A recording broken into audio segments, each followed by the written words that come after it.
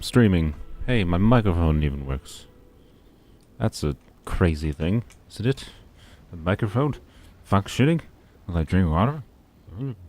No, for VOD watchers, hopefully for VOD watchers, if you clicked, that's a terrible first impression to anyone that clicked on this video that didn't know it was a live stream. If they click on the VOD or something because it shows up in their feed.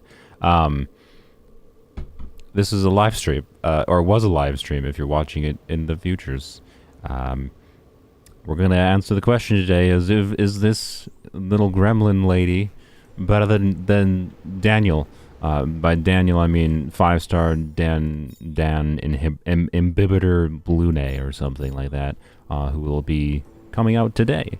So I figured it's appropriate timing, particularly in conjunction because I need to test some things with Qingque, and I need to finish her because there's a very important trace I haven't gotten. I haven't gotten this last trace on Qingque. I just finished the last couple days getting her talents all to 12.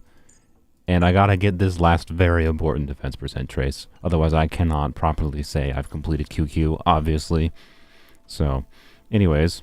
And, yep, rare weekday stream for me because I'll be doing cabin things with my family this weekend. So I wanted to stream sometime this week, and this felt appropriate, and I can make my final, instead of making a proper edited video, I'm just going to do a messy live stream to talk about all the nuances of Qingque and why I think her design is freaking brilliant. Not visual design on, no offense Qingque, but you're kind of boring.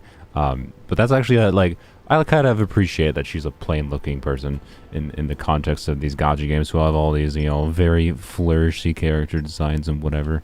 Over the top hairstyles like this, and then there's Qingque, which is I just like gambling. So, anyways, the fact that 4 stars are cheaper to build in terms of trace materials too is just sad. It is. That is definitely a really nice upside of building 4 stars. I agree. So, anyways, let me take a drink of water quick, and let's make sure my stream is functioning. I don't have my dashboard up on YouTube, so you know what? If my stream dies, I'm just gonna rely on chat to yell at me. Got Japard at 300 pulls. Was it a better choice than E1 Branyam? Probably. To be clear, I want to be my video where I talked about when I went and did E1 Branya for Qingque, I was fairly positive I would like Branya. So the interesting thing with Qingque, and this actually is a perfect branch into why I think Qingque is much more interesting. So let's just I want to address the topic of the video first while I explain Qingque's kit or the topic of the stream. So DanIL and Qingque both have the same fundamental idea of where, if we're going into the details here, right? Ability, where they have a skill, and essentially it's you use your skill multiple times to enhance your basic attack, right? So with Qingque, her passive, she has the passive that this character's skill is, or this is E4. E4 is autarky, which is important. Qingque's main downside is she definitely wants Eidolons. That's the big reason I put the asterisks, by the way, is because E6 is really nice. And then E4 is a nice perceptual thing to make you 24% for autarky. There's a lot of times where you just don't get it where you were kind of hoping to get it. It's not something you can rely on, so I don't think E4 is that amazing, but E6 is really good. And then E1 is just ultimate, does more damage, which is not bad. This is not useless, but not super useful. And then E3 and E5 are nice, just damage upgrades, right? So basically the fundamental fundamental idea with Qingque and DanIL is you use your skill a bunch of times, right? You use your skill to buff your normal attack, and if you do that enough times, you get the special enhanced version of their base attack. And with Qingque, that makes her go from just single target 110% damage to 264% plus 110% to adjacent enemies.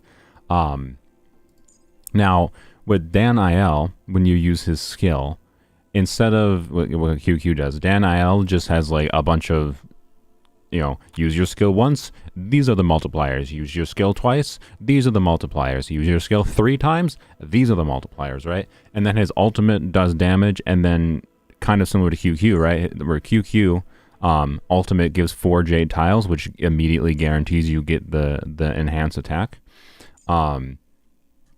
Dan's ultimate does something similar where it's like, oh, the ultimate saves you from having to use a bunch of skill points and just immediately gives you the tiles, right? On a fundamental level, they are designed like exactly the same, right? That's what I'm trying to illustrate here. Is so sorry if I ignore chat for a little bit because I'm gonna like talk about the nuances of the kit for a little while. So this is gonna be at the start of the stream, it's like because it's important to found like a lot of the basis of the things I'm gonna showcase. Right. So they're fundamentally the same in that base idea of like ultimate can like save you some skill points and give you some amount of free enhanced basic attacks. I believe Dan 5-star gives you 2. I want to be very clear. Like I think a lot of people would probably prefer DanIL and might find DanIL stronger. I just think he's I think QQ is better because she's more fun. In the framework of a video game, I think she's very, very fun and interesting to work around, and I'll get into the nuances of why. And the big reason is just the nuances of how her skill works versus DanIL. So DanIL, right, he just has different multipliers based on like how many times you use your enhanced attack, and your ultimate gives you free versions of the enhanced attack, right? So Daniel will probably be pretty strong. I imagine he'll be pretty decent. Anyone who's going to pull for him is probably going to enjoy him as a pretty decent DPS. QQ though has this really, really interesting mechanic where you see I have it fully leveled here. She draws 2 tiles, and this also happens at the beginning. Every round she draws an additional tile. So when an ally's turn starts, she draws 1 tile, and when she matches 4 tiles of the same suit, and the tiles can be one of 4 different things, right? So the notable thing here is like the most notable thing that you need to pay attention for, and that you would need to know as a viewer, is when you have use her skill or her technique. When you have 3 out of 4 tiles matched, at that point, every skill you use on QQ has a 50% chance to match 4 tiles. That is the most key information you need to know in order to try to use QQ properly. And this nuance of like having to manage your skill points. So QQ right now, right, if you look down right by where chat is in the feed, she has 3 separate tiles, which is not ideal, but once we get to her turn, she should probably match a few of them. Right now she has 2 of the same tile and then 2 of the other ones. And then I'll use Bronya's ult. I don't regret E1 Bronya at all, by the way, so we'll get into that. Alright, there we go. So you see, she actually, this happens a lot, particularly when I used her technique to enter a battle. Whenever I use her technique, almost always, not almost always, but it's almost always. I haven't checked like statistically. There's a weird statistical game of like QQ can be very consistent, like much more consistent than people like give her credit for. Because I think most people look at her kit and they're like, it's just RNG. Your damage is so RNG dependent. No, your damage is you as a player managing the RNG dependent, right? That's what it is. Now this is a very strong team, and one of the things I wanna test today, because I haven't actually tested this before, is testing like Sela in this team instead of QQ, because I gave QQ my better quantum artifacts, and testing Sela with my better quantum artifacts on this exact team and seeing if it performs similarly, or better, right? I'm not saying QQ is the best DPS in the game, but I think she is substantially more fun than how DanIL functions because of the nuance of her kit, right? But anyways, the important bit here, and this is like the most important thing to know about how to use her, is when you have 3 tiles matched like this, every time you use her skill is a 50% chance you match. And because of the fact that her skill, right, gives you a damage % bonus, and notably this is not just for her skill, or for her basic attack. She immediately draws 2 shade tiles, and increases damage by 30% until the end of the current turn. I can do Memory of Chaos. I will test some Memory of Chaos in there. I haven't actually bothered even trying to full clear Memory of Chaos because I don't find it super fun. I do a little bit of it, but the main reason I don't find it super fun in particular is because like this team is very strong, and I think can fully handle every Memory of Chaos floor. I'm pretty sure, but my other team is like, although I did literally just like yesterday, because of the goblet and stuff, relics I'm going to talk about on Qingque. I did improve Sela meaningfully while also improving Qingque, but that's a whole other part of the conversation. So anyways, right, she gets a damage percent bonus every time you use her skill. So with DanIL, his nuance is like making sure you have enough skill points so that you can try to have his enhanced, the highest version of his enhanced base attack as possible, as much as possible. With Qingque, the like game you got to play in trying to make her work is you always want to use some amount of skill points. Like where DanIL is, you just need to have enough, and you can like they're going to play differently in implementation because of this, right? Because you always want to use some amount of skill points with Qingque, and then the managing skill points game comes down to managing the RNG of her, and this is why I wanted Bronya for her, because what I found when I didn't like use Bronya was I found that like the nature of the RNG would be like sometimes Qingque would like match 4 tiles sooner than I would prefer, like as in I wouldn't be able to use the number of skill points that would be ideal, because there's like an ideal number of skill points that you'd want to use for Qingque to get damage out of her, but also leaving skill points potentially for other things you need to do in the team. So the ideal situation you want for Qingque is a overall skill point positive team that can let Qingque eat all of your skill points, but while also having the flexibility for your team to be able to consume skill points in case Qingque matches tiles and you have extra unused skill points. Because if you can do something with those unused skill points, unused resources, in order to like you got to maximize your resources. You got to treat skill points as like you want to use as many of these as possible. And if the RNG of Qingque's kit makes it so you don't use all your skill points, that just is an opportunity then to like use Bronya's skill again on Qingque.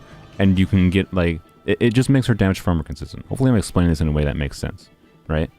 I'll go over her build and whatnot in a little bit. Yes, I do have Bronya's signature light cone. This is a very vertically invested Qingque team, and that's again another part of the asterisks of like I have E6 Qingque, and I happened to get Bronya's light cone very early on when I started playing the game, which is a meaningful upgrade to Qingque. And I'm stupid, and I did E1 Bronya because I wanted more skill points for Qingque. So I'm not saying Qingque will work as better for you as it does for me, but I find her really mechanically interesting in this game of like you want to balance your skill point usage essentially, where you always want to use extra skill points to get as much damage percent buff as possible, but need to factor in the other characters' abilities you have to use. That's just normal skill point management things, but also like subtle nuances like what I just mentioned, where if you have extra skill points, you can spam Bronya's skill more. All right, where you can utilize team members, like essentially the ideal is having team members with Qingque that are skill point neutral or skill point positive, right? Well, generally speaking, you need skill point positive. Like Tingyun and Loucha are skill point positive.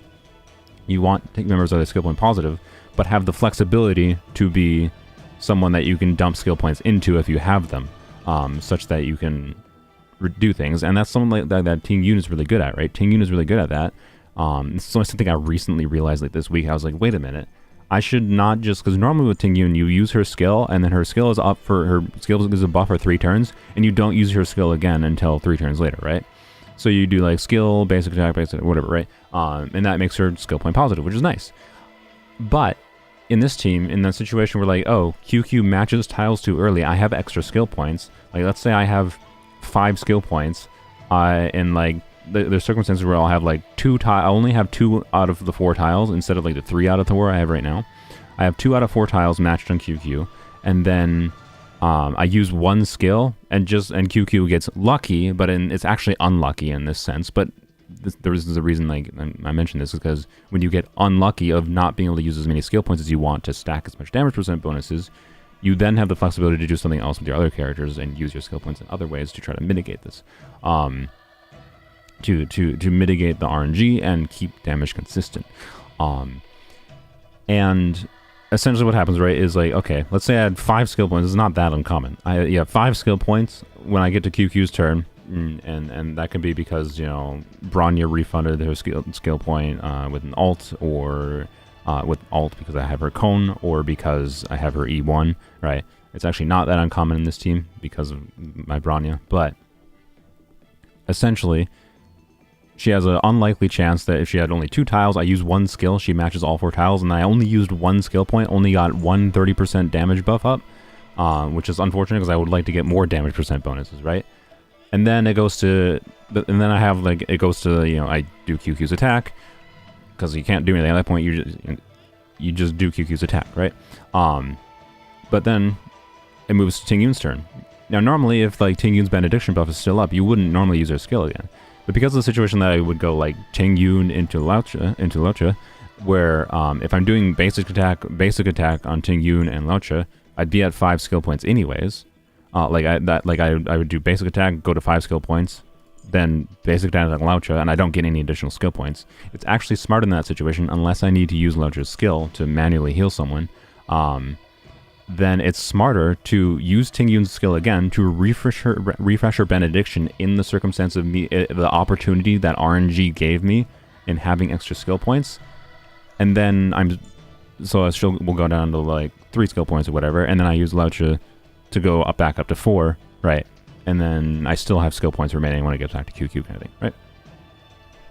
So I'm not doing a comparison video because what I'm kind of leading to is like, I like how Qque functions, and I don't want, like, I wouldn't mind having 5-star Dan and Qque, but I don't want to have to build a whole second team that's built around, you know, trying to manage skill points, or trying to dump skill points in one character. It's the same fundamental idea.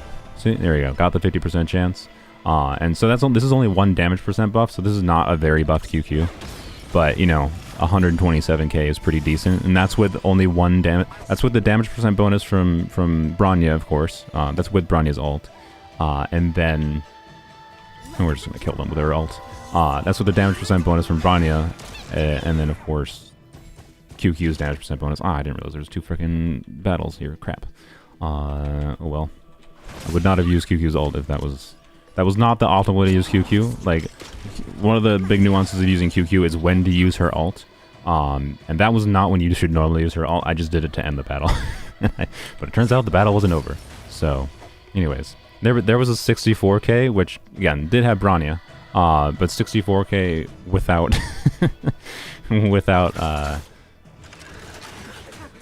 whatever. Anyway, you get the point. So, the weird thing about Qque's ult, right, is Qque's ult is a system of... where you see I have 5 skill points because I used her ult. You want to manage using her ult in order to, like, the best thing about her ult is to min-max the uptime on, one, making sure, yes, that you have the enhanced basic attack always, of course. That's what you always want. But also being smart and... you're gonna die. Being smart with utilizing it to keep skill points up, right? Because it's not always ideal to, if I have 3 skill points, there's times where, like, I might play the Gamba and use Bronya, like, only have like 2 skill points or something, or 3 skill points, use Bronya's skill to advance Qque's action, only have 2 skill points remaining on Qque, and then, you know, 2 skill points oftentimes might not be enough to get her, like, for a realistic chance, depending on how many tiles she had before, to get her enhanced base attack. And then that's when it makes sense a lot to potentially, like, do 1 skill or 2 skills, use the alt, save the rest of the skill points for whatever other characters. But it depends on, like, if I need to, like, refresh Tingyun's skill that round, or if I think I might need Loucha's heal. Right, you use the alt as a situational thing to allow things for other characters, or just to min-max skill points, as well as keeping up the ability to have her enhanced base attack, of course, right? I think that's pretty much it for how she functions.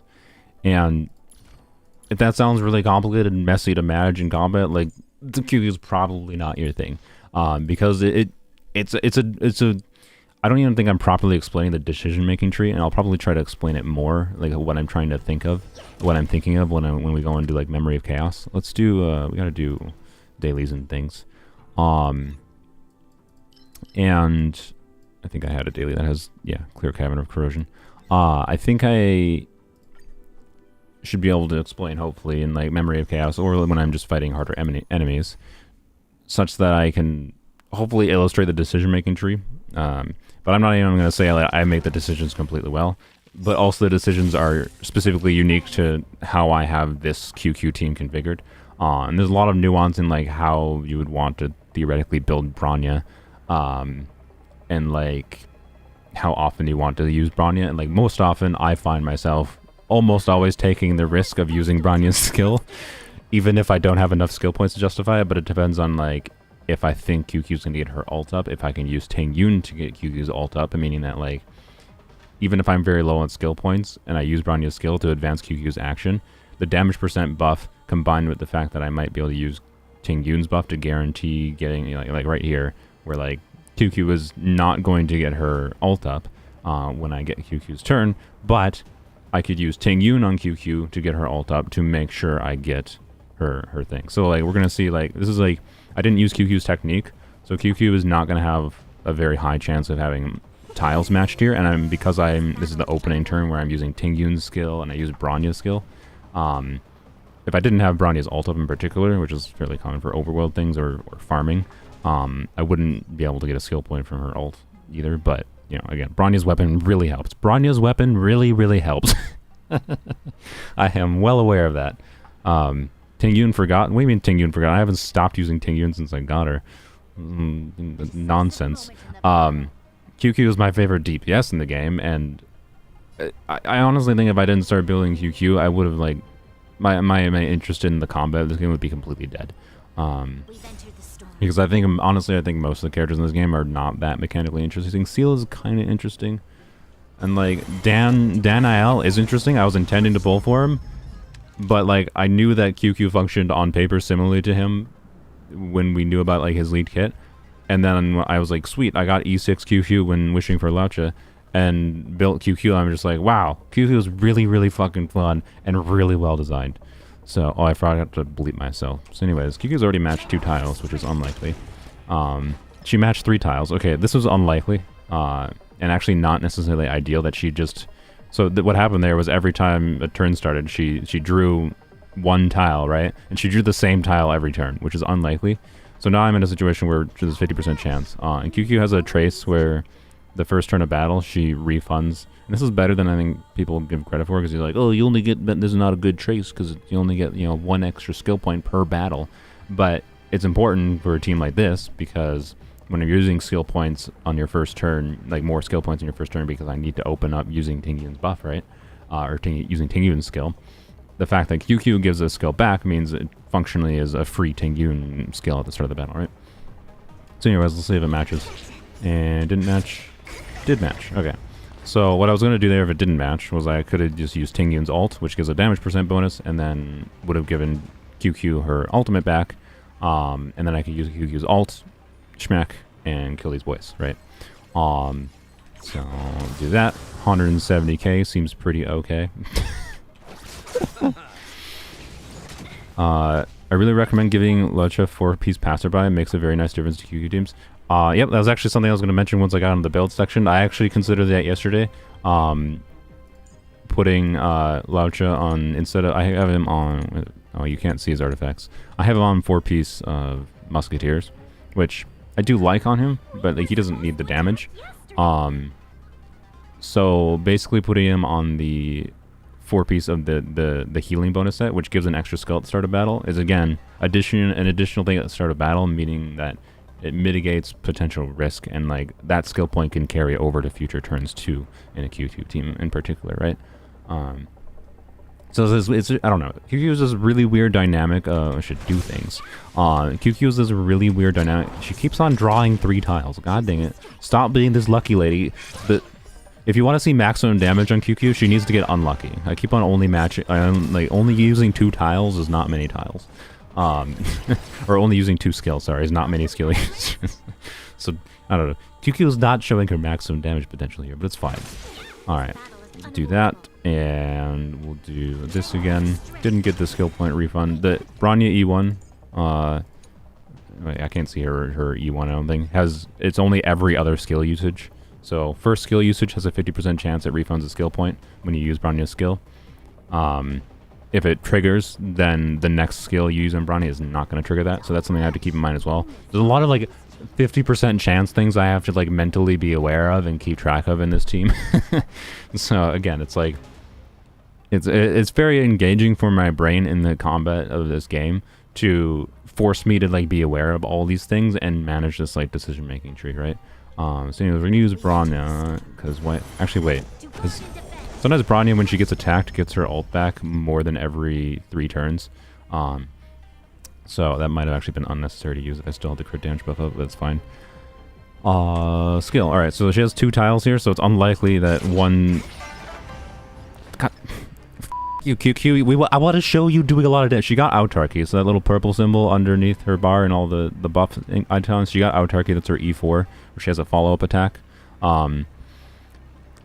There was a low chance, right? She had 2 tiles matched. Using her skill there was a 25% chance or something that she matched all 4 tiles. So usually that's an ideal situation of where I can potentially use 2, 3, maybe 4 skills, and that increases the chance for autarky to get up. Well, I just got lucky and used it once and got it up, and it also increases the amount of damage % bonuses I get. And if I had gotten like to 3 skills there, I was gonna like use Qingque's ult just for the damage, and then use Tingyun to get more damage % buff on Qingque, but instead Qingque decided to get lucky. Stop getting lucky! So yeah, I love Tingyun's idle battle, or idle line. So anyways, let's see what this does just with like 1 damage % bonus. Yeah, autarky is pretty good, as you can see. It's really, really good when you get it, but it's not something you can super rely on.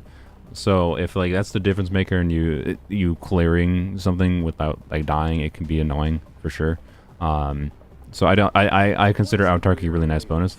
The interesting nuance with autarky that you have to keep in mind, and this is part of the decision-making tree of like when you get autarky, because like if you get autarky, it can make sense to like go all in, because Tingyun on her ult, right? Tingyun's ult gives a 50% damage buff. So when I get autarky, because I can get so much additional damage from autarky, it makes sense. It potentially makes sense to use your ult even if you already had 4 tiles matched. So that I can then just like use Tingyun, refund Qingque's energy, and I really like using Tingyun Qingque because keeping her ult up is nice. Even if I don't end up like, because sometimes this situation happens where like in this battle, Qingque just kept on matching tiles pretty early, so I didn't have a good reason to use the ult, right? Is kind of what had happened, but there are oftentimes situations where you want it up, and like not having it up is annoying, and Tingyun just makes you have it up a lot more often, right? So Tingyun is really, really nice in this team. I do want to try characters like Silverwolf with instead of Tingyun, or any other potential Harmony units. I potentially will mess around with trying Qingque. She is flexible. Like Silverwolf is obviously a very synergistic unit. I do want to try like I am planning to wish on Fushuan. And yeah, alt into Tingyun, alt into Qingque enhance. You're correct. Yep. I usually do Qingque enhance before though. The reason to do Qingque enhance not like after you ult with like Tingyun or after you ult with Qingque, is because Qingque refunds a very small amount of energy every time you use their skill, but it's literally 1 energy. It's 1 energy refund. It's not worth it.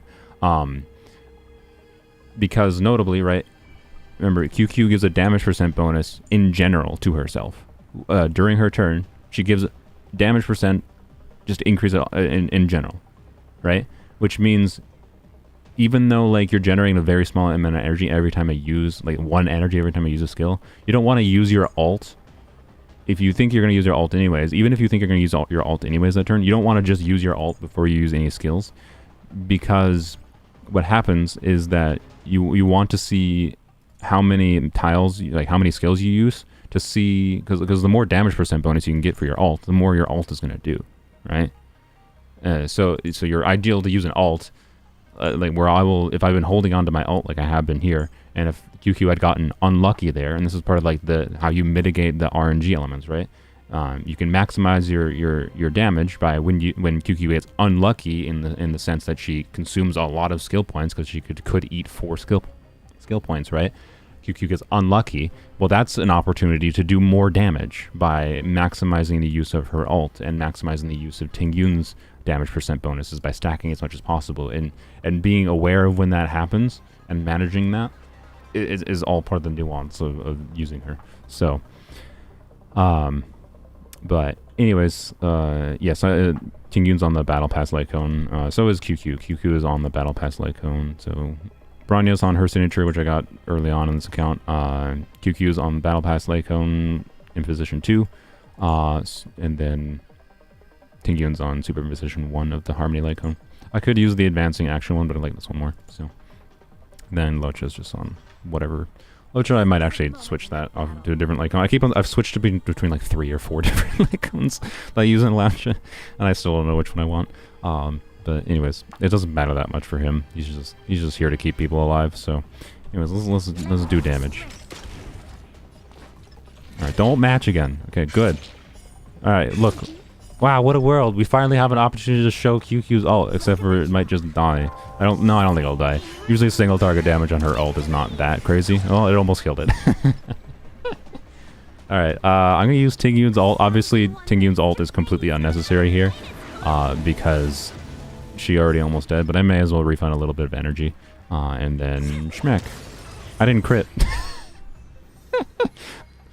Yup. Sometimes you don't crit. Go figure. Yep. 20,000. Lovely. All right. Anyways, give her Jing's light cone. Amazing cone on her. Maybe eventually. Jing Yuan would have a rerun, of course. I would definitely consider it. Anything for buffing QQ. For now, my intention is to get Fu Xuan, and then hopefully Silver Wolf in the future, as far as QQ is concerned specifically. Because there is the possibility of doing like full mono quantum QQ with Silver Wolf always implanting quantum weakness, which would be really strong. Because the quantum set, when enemies are quantum weak, you know, ignoring additional 10% defense is really strong. So the quantum set is really strong in general because of the defense ignore. But if you get the additional defense ignore, that just makes it even stronger, right? So I definitely do want to mess around with like Silver Wolf with QQ and whatever, but.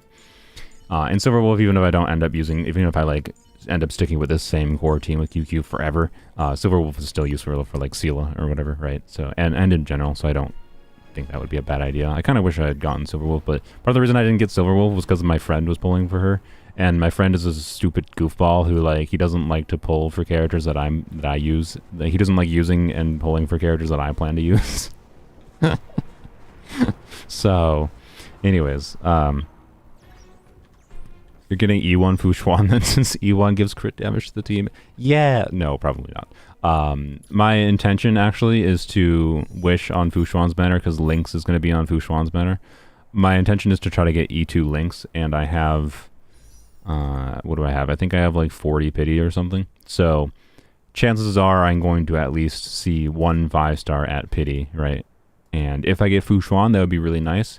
If I don't think I'm going to try to guarantee Fu Xuan, because I think I'd enjoy having Jingyu more. I think I'd really enjoy trying to do, I don't know how well it'll work, but like Jinglu,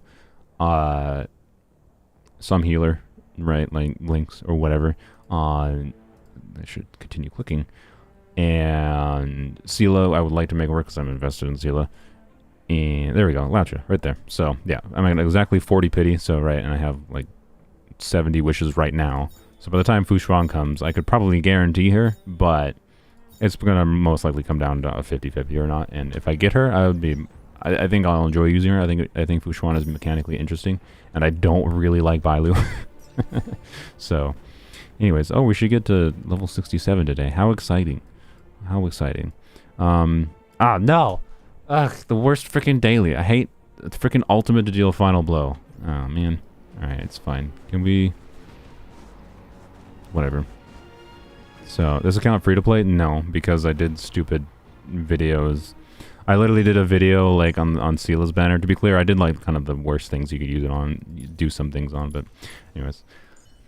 No, this account is not free to play, but from now, it's not free to play because I spent money to get Sela, and I basically did a video of is it worth spending $201? I don't remember, like, or no, it was like, what does $201? What does buying out the shop get you in Star Rail? And it got me Sela because I lost the 50-50, and it got me Bronya's weapon. So that's where I got Bronya's weapon from, and that's basically what $200 got me. And like Bronya's weapon, I could have bought, I could have bought Bronya's weapon from the shop, and I would have if like now I don't have it because I've used some of the stuffs here, but I definitely could have gotten Bronya's weapon from the shop by now. So like, how much value did that $200 actually do? Is my account a whale account because I spent $200 and then $200, or then I did the stupid secondary video, which this one was not worth doing, but I did it anyways because I needed a really easy video to make for going on vacation, so I did it. And then I spent $100 to wish on standard banner to get to the 300 pulls. And I got one Bronya, and then I used the 300 pulls thing to get E1 Bronya, which I don't recommend. I probably should have gotten Gepard instead, since Gepard is really good. But my friend uses Gepard, so I didn't want to start using Gepard, and I also wanted E1 Bronya. So, yeah. Anyways. I don't think the money I spent in this account has made a giant difference, but it definitely hasn't made no difference. So I don't know. I haven't been lucky enough that like just someone like I've seen plenty of people in my Discord server that have just gotten luckier in general in their polls, such that like as far as like the units they have, they are like ahead of my account. But you know, I don't know. It's weird because spending money potentially just like accelerates progression a little bit, right? Because like theoretically I could have gotten E1 Bronya 6 months from now when I just hit the 6 months from now when I hit the 300 pulls naturally, right? So functionally what spending $100 on standard banner did is make what I would have had in 6 months have now, right? So it's like an acceleration of progression, not like, oh my god, my account is whaled out, in my opinion. So anyways, it definitely wasn't necessary to spend money in this game. That's for dang sure. I don't think I've gotten $300 of value. So let's go over the builds quick. One of the notable things that about the Q, this is a very, very strong QQ build. I have spent a ton of material in the quantum domain, so much, because I needed it for Sela, and like just so much of it. Also, like Sela and QQ want like exactly the same relics. It's so annoying. But anyways, I have the better pieces on QQ. But notably, now, one interesting thing about QQ, right? And this is something I only just earlier this week finished leveling up QQ Sphere.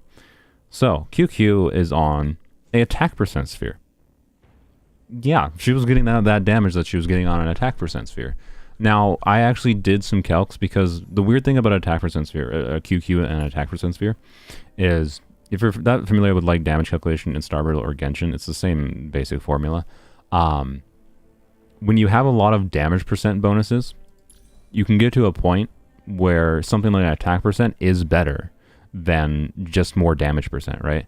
Because a quantum sphere gives another 40% of damage percent, right? Whereas the attack gives 43% of attack. And normally, most situations, just the damage percent is better, right? But you can sometimes have a situation where you get so much damage percent that the attack can actually be better.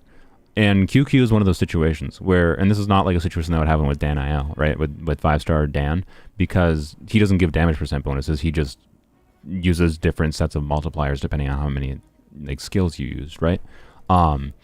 And because she can get a lot of damage percent bonuses, in particular because I'm using her with Bronya, right? Bronya is a big difference maker to making an attack percent sphere viable, because Bronya gives about 60% on her skill when she uses it, and I generally speaking, that's most of the time I try to do that. If I'm managing my skill points correctly, I usually can Bronya skill every single time Bronya has a turn for QQ, and that's why QQ has 98 speed, is because she's running attack percent boots.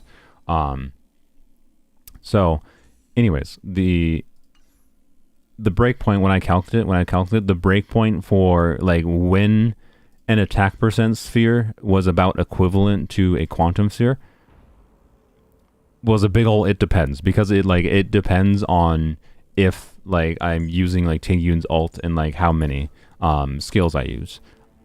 I do know that when and I did calcs actually when I had like talent levels a little bit lower, so I was actually calculating for less damage percent bonuses, but I believe it was something like around 180% damage percent bonus, which is a lot. Is the breakpoint where attack percent started to be basically exactly the same and then started to be better. So generally speaking, from what I could tell from my calcs, if I did my math correctly, an attack percent sphere is better when stats for stats, if stats were equivalent, which stats are not equivalent, right? This is what I'm getting into. But like, if stats were completely equivalent between two builds, one with a quantum sphere, one with attack sphere starts to be better at like the 180% damage bonus, or the 180 to 200. I can't remember exactly where it is, right? And being that I get 80% or more than 80%, I think it's actually like once I level up Bronya's skill a little bit, it'll be towards like, yeah, this is 30% damage bonus from her light cone, which is a meaningful difference maker, and this is 57% right now. I think at level 10, this is probably 65. I'm guessing, maybe higher than that. So we're talking like almost 100%, almost 100% damage bonus from Bronya alone, right? And then Qingque, if you're like remembering that like she gets 30% damage bonus from her skill, that means if I use three skills, if I'm able to use 3 skills on Qingque, attack percent sphere is better. So do I think Lune inhibitor in DanIL's kit is weird? No, I don't think it's weird. I think it's good. I think I would really enjoy it, but I don't think I need another version of Qingque that is just less interesting to play. That's basically why I think Qingque is better, because I think DanIL is just simpler. I think DanIL is make sure you have enough skill points for him, and he's really good. But that's like super boring, because like once you get your team to a point where you have that, it's fine. This team has a situation where once you get the team invested around it, Qingque is very strong, just like DanIL would be, and DanIL is probably easier to make very strong than Qingque, to be clear. Particularly, again, I have E6. Keep that in mind. That's one of the asterisks. But the Qingque always has the RNG elements, which always means there's always this really fascinating decision making tree of like how to optimally use her, right? And as far as builds go, right, attack percent sphere is actually quite viable, because there are situations where it is actually just better for her to have attack percent sphere. But I can tell you, having played Qingque a lot, like for over a month now, there are many situations where she just like doesn't get that much damage percent bonuses. Like when I was showing her before, she most of the time you saw she was getting like her average is probably 2 skill usages, right, which is a good average to be at. And at that point, I believe if I recall, attack percent sphere is slightly worse than quantum. But again, I just teleported the same place I'm at, and I didn't even mean to go here. And so yes, I'm actually pretty sure, even with Qingque getting a whack ton of damage percent bonuses, if I did my math correctly, quantum sphere is still generally better on average for most Qingques. So I'm not going to like recommend you put an attack sphere on her, but because I have so many damage percent bonuses in this team, most notably the difference maker is Bronya, making it highly consistent that I have a lot of damage percent bonuses, that bridges the gap a lot between how good an attack percent sphere is relative to a quantum sphere, and it makes it come down, and the better you make an attack percent sphere relative to a quantum sphere, even if an attack percent sphere for the same exact stats is worse, the easier it is to build your character, because getting more viable options for relics, or saying this is the same concept in Genshin, right? The more viable options you have in relics that can give you the right combination of substats to make a good build, the better. So I actually have an option. The interesting case I have on my account here, and what I wanted to mention, where the F am I going? Here, there we go. We need to finish Qingque's talents. The interesting thing going on, and we're just gonna let it auto. By the way, autoplay is the dumbest thing with Qingque. Like, I'm mentioning this like complicated decision-making tree with using Qingque optimally, and autoplay is like, let's do the dumbest things. Like, we'll probably see autoplay just be like, have 3 or 4 skill points, and then it doesn't use any skills on Qingque, and it just like, and then it just it just uses a skill on QQ without enhancing your attack at all, and it's just like, why'd you do this autoplay? So, and oh yeah, of course autoplay always spams the ultimate, which is just not what you want to do on QQ. So, anyways, do relic score to rank your QQ. Okay, again, but I don't know if the relic... Okay, remember, the relic score is not going to properly account for the fact that I use QQ with an E1 Bronya with signature light cone that's giving 100%, or right now about 90% damage bonus almost every single turn. If I'm playing properly, she always has a bare minimum, like almost 100% damage bonus, and has the potential to get up into like the 250 range. So, like, that's something that the relic score probably doesn't account for, right? It would look at my attack percent spear on QQ and be like, you should use a quantum, which is generally true. Yes. Actually, there, you saw it right there, by the way. It used Bronya's skill on QQ, and then it had 3 skill points, and it was just like, just go to normal attack with QQ, not do anything. But, anyways.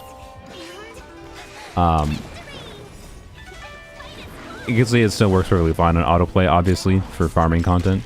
Just, don't expect to see it optimally play QQ that much. But that should be proof. Well, that was actually pretty lucky. Let's see. I need... Alright, you know what? I'm not going to farm anymore because all I need to do is buy... Wait. Yeah, I'm just going to buy a few from the shop instead of wasting 60 more stuff. Because, let's see here. So, I don't know. Qingque is just so interesting. And her damage percent bonuses mean that, like, an attack percent sphere can be more valuable than you think, particularly in my team where I'm abusing Bronya's damage percent bonuses. If you're not using Bronya with her, particularly with Bronya's light cone, which also gives more damage percent bonus consistently, like I am, then you like really want Quantum Sphere. But the interesting thing I want to mention is like, here, let me switch to this Quantum Sphere. This Quantum Sphere is the best Quantum Sphere I have on the account.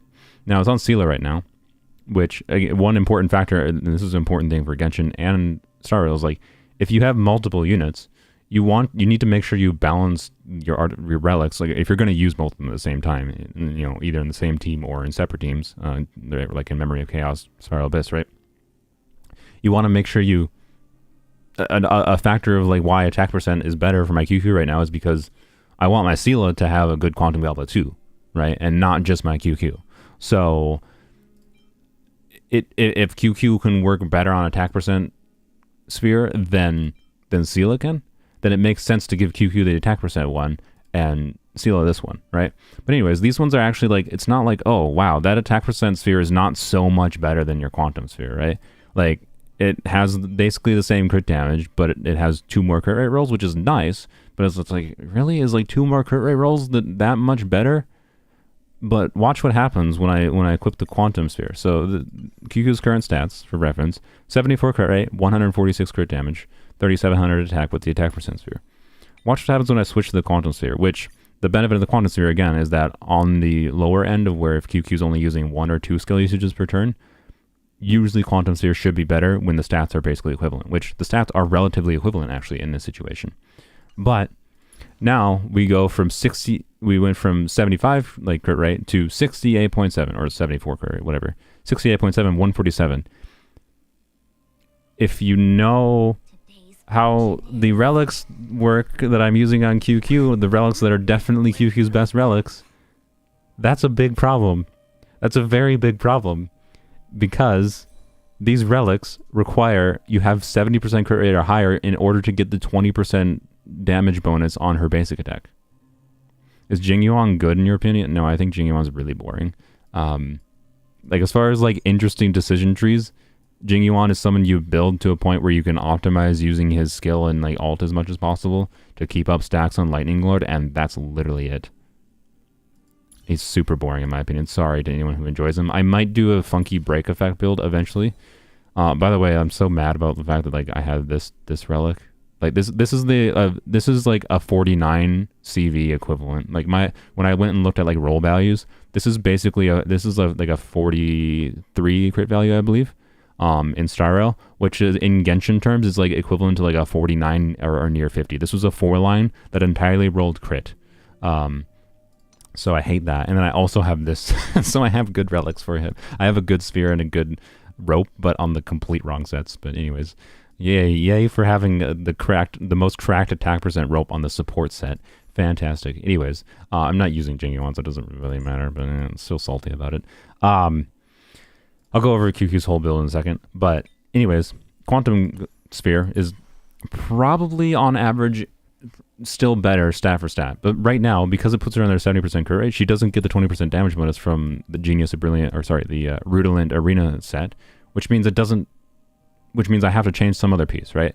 I need to hit 70% crit rate, otherwise it doesn't, obviously I get nothing from, other than the crit rate, I don't get the most meaningful part of that passive, which is that 20% additional damage bonus, right? And again, more damage bonus makes attack percent even more viable, right? And I do have the ability to do that, but it means using this headpiece essentially on instead of this one, which is, has a bunch of crit damage, versus this one has no crit damage, right? It has some attack percent to make up for it, extra attack percent and extra speed, which is not useless, but she goes to 73.9, 125.8. So when you factor in the fact that, attack percent is fairly viable because I'm using a bunch of attack, damage percent bonuses, that quantum versus attack percent is actually a lot closer than it normally would be. And then on top of that, because of the relics I have on the account right now, it lets my QQ have 20 more crit damage. Attack percent is just better, right, for my situation, is essentially what I'm saying. But I should probably test out and put my money where my mouth is. I've literally I finished leveling up this attack percent piece yesterday.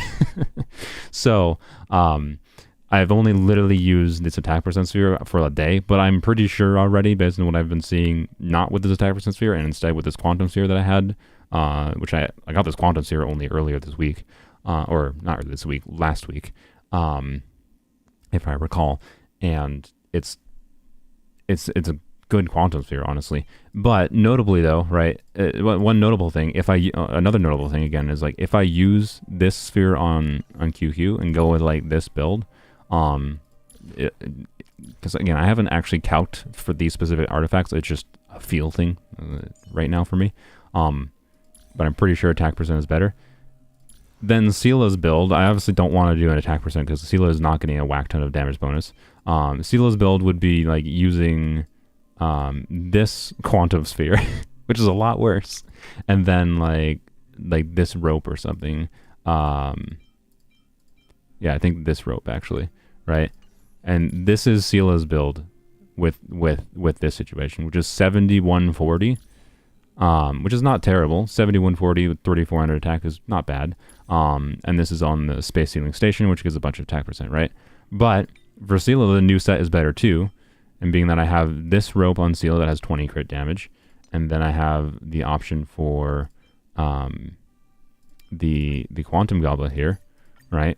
I can put Seela on the better set for her, the set that also gives both additional crit rate and basic attack and skill damage bonus, and have 70, or this is the wrong headpiece. Theoretically, when I get a better headpiece, and have this like basically the same crit ratio on Seela, or a better crit ratio on Seela, with a better two-piece relic set, while also having the same two-piece relic set in planar ornaments on QQ, with something that's also very competent, right? So it's like, even if the quantum sphere was better, like substantially better than the quantum sphere in this situation, which it's not substantially better, it's actually just relatively similar, I would say. Because I can get 20 extra crit damage, this is better, right? And in particular, I get 20 extra crit damage on QQ, and it lets me have a better build on Seela at the same exact time. And right now I'm using them both in Memory of Chaos. So it's actually really, really, really kind of important to have a competent build on both, right? So the other relics, in case you want to see, like, it's incredibly, like, this is a very, very strong QQ. This is I think this was a 3-line that rolled entirely into crit, and has attack percent. And then the gloves, basically the same situation. I believe it was a 3-line that rolled entirely into crit. And then the circlet or body piece is pretty good. It has 3 attack percent rolls, 2 crit damage rolls. It could have had, a couple additional, but like, let's be real, for a body piece, that's extraordinarily strong. And then for the boots, they don't have the boots are the main thing that I'd say that could be improved at this point. I mean, the rope could be improved too, but the rope, this was a 3-line, or sorry, this is a 4-line with double crit that rolled 3 times into crit, 2 times into crit rate, once into crit damage, 2 times into defense percent, and it's like, it's going to be hard to get anything much better than that, right? So that's a very good rope, and this is a very good sphere, as I was just spent 20 fucking minutes talking about how attack percent is very viable on QQ in this context of getting a whack ton of damage percent bonuses. The boots are the only meaningful thing I can improve. Notably, by the way, this is a lesson in... Okay, well, actually, it's not quite equivalent, because, like, break effect might actually make... The break effect boots that are on Sela might technically be better on QQ, because break does happen relatively often against quantum weak enemies, right? This has more crit damage, but it's only 1%, or literally 0.6% more crit damage. So, these boots are better than these boots as far as, like, the normal damage, the non-break effect damage that I see, because it has 59 flat attack. Like, these are actually meaningfully better than these boots, because the flat attack, the 3 flat attack rolls certainly ain't nothing. So, anyways, I've never seen double crit attack percent boots, so, oh well. And yeah, QQ definitely has the best relics. If I put, actually, what does happen? If I just swap, if I put my better relics on Sela instead of QQ, what does Sela look like? That's a good question. Theoretically, I would like Sela to be on a crit damage piece in the future, but the game is like, here, when I've been farming buttloads of quantum, it's like, here, have a crit damage with crit rate on the damage reduction set. Here, have a crit damage with crit rate and attack percent on the damage reduction set. Oh, here, have a crit damage with 4-line and break effect and crit rate on the like, I haven't seen a single crit damage piece in quantum with let alone one with crit rate. So the dream of having Sela on a good crit damage body piece instead of crit rate is far off. So anyways, what happens? Let's see what Sela looks like if we put the better pieces on her. And then we'll keep the... Oh no, we'll switch the rope, because the rope would be better. Sela goes to 84,171 with stealing QQ's relics. And the reason she's so much higher is because she has, the light cone that gives crit, and then she has traces that give crit, right? So that's how strong, right? It's a very strong build. And QQ still would be on a functional build, to be clear. Like, this is still a completely functional and good QQ build. And if I want to have an easier time in Memory of Chaos, it might make more sense, because QQ can get so many buffs just naturally through her damage percent buffing. It might make, versus Sela is more reliant on her crit stats for dealing consistent damage. It probably actually makes more sense to put the better relics on Sela and the worse relics on QQ. But screw that. Absolutely screw that. I'd rather have the best I can on QQ and competent on Sela. And I still have really good relics for Sela. Like, this is a 4-line 0-det stat piece on Sela. The hands that I have on Sela are arguably better for QQ, because it would be sacrificing essentially 1 crit damage roll in exchange for 3 attack percent. 2 more attack percent rolls, which is probably better. But again, I don't want to neuter Sela too much, and I like having the higher crit on QQ. It makes me happier, because she doesn't have any like crit through traces or what, or her light cone, right? So it might change in the future, but for now, QQ gets the better pieces. I gotta make sure I fix everything. Alright, I think I've talked enough about the functioning of a kit. Sorry for taking 5 years to do that. Let's do the most important trace in the game. We gotta fully finish. QQ is fully maxed out, except there's some sacrilege going on. She doesn't have her last trace. The most important trace ever. I need to finish this one. Very, very, very important. Alright, what do I need? Let's see. I need 6 total purple keys. And I can make 3 there. Alright, so I need 2 more of these. And I can get 2 more of those by getting 5 more of these from the shop. Perfect. I am more than comfortable spending a small amount of stuffs to not have to waste... Oh, you got 2 per. I didn't even need to buy that many. Whoops. My bad. I think I'll survive. Alright. And I only needed... How many did I need? Okay, maybe I did need that many. No, I only needed 2. Okay, there we go. Hello.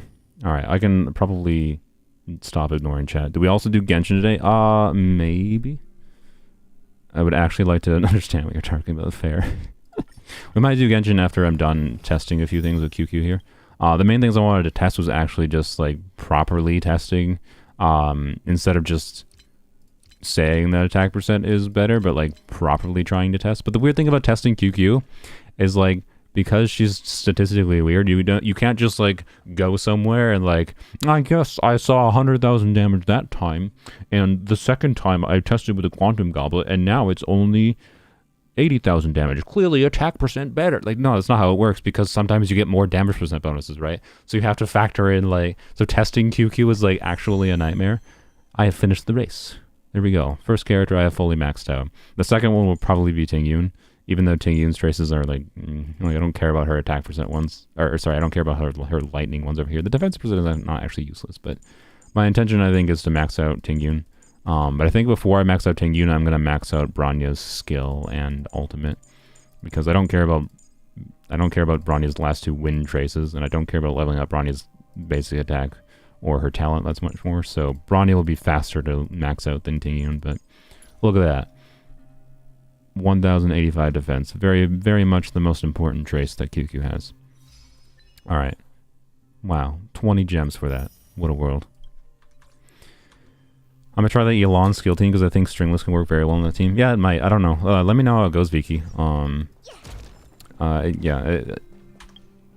I know, obviously, I think Cyandeep, you mentioned, I argued with you. Again, sorry for being a butthole. I wasn't trying to be an asshole. If you're still watching, like,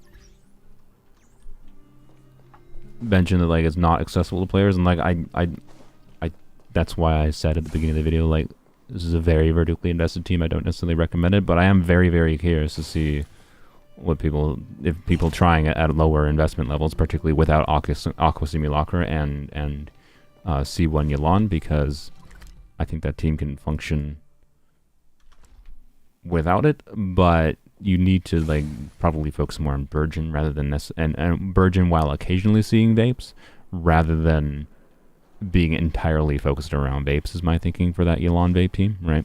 Because you're just gonna have you can still see the big Vape damage, right? But you're going to not have the consistent skills you can get, and you don't have as many buffs that I had on that team because of my vertical investment. So it's like, or like damage stats, because of my investment. So yeah, I don't know. I'm very curious. Let me know how it goes, Vicky. Oh, my Tingyun build. Sure, I can show you other builds. So Loucha, real quick, he's on this set. I mentioned very briefly earlier. I am actually considering switching him to this set because, again, giving that additional skill point at the start of battle is actually potentially valuable when I'm sucking all the skill points away, because I'm using Bronya's skill at the start of the battle, I'm using Tingyun's skill at the start of the battle, using whatever amount of skills that Qingque takes at the start of battle. Like, worst case scenario is it's a skill point that can carry over to future turns, right?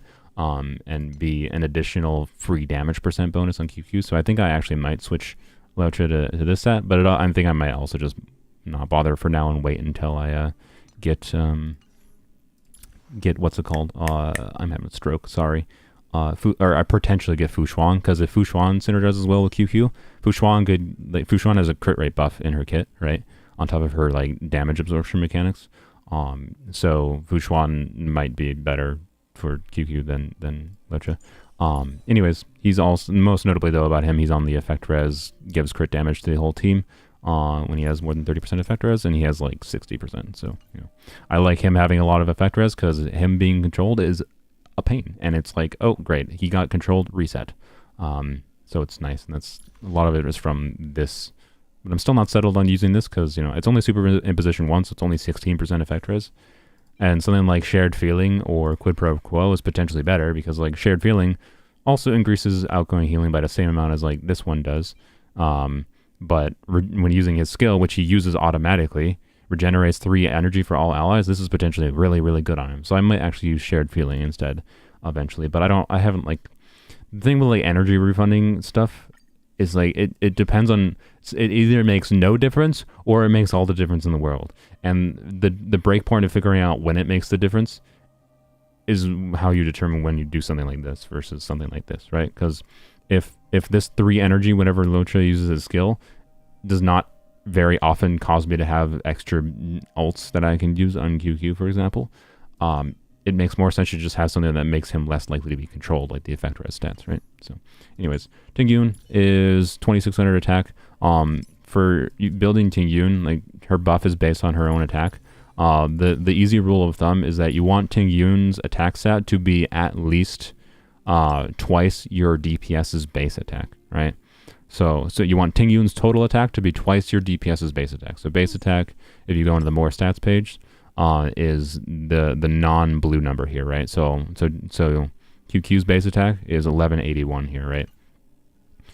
Which means that's about 1200. I want Tingyun's attack to be at least 2400, right? And Tingyun is built on both Tingyun and Bronya are on this set, which this set effect doesn't stack, but because it's situational. Tingyun's ult is situational when I want to use it on QQ. So sometimes there are turns where I use Bronya's ult and Tingyun's ult the same turn, and I get no benefit from having both of them on the same set. But there's no other real obvious set to put them on other than like I could put Tingyun on Musketeers instead, and she could support basic attack damage. But that's not in my opinion is better just to have it for the situations of sometimes I do use their ult on different turns, and therefore I do get the speed buff, right? But anyways, Tingyun is on this set with a whole bunch of. She's got attack substats, speed substats. She got some crit rate, effect res. Well, it's mostly whatever. I put this on her because it's attack percent main set and it has crit because it happened to have crit and it rolled in bench to flat attack, which is nice. And then speed boots because speed boots. And then attack percent sphere has 1 speed set. Didn't roll that well, unfortunately, but hey, it makes her more tanky because of the flat HP. And then energy regeneration rate on Von Whack. Von Whack is to make sure just an extra energy to try to keep Tingyun's ult up more, basically.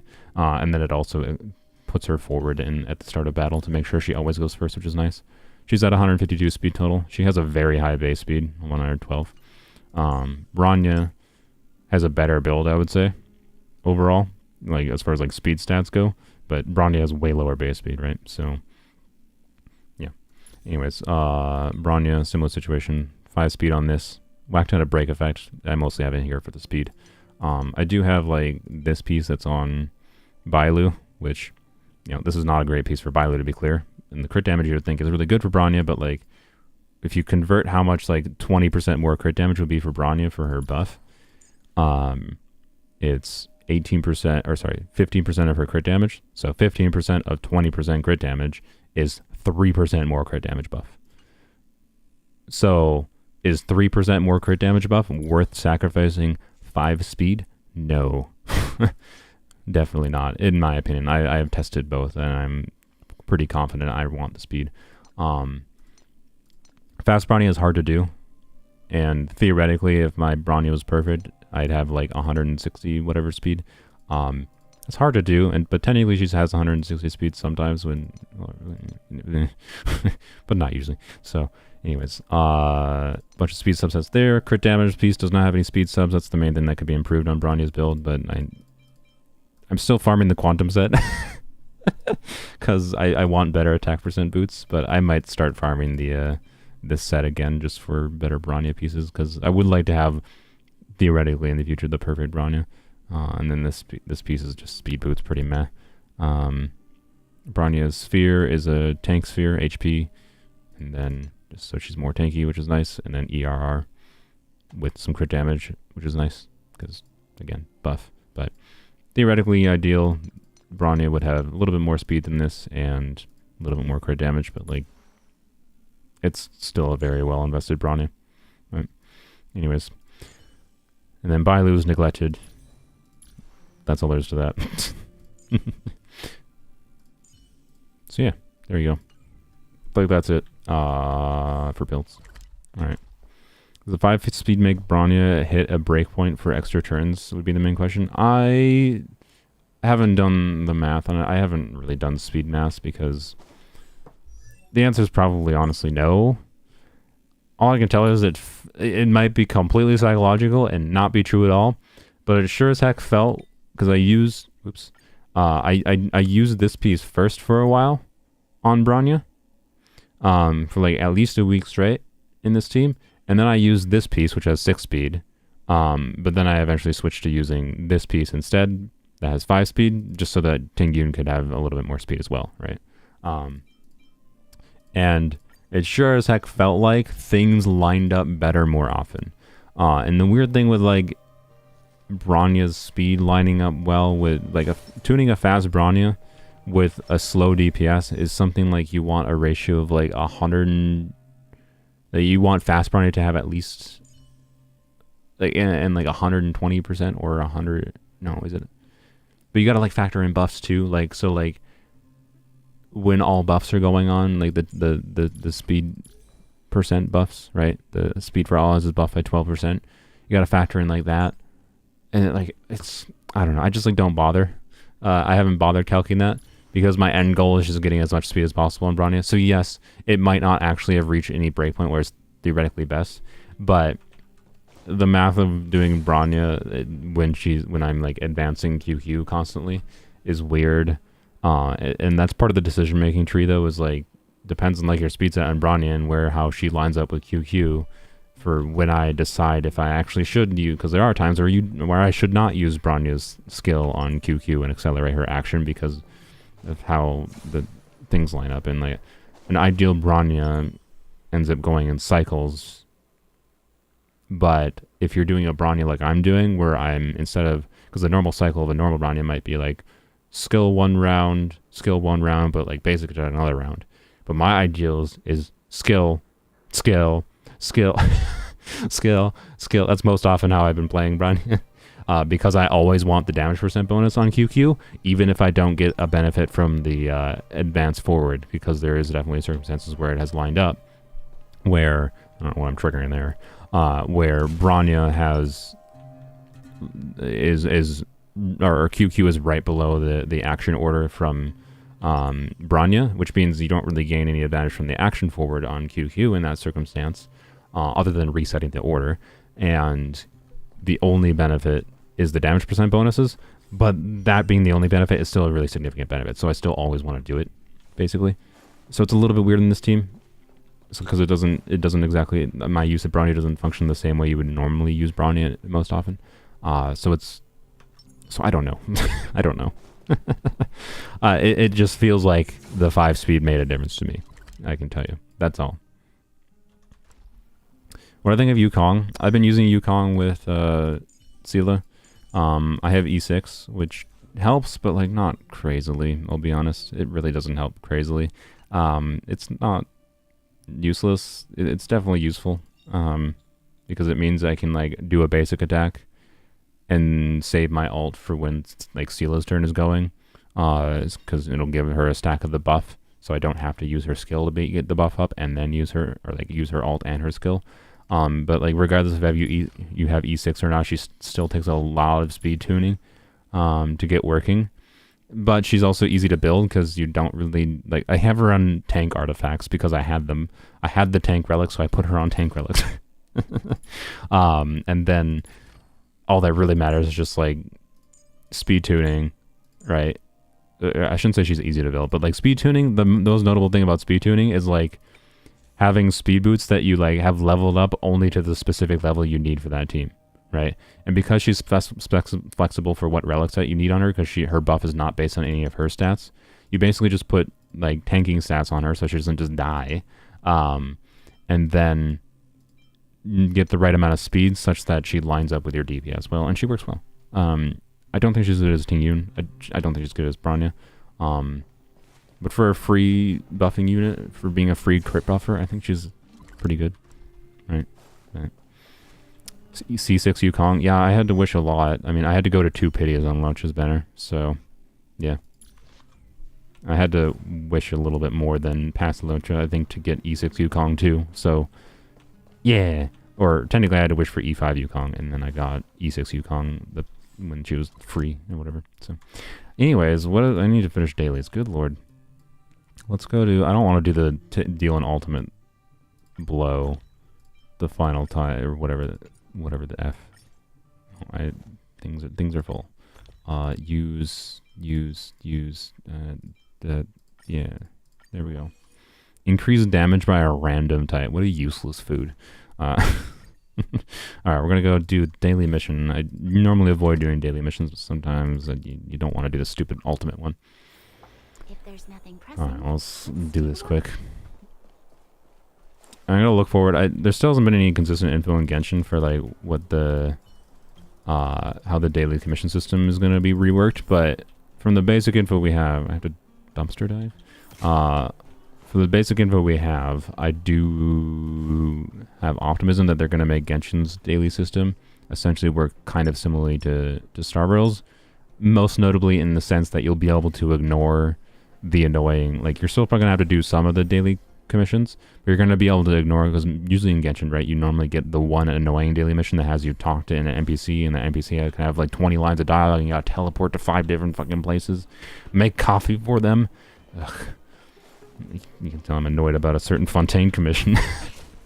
Luckily, there was a way out of the Fontaine commission, unlike that horrible one in Sumeru, where you had to get it right to get out of the commission. The one in Fontaine, you could screw up the coffee 3 times and you'd be like, bro, you can't even make coffee well, and let me do it. And I'm just like, it's your fault for asking me to make coffee. And he also was like, what are you doing? You're not making coffee this well today. And like implying that I had ever made coffee for the dude before. Like, I never made coffee for you before. Why do you think I'm good at this? Go away. Anyways, avoiding having to do those stupid commissions in Genshin would be a godsend, so I sincerely hope that is real. Anyways, I love you calling Bronya Blade Team with either Bailu or Natasha. Yeah. I kind of regret building Bailu, I'll be honest. I think she's okay. She's situationally better than... Are we level 67? Yeah, level 67. I think... What do we get for 67? Hopefully a standard wish, because I live for the Gamba. Can you tell? I play Qingque. I'm joking. I don't actually really care that much if it's a standard wish. I think actually I prefer fuels. Hey, it's a Yukong. I just did. Oh, I was on the Yukong topic. I literally just last night I did Yukong's companion quest. Freaking awesome! I'm not gonna spoil it in case anyone hasn't done it, but holy crap! Like how, yeah, the overall average quality of story writing in Star is so much better, particularly for the little like side quality of side missions and companion missions. Not that like Genshins are always bad or anything. There's a lot of like good missions, but it's rare that a game story, like a short game story segment at all, moves me emotionally, and that one did. Really freaking good. So, thank you. It's a shame. Anyways, what was it saying? Oh, I would like fuels. I would like fuels more than anything. I can't help but say that after arriving on the express, I'm a little envious of your way of. You're welcome to join Yukong. Abandon the Laofu. Alright, hello, sad pom-pom. Give me my garbage. 1 fuel. Okay, I did say fuels plural. Not even any gems. Wow. Took like a month to get to level 67, and I get 1 fuel for it. And 50,000 credits. Cool. What do I get 100 gems in another 3 months, and then another 4 months I get 1 more fuel, and then 20 years from now I get 1 standard wish. What a world. I'm exaggerating slightly. It'll probably be they have the high level. It's not like Genshin where it takes literally like 6 months a year to get like to level 59 from level 58, right? It's not as bad as that. It'll probably be like a month or 2, and then I'll get to 68. But still, that amount of rewards for like a month is stupid. It's nothing. Thanks. I did say fuels plural, and it gave me 1, so you let me down, game. Anyways, alright. I can't wait for Lynx. I still only have 1 healer. I know, Lynx looks really interesting, because she makes... Instead of like a cleanse, she makes your team resist debuffs, which is really interesting. That's why I want E2 Lynx, because I believe she makes the whole team resist debuffs rather than just the target, if I recall. I'd have to double check, though. But yeah, I want E2 Lynx. Bailu, I kind of regret, to be honest. Sorry the stream has now slightly become not Qingque. I will go test some more Qingque things here shortly. Probably in... Yeah, we'll just go do Memory of Chaos, probably. But... So, like, Bailu doesn't have a cleanse. Which is really annoying, and her healing is like interesting because a lot of her healing comes from the fact that like you want to have her invigoration status, which means like using her skill, because it basically means like, oh, your allies take damage, but then they regen health immediately after, which functionally like nullifies attacks. Like that's really interesting mechanically. And she does have this passive that's really important of characters with the invigoration use 10% or get 10% less damage. But it also means she's a healer. She's a supportive unit that's fairly skill point heavy, because that means you want to like try to keep invigoration up, which means using her skill on allies. And her invigoration also like it only puts her skill puts invigoration on one specific ally that you put it on, and then it randomly bounces like 3 times or whatever. And like I've seen it freaking RNG bounce. Like this is an example like character I like with really fun RNG elements that you can work around. This is a character with RNG elements that is annoying as to work around. I hate it. I actually hate it. So yeah, I'm glad I didn't have to level. I didn't heavily invest that much in her, but like I invested enough so I could see competent healing from her, and like I've gotten value out of her. She is situationally better than Natasha, but like not that much. So yeah, I don't really like Bailu. And like the revive is interesting. The revive on an ally is interesting, but most of the time I've seen it happen. It's like when it happens, it's a point of no return, and it doesn't matter anyways. We might be able to see it here when I do Memory of Chaos. But before we do Memory of Chaos, let's go get a QQ upgrade by getting the best relic you've ever seen. Bailu's skill doesn't add invigoration as her ult. My bad. That's probably the reason. Part of the reason I don't like her. Then honestly, that's just a downside. That's just you just made me dislike her more. If she only gives the damage resist on her ult. So I don't know. She's a weird unit who like you want to be predictive about things, but like you can't. Like there's RNG in which enemies like which ally gets targeted for damage, right? So knowing which unit you want to target with her skill to try to resist like or get some HP back is just annoying. I don't like how she works at all. I really, really don't. I think she's situationally useful, and particularly there's some units that might really want her, so I might find her more useful in the future. But right now, yeah. Hence why I wouldn't mind having Fu Xuan. just a unit that enables like the supportive protective unit that can enable protecting from annoying BS from enemies while also just not preventing the team from dying, right? And that's the fundamental idea. Plus, Fu Xuan has a minor crit rate buff. Nothing insane as far as crit buffing goes, but not insignificant. Like I think it's like 9% total or something. All right, give me my skill point. Yeah, thank you, E1 Branya. See, E1 Branya is worth. All right. All right. Blam, blam. Got out turkey. Please. That was unlucky. Sometimes you do get that unlucky. And that's why it's nice to have Tingyun's ult up. So this is a situation where it's really nice to have, where like, this is why it's nice to save QQ's burst in some situations. Because when you get this unlucky, the burst, again, lets you mitigate the loss. The RNG effing you over. Where here, I got 4 full skill usages, which is 120% damage bonus. So right now, QQ has something nonsense like 220% skill damage bonus. But I didn't get her enhanced skill, so it's only single target. It's only single target, and it's using the lower multiplier, and it's using the lower multiplier basic attack too. So it's a lot less damage. And I got autarky too, which is really sad. So this is why like you want to have her ult up, or have Tingyun's ult up, because Tingyun's ult can make you have... Because this doesn't happen that often. That was very unlucky, right? But you want to like plan for that sometimes, and that's why it's really nice to have it. And again, that's part of the decision-making tree. And like, the smart thing to do there, by the way, as far as like playing QQ correctly, because of the fact that that was a possibility, I should not have just gone all into QQ and used all of my skill points. What would have been smarter after I got down to 1 skill point left, I should have been like, okay, let's just save the skill points and quit while you're ahead kind of thing, right?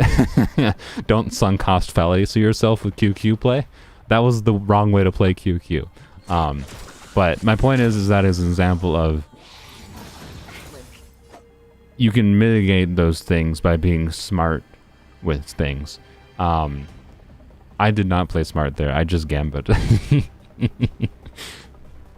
So, Yeah.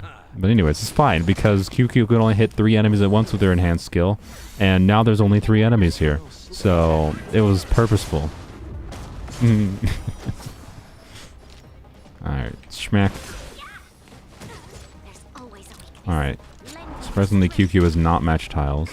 One downside of when that happens, the biggest downside of when that happens, by the way, is what happened here, where I didn't get to use any enhance. It's also not necessarily always a downside, because again, it's just like, this is part of that situation I mentioned, where like the RNG can cause you to have situations where you have excess skill points. So having the flexibility of a team that can, when you have these RNG situations that just happen sometimes, either due to my own mistake or just the nature of the RNG elements in the mechanics, you want to be able to use those skill points if you have them. But where this happens, right, where I got unlucky last turn, didn't get the enhanced base attack because I got really unlucky. Like, I think that was probably like a 10% chance that happened. With I don't remember exactly what tiles I had when I started using the skill, but it was probably like around a 10 to 20% chance that I didn't get Qingque's enhanced base attack there, which is really unlikely, right? But that's not nothing. That does happen, and that's why you want to mitigate it with like alt use or whatever.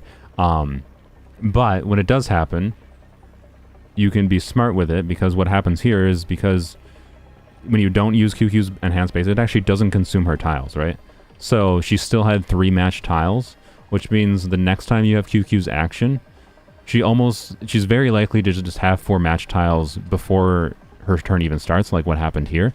Or you're very likely to like get it within 1 skill use or whatever, right? Which means in that situation, you know that you have more skill points to work with, which means like even if I only had like 2 skill points or 1 skill point at the start of Bronya's turn, I could still know that I can pretty safely use Bronya's skill, and I still should be able to get Qingque's enhanced base attack, or I would already know I have her enhanced base attack because she already matched the tiles like when Bronya's turn started. That happens a lot too, right?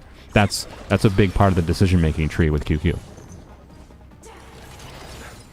If I lose broken early game, yeah, I could see that.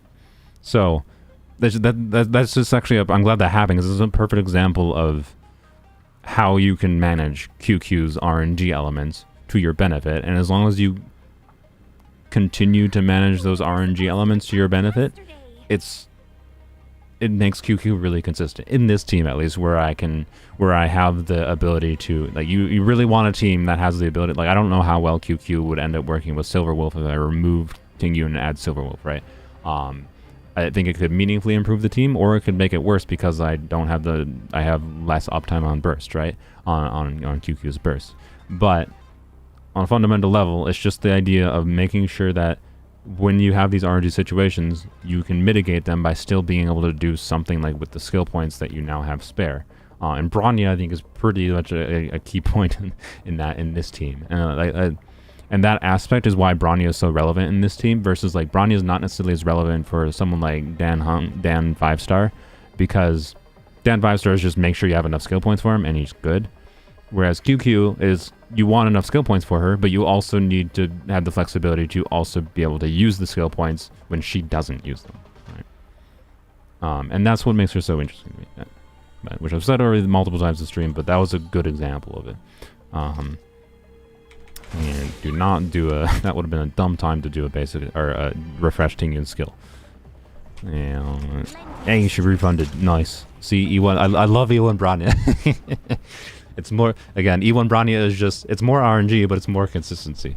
And again, when it happens, you can plan around it, right? And you can try to, you gotta risk manage, like, the potential for it happening and whatnot. So, alright. Oh, god dang it. I was gonna say, okay, hopefully Qingque will let me use a few skills here and she'll get autarky, because I wanted to do the full combo of, like, have, like, at least 3 uses in her skill, have autarky, use her ult, use Tingyun's buff, and get her to do, like, 300,000 damage. But instead, she's like, no, I'm gonna get lucky this time. Dang it, Qingque. Qingque was doing her best to be like, no, don't build me. Just build Dan. I mean, Dan will be much easier to build a team around, most likely. So, like, I don't necessarily recommend investing this heavily in Qingque, but I don't know. I find her so mentally engaging in this game to play it, that I really, really like her. So, yeah.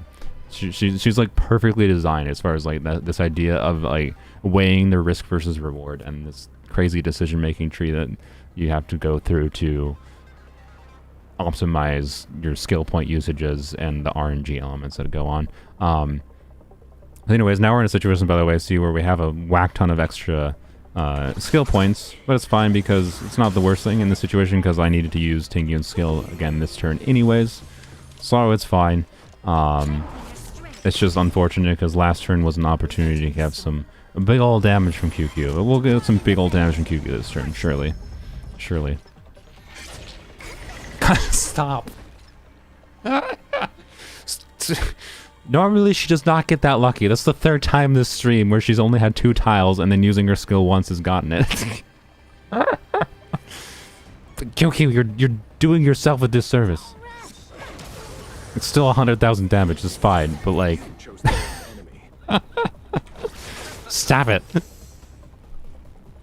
See, this is a situation where it might actually make sense to refresh Tingyun's skill, but I'm just gonna normal attack. Alright, we got 5 skill points. Don't match on the first skill set, or feels... Good job, Qingque. Thank you for not getting too lucky, good lord. That's fine, that's average. There you go. Didn't get autarky, which is unfortunate, but alright, we're gonna use Tingyun's ult. And get the 50% damage bonus from Tingyun's ult and see how much this does. Hopefully it crits. If it doesn't crit, I'll be sad. Schmack. That was less than I hoped. Not that surprising, being that I only used 1 or 2 skills. I also don't know, did that crit? That might not have crit. I don't know if that crit. I think it might have done more damage if it crit. It might not have crit. So, anyways. I didn't pay attention enough if that crit or not. I love Loucha's haha, and then like what the frick is her voice line when she gets healed? I don't. She gets some healing. She has some real weird fucking healing voice line. Health recovery. Tasty. Oh yeah. Well, how did I forget? Tasty. It's just Loucha auto heals her, and she's like, tasty. Like, you fucking weirdo. Anyways, alright.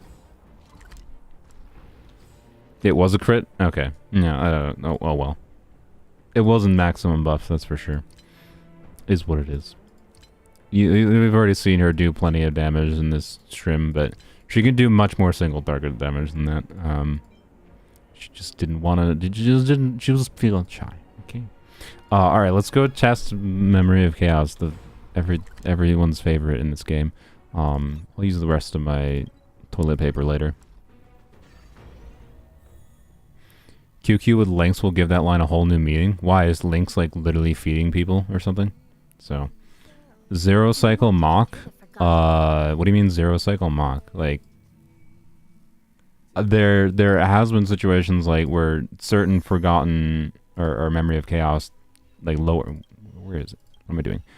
Certain Memory of Chaos floors, she definitely does 1 cycle. I don't necessarily have the confidence that she'll do that here, particularly because neither of these big boys are quantum weak. I don't know, what do you want to see? Qingque against these buttholes or Qingque against Bronya? It would be, we'll probably do something like this on one side.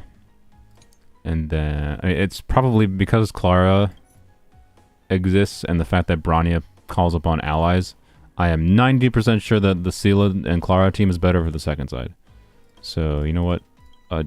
I'm just gonna make the executive decision and do that. Never mind. I was gonna give you agency chat, but no. I'm deciding. So no quantum weak here, so that's gonna limit stuff a little bit. Like that means like we're losing out on a meaningful like max damage number we could potentially see from Qingque, but there are some quantum, or no, there's literally no quantum weak enemies in this set, but whatever. Whatever. I don't think I've ever actually bothered to complete past floor 7, by the way, because again, I don't find it super fun, but we'll see what happens. Floor 7 and onwards is definitely hard, and it's been particularly hard because my Scylla team is definitely worse than this team. And again, if I just like slot Scylla into this team, it probably performs relatively similarly. But anyways, would you use Fushuan with Qingque? I definitely want, if I get Fushuan, I am definitely going to try it.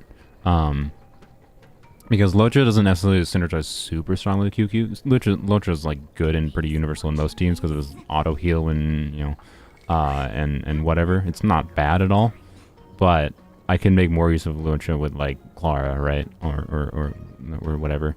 And if Fushuan works really well, right, and gives a crit rate buff, if Fushuan has a similar amount of like sustainability, I should probably use my if Fushuan has a similar amount of sustain power as like making sure, as by sustain I mean like making sure my team doesn't die, as Loucha does to me, then yes, Fushuan I think would be better because it would give a crit buff, right? It would give a crit rate buff on top of the fact that I could presumably, I presume a good option for Fushuan is going to be the effect res set again for the 10% crit damage, so I wouldn't be losing out on that.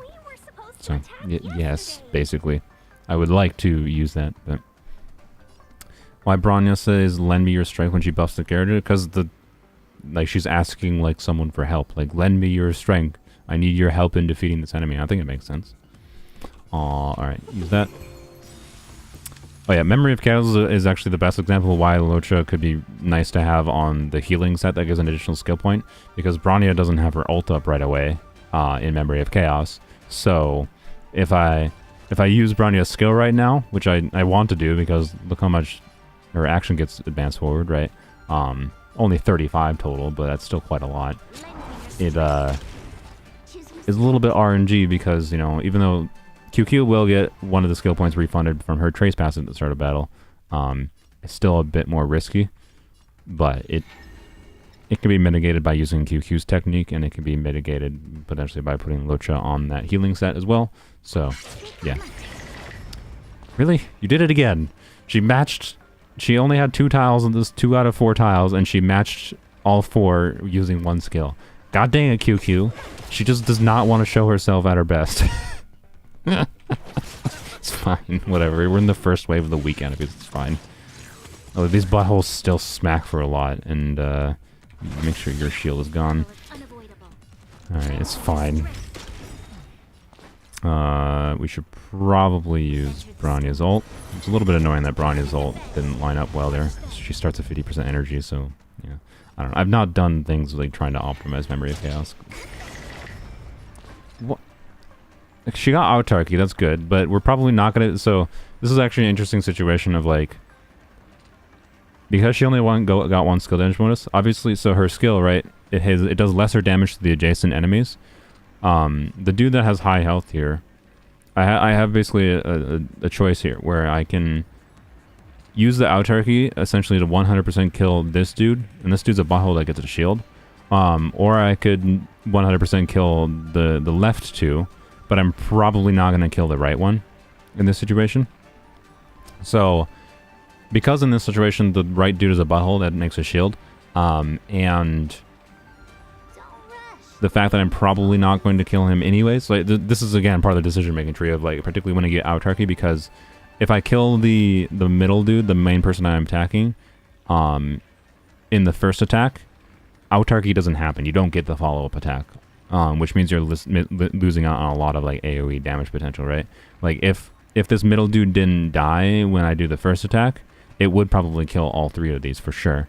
So it actually might be smarter in this situation to shoot this guy to make sure this one dies, and then we have to go another round. So this is an unfortunate situation where like we're probably gonna be caused to have to go an extra round until the next enemy set.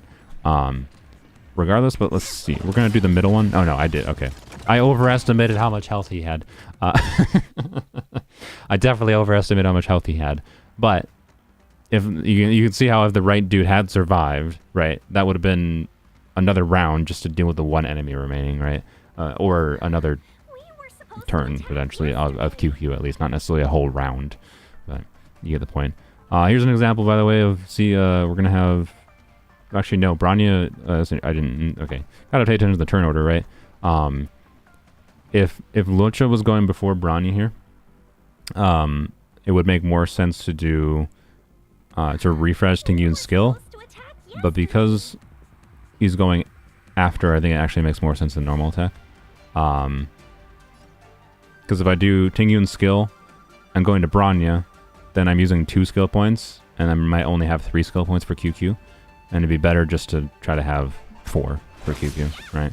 Essentially, and waste the 1 potential skill point that could have been net gained in that situation. But if Loucha was going after Tingyun, which means there might actually be some more speed tuning, because that situation means that like it would have been better for Loucha to have higher speed in that situation, such that he would line up always behind Tingyun kind of thing.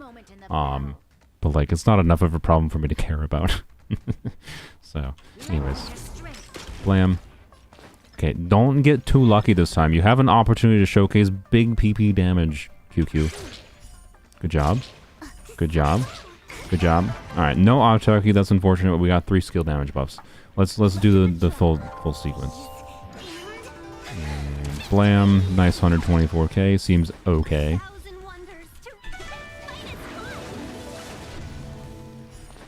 And schmack. 101,000 on a single target damage. Seems pretty decent.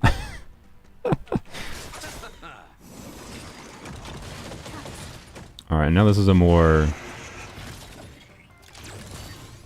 And of course, this is a factor which I didn't necessarily play completely correctly, but obviously now this turn I have to, or don't have to, but you definitely really want to use Tingyun's skill again. And then, again, normally I would want to use Bronya's skill here. I do believe we are on the cycle where Bronya could refund the skill point. So you know what? Screw it. I'm gonna Gamba. Yeah! She refunded it. See, that's why you gotta keep track of, like, you gotta, like, mentally keep track of all the RNG things. Because, like, I knew that there was a chance I got E1 Bronya's proc there. Which meant that doing that, even though Qingque was right after Bronya, I didn't gain much from the advanced action forward. I did guarantee the damage percent bonus there. So... But it's still only, oh boy, it's still quite a low chance. It was still a mistake, to be clear, because we're still probably not going to match. Alright, Qingque, if there's ever a time where you need to match 2 tiles here, when you only have 2, it's now. Sad. So yeah, I didn't play that well, but I did it for the funsies. If she got autarky, she still might have killed him. But she did not, so, oh well.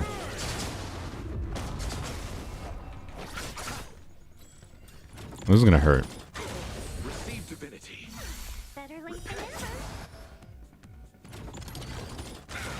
Oh, it was close.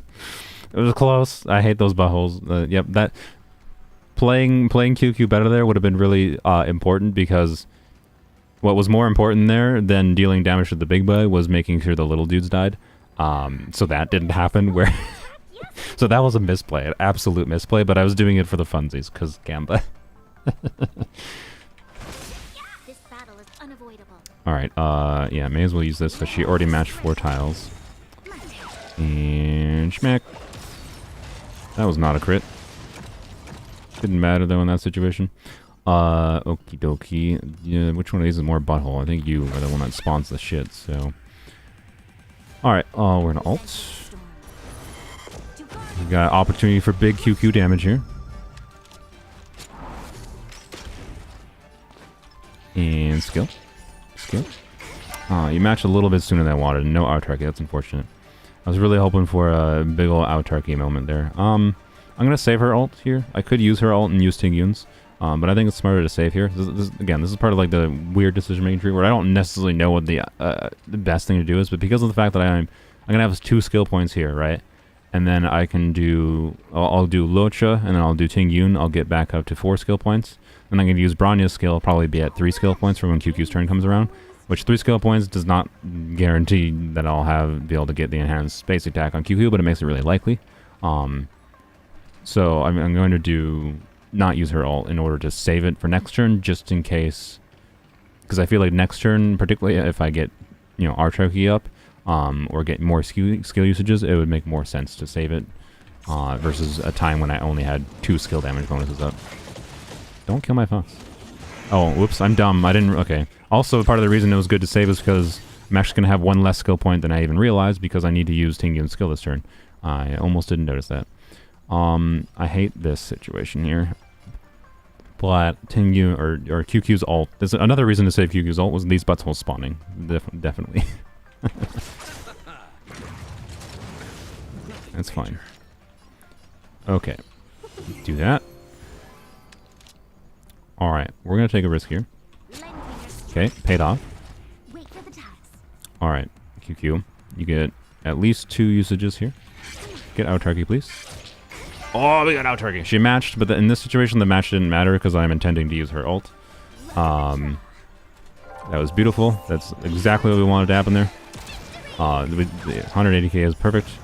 Wanted to kill those buttholes, so they didn't kill me. Alright, we got out turkey. Let's use this. Another damage percent bonus. And I'm going to attack this one because he might die in one hit, which means I might not get out turkey. I don't think this one will die in one hit. Yep, there we go. There you go. See, with the, even that, well, that's what an attack percent sphere. and that was with 2 skill usages where it's like at that weird middling breakpoint of where it's. I'm pretty sure because I used Tingyun's ult there, it did cross the breakpoint of where attack percent was better than quantum, but you can see the situations where it happens, right? And doing things smart there, was able to kill those really quickly, even though they still had a lot of health left. So, and now we're going to struggle against Bronya. Well, we'll see, actually. This might not be that hard. Bronya's, or Sela is on a meaningfully better build now, so we might actually not struggle as much as I expect.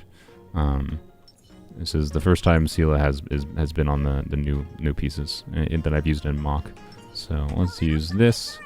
And then, oh, by the way, one really annoying, the most annoying thing about Yukong, I can't go into her ability screen right now, I don't think. Can I? No, I can't. But her technique, so that makes her like run around. It's nice for overworld running around, to be clear. But it also gives you like 2 stacks of roaring bowstrings immediately when you enter battle. But one, you only get those stacks if you shoot the enemy with Yukong when she's in her like running state here. So if you switch to another unit to use their technique, you don't get it. It's not like Bronya's where it's just like an attack buff, right? Which is really goofy to me. I don't get why they did it that way. So her technique is not very useful for Memory of Chaos, like at all. On top of that, though, gaining 2 stacks of roaring bowstrings immediately when you enter battle isn't useful because you usually have to speed tune her such that after Yukong's turn, you want your DPSs to go within 2 turns of Yukong with her roaring bowstring stacks. So if you give roaring bowstring stats at the start of combat, the chances are your DPS is not going to get any advantage for her. So her technique basically does nothing for combat, which is super lame. It is what I have found, at least, in most situations. So.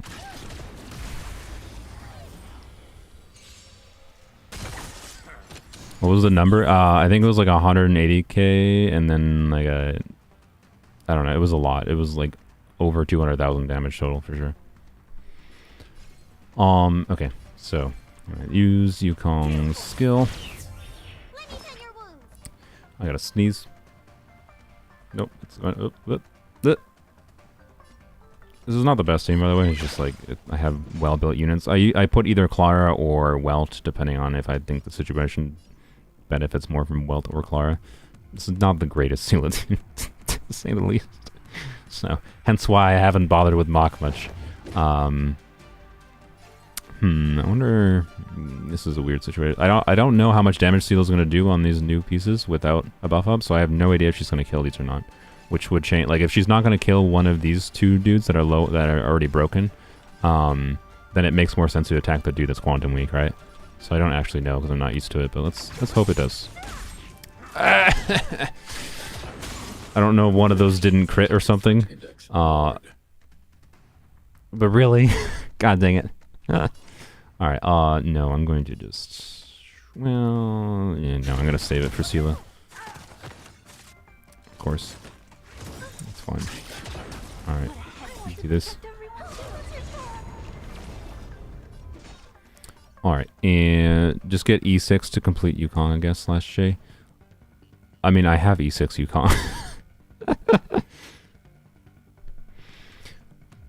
Yeah, hopefully I've proved why, like, I think Qingque is more mechanically interesting than Danheng. I wouldn't mind having Dan 5-star again, but like I just don't need to make two teams around the same base concept of skill point void, but then Danheng is just simpler, right? I'd rather build a team that does something different, right? So that's why I'm like interested in Jingliu. So I'm gonna wish for Fushuan, and then hope if I get her, I would enjoy that, and then I'll wish for Jingliu probably. And that's my current plans at least. And then from there, it's just going to be like Silver Wolf rerun I target. And then let's do this. Sorry for just sitting doing nothing there. I don't want to waste my ult on these squishy boys, so I'm just gonna wait around. I don't think it makes sense to use an ult there. Maybe it does. I don't know. I'm not used to. I've used Qingque for too long that I've forgotten how to use Sela optimally. This situation. So, and again, a weird situation like Yukong E6, right, is like, in this situation, it doesn't make sense to use her Roaring Bowstrings because I can just use the Roaring Bowstrings. Actually, it still potentially does make sense to use her Roaring Bowstrings there for Clara, but the enemy's probably not attacking much in this situation, so it doesn't matter that much. And you're gonna die. Yeah, there we go. Okay, now we use Yukong, but yeah, anyways, so since Yukong uses her ult there, right? And I used her basic attack before. I can't use her ult with her E6 until it's the turn of the DPS I want to use her stuff on. I want to have the buff up on, the crit damage, the crit buff, and the Roaring Bowstrings. So you end up in a situation where like an E6 Yukong can be more energy hungry on certain cycles. And that's annoying. So she's awkward, basically, and her E6 is not as good as I expected it to be because of that factor I just mentioned there. Just unga bunga and hope for the best. True. Alright, we're gonna hope that, or no, see, part of the like Sela decision-making tree is like whether you kill this boy to get an extra turn and then resurgence on this boy, or should I just like get the big damage from this boy? I think particularly because I have the new artifact, or the new relic set that gives bonus skill damage, I think it makes more sense to try to kill this boy. Yeah, 56,000, that's like a low buffed. Sela's ult was the equivalent of like my Qingque not getting that many buffs up. Yeah. Like, again, to be clear, Sela will probably get a whack ton more damage if I just put Sela like in her current build on the Qingque team instead of Qingque. a lot of the Qingque damage is coming from the support. But it's still funny. Alright, and let's hopefully kill this boy. Yep, good. There we go. Pretty sure that was a fairly optimal sequence there. We're gonna basic attack with Qingque, or with Dailies, so we do this. Thank you. Yeah, we'll just do that. Actually, that was not necessary. I think it actually would have made more sense potentially for using Clara's skill there, but it's weird in this team. You gotta like try to make sure I leave skills for Yukong. I'm not that great at playing this team, to be real. Yeah, we'll just do that, and then we'll kill him.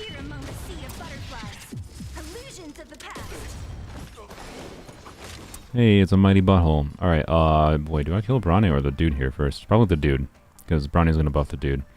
Alright, sweet.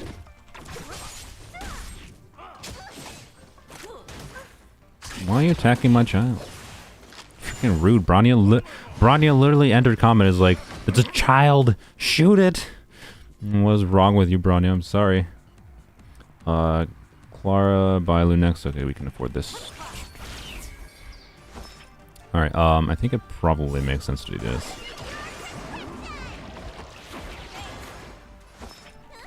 I definitely should have done that. That was dumb. I didn't think about which dude I was attacking. Whoops. I would really like to have done, if I had done Clara's skill there, I didn't think about this. If I had done Clara's skill, maybe I still should have done Clara's skill realistically, because I'm probably not actually going to get a resurgence this turn, now that I think about it. So I probably should have done Clara's skill there, because then I could have gotten Clara's ult up, so that was a mistake. Yeah, I definitely should have done Clara's skill there. Whoops. Alright, that's... okay, well, at least we're in a situation here where... we can do this. I should maybe invigorate Bailu's herself. Having to use Bailu to heal herself is the worst. I hate it. Let's look at a, like, path out. Alright, I'm gonna take a whole bunch of damage. Hopefully it attacks... I want Lynx, by the way, particularly for this team. Like, Lynx, by the way, would make Clara get targeted more in this team. So that's why I really want Lynx for this team. E2 Lynx in particular. But, you know what, we're gonna do this. I think it's worth doing that. Butthole. Can you attack my child? Oh my god. I'm gonna get wrecked as soon as these enemies have a turn. Alright, I really wanted Clara to get attacked there, so I could have, you know, done something. Yukong has another turn before Sela? What the frick happened? Okay, yeah, we're gonna do this. Yeah, that's fine. That is actually what I wanted. At least this isn't the bugged simulated universe version who immediately puts the counter back up over and over and over again. I mean, Clara wouldn't mind that. Alright, let's just... whatever, it doesn't matter. In that situation. As long as I get my ult, so I do know the main seal attack is like, you can... It might make more sense to use her skill still. Like, do something like skill, use alt while in animation, kill one of the little mobs. I mean, I'm gonna try that. We're gonna try it like this. I wasn't sure that her basic attack was gonna give her skill up. That's why I did that. And then we... Oh, I didn't use Yukong! I'm a twat! Oh no, that's so dumb. I didn't use Yukong's ult. That's a real big mistake there. I potentially could have this dude probably close to dead if I hadn't effed up that. That was real dumb. Let's at least break you, I guess. Oh, that was so stupid. Yes, thank you for shooting the child. Shot the wrong child, but that's fine. We had the ult up. Okay. Okay. I can't believe I did that. That's so stupid.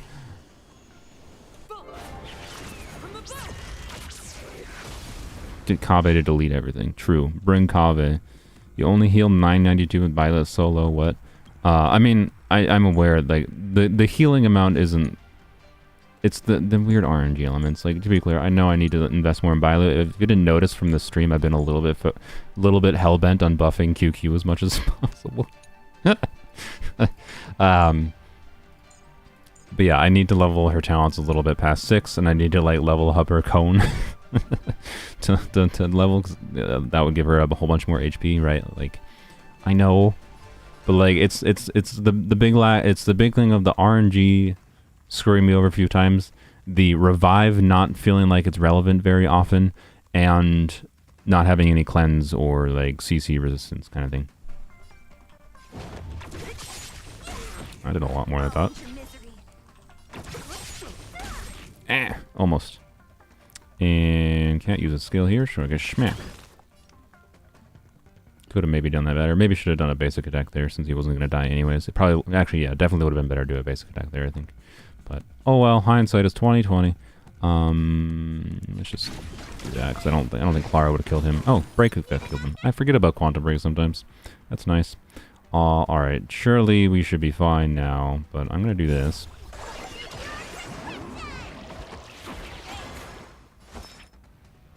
Don't shit under that, because I'm sorry, what is invalid about the things that I have said about Bailu?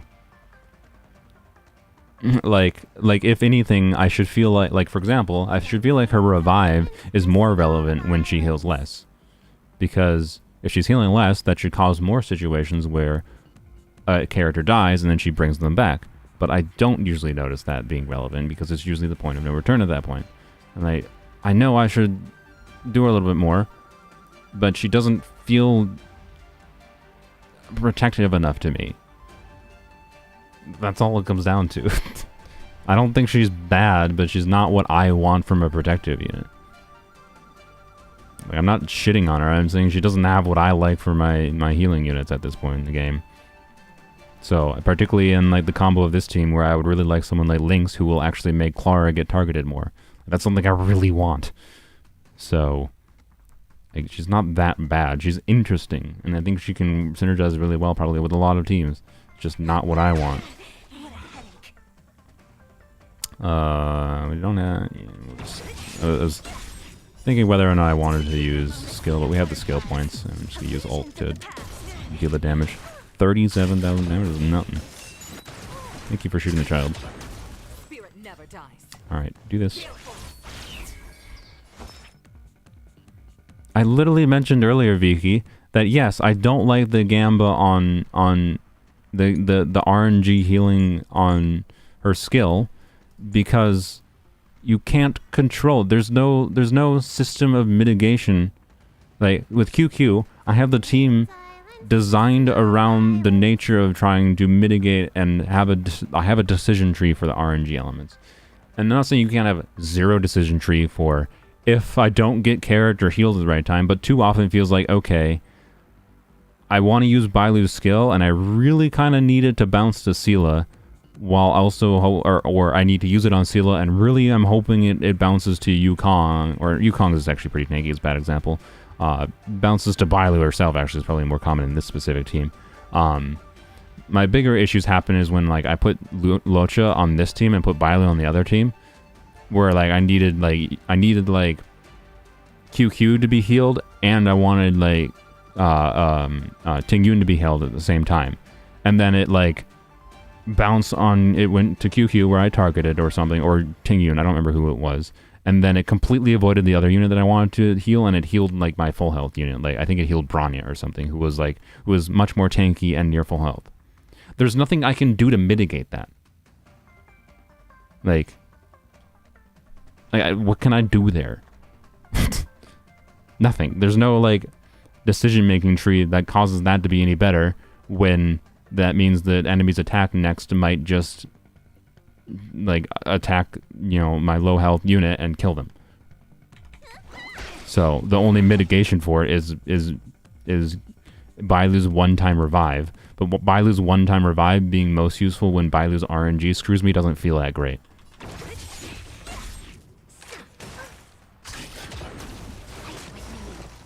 Do I recommend building Yukong?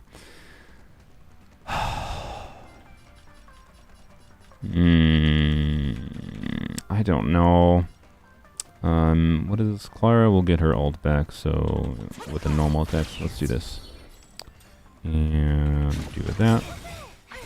Oh, yes, and we got that back too. Oh, wait, why did Yukong get that? What do I have on Yukong that gave that? I don't remember what I have on Yukong that would have given Yukong's ult back when Clara used her stuff there. I mean, I'm not remembering something, but anyways, I think they die when Bronya dies. Yeah, okay. Sorry for rambling so long. Yeah, that was not that hard. Sela is definitely performing better there than she was before. It definitely felt better to me. So, anyways. Let's see, floor 8. Oh, good, the monkey. The monkey. Wonderful. See, the monkey's a wonderful example of I would not want to use Bailu against the monkey. But anyways, I don't think Bailu's bad. I think she doesn't have what I want in healer. That's all it comes down to. I'd say she's relatively similar in feel to me as my E6 Natasha, right? So, and I got E6 Natasha like basically right away from wishing from the what's it, bucket banner, Sela banner, right? So like, but more often than not, I am using Bailu over Natasha, for what it's worth. Like I haven't felt the need to go back to Natasha since using Bailu. So like, again, I don't think she's bad. She's just not what I want from like a protective unit. We're using, of course, QQ against Monkey. Particularly because Loucha's auto heal, as long as the Monkey doesn't one-shot, is better. No, don't do that. We should probably want our buffer. Monkey made me cry. Monkey's a freaking butthole. I don't know how hard this is gonna be. We'll find out. Do that. Do that. Do that. And do that. Loucha's technique is not super useful, by the way, but there's no reason not to use it at this, obviously. So, you know. Anyways, don't know what element is best here. We'll just do Qingque.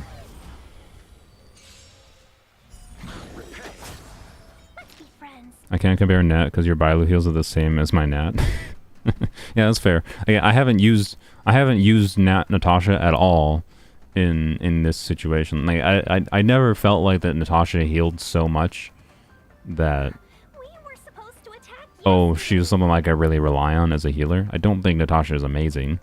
For the higher difficulty things of like higher floors, like the floor 8 and onwards or whatever of Memory of Chaos, right?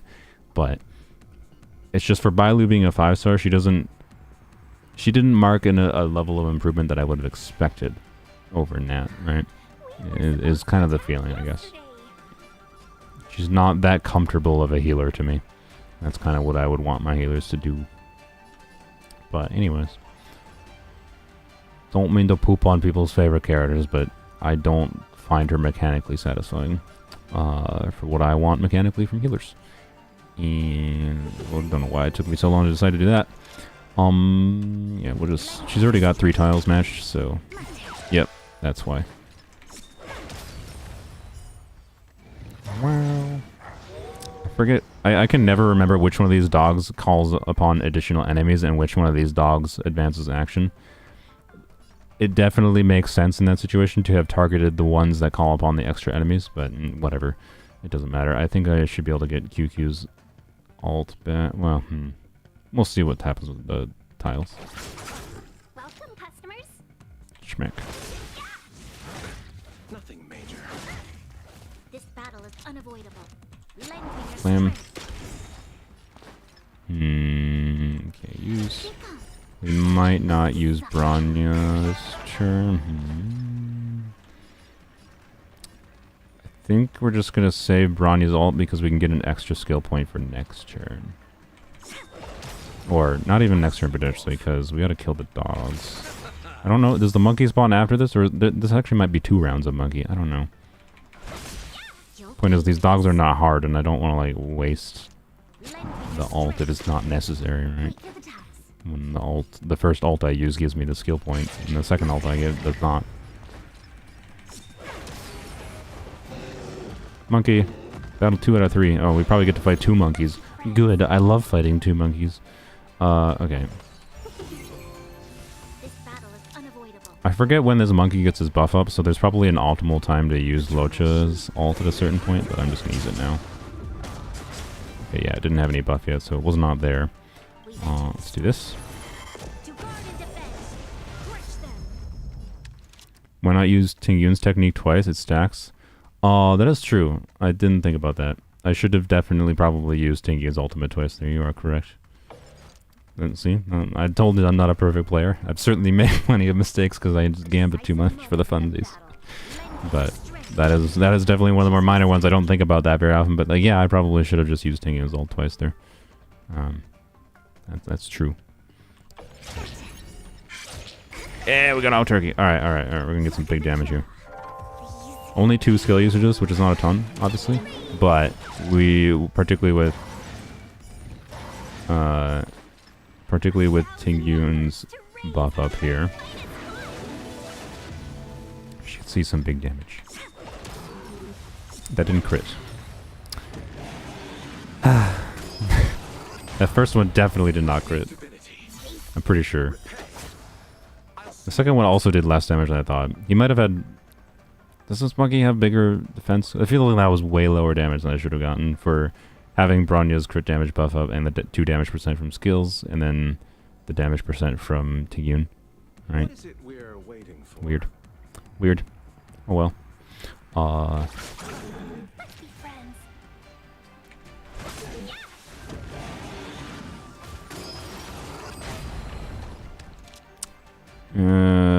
This is a situation. Loucha is gonna go, so we should be fine. I want to make sure the monkey wasn't going, so they Qingque wasn't gonna die. Yeah, we got another out turkey. Nice, that's good. That didn't crit. The first hit didn't crit again. What the frick? Hello, monkey. Okay. We're gonna stack you, I guess. You'll pay for this.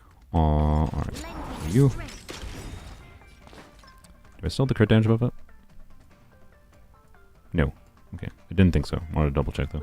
I assumed not, but it's also bad to assume sometimes. Alright. And I knew I was safe doing that Bronya ult because I have Qingque's ult saved, right? Which I'm still going to save Qingque's ult, I think, since we did match tiles there. Since I might be a bit low on stuff next time. That could have been a good opportunity still to use Tingyun's ult, or Qingque's ult. That was one of those things, like, I don't know if it's necessarily the correct decision to save Qingque's ult there. But I don't think it's that bad of a decision, particularly because on Tingyun's turn I have to use her skill to get her buff out, right? Okay, thank you for attacking my tanking unit. We're fine. We're fine. Buff dispelled. Get wrecked. Alright, alright. Use Tingyun. Alright, I think this might refund. Please refund. No, it didn't. Oh, it's fine. Okay. It's fine. It's fine. It's fine. I'm fine. I don't know if I failed to keep track or if it just didn't refund. One of the two. It doesn't matter. Yeah, we're not going to get as much damage as I was hoping for here. Well, we're going to do this. I was kind of hoping that would kill him. Because I didn't think I was going to kill the monkey either way, so I figured attacking that dude might have made more sense. But it didn't really matter. Alright. Really? You froze two of my characters. That's not ideal. Oh boy. Oh boy. Okay, Loucha is going to go before... Okay, this is a situation where I definitely... Alright, no, shoot. Qingque is frozen, so I need to...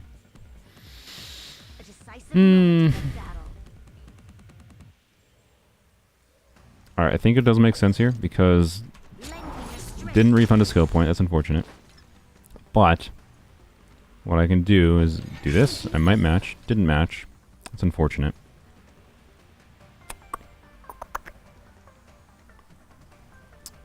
I don't know... Alright, the risk I took here was I'm hoping that after I use Tingyun here, that... Oh boy, who do I attack? I could basically guarantee killing this dude, or unlikely to kill this dude. I should probably kill this one. I still have the crit damage buff, don't I? Yeah, I do. No, I don't. I lied. That's awkward. I'm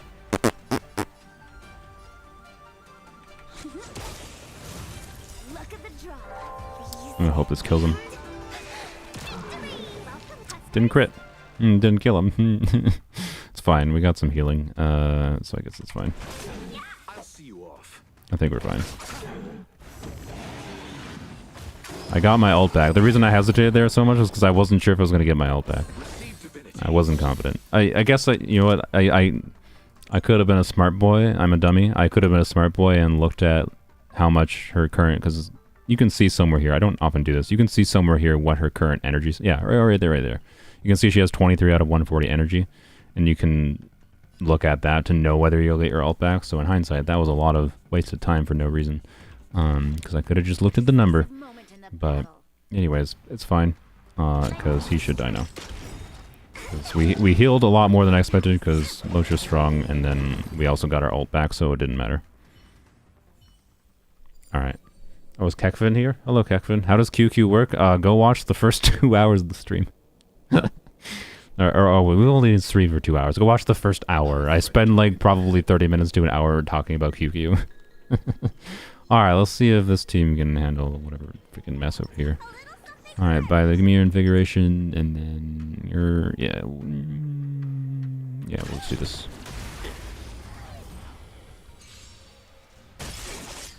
Monkey has massive resistance if not using elements, which it's weak to. Ah, I see. So more reason to get Silver Wolf. Because they're probably going to do that crap more, realistically. To try to push people to do more, pull for more units, they're going to like keep on doing enemies that like have huge resistance to enemies that, or elements they're not weak to. So that, yeah, that explains why I didn't do much damage to the monkey. Sad. Oh well. Yes. I don't know why it took me so long to decide that. Schmack the bat. Don't mess with me. Yeah, if I start dying in this floor just from taking too much damage, I'm not gonna bother trying to clear floor 8 on stream, I don't think. Surely we'll kill a bat, right? Surely with roaring bowstrings up, we'll kill a bat. Yes, good. All right. I think it's smarter to just has Clara been attacked yet? I don't think Clara's been attacked yet. So yeah, I think let's just do that. I need to be brave. So here's where I like, is it worth using her ult? I don't think so. I feel like I saved the ult, right? I don't know. Can you attack my child? Thank you. Let's see. Let's do... Sure. That's fine. Let's get that back. Oh, I could have done basic attack there. It would have been perfectly fine, but I'm not going to use Yukong's ult anyways this turn, so it didn't really make sense. You think a basic attack kills this boy? Probably not, right? I would really like to just base attack him. Come on, I want to try. Yeah, I don't think a base attack would have killed him. What a headache. Okay, now we got big boy, so now we do this. This doesn't really matter. I don't know, but now I'm feeling more inclined to build QQ. I mean, if you, in particular, if you have E6 QQ and you have like a Bronya at the very least, again, I used QQ and really was enjoying QQ for like over a week or two before having Bronya, but I very much noticed that problem of where I was like, by RNG I was having skill points and nothing to do with those skill points, right? And Bronya largely fixed that. So, and Bronya allows to do a non-speed boot build on QQ, which makes QQ do more damage, right? Which is quite relevant. But if you don't have E6 QQ, I imagine it might be a lot harder to get the consistency on her, because not getting a skill point back when you do her enhanced base attack sounds brutal. And I've not had to try to think about that at all, because I've always used her with E6, right? I didn't build her until E6.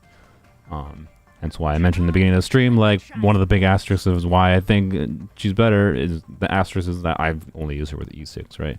And comparing an E6 4-star to like a E0 limited 5-star is a little weird. Like in Genshin, it's definitely not necessarily appropriate to compare like a C6 4-star to a... Did I use my resurgence on the little dude? I'm dumb. That was stupid. I was talking and not thinking. Here we're going to hopefully, yeah, we're gonna do this. Do that. But yeah, in Genshin, the problem, like say, Star Rail, I think it's fairly comparable to say QQ might be similar to a limited 5-star as far as difficulty to acquire. More comparable than it is in Genshin right now, because there's less 4-stars in general, and 2, QQ is not like a newly releasing limited 4-star. She's been in the game since launch, which that means that she's a 4-star that's much more common for people to have some constellations or eidolons on already, right? So it's not quite as difficult necessarily to get E6 on QQ than it is to get E6 on Lynx, who is releasing later this patch, right? So, but yes, my investment on QQ is really fucking high, but I did mechanically enjoy her before my investment was as high as it is now. What am I doing? I am doing alt and then basic attack, I think. Maybe I should skill. No way, I don't think she's gotten hit, so... Actually, I could have checked if she got hit, so whatever. Doesn't matter. You're not gonna get your ult back, are you? So... do this. Oh, you got your ult back. Who knew? Spirit never dies. Yeah, we'll do this.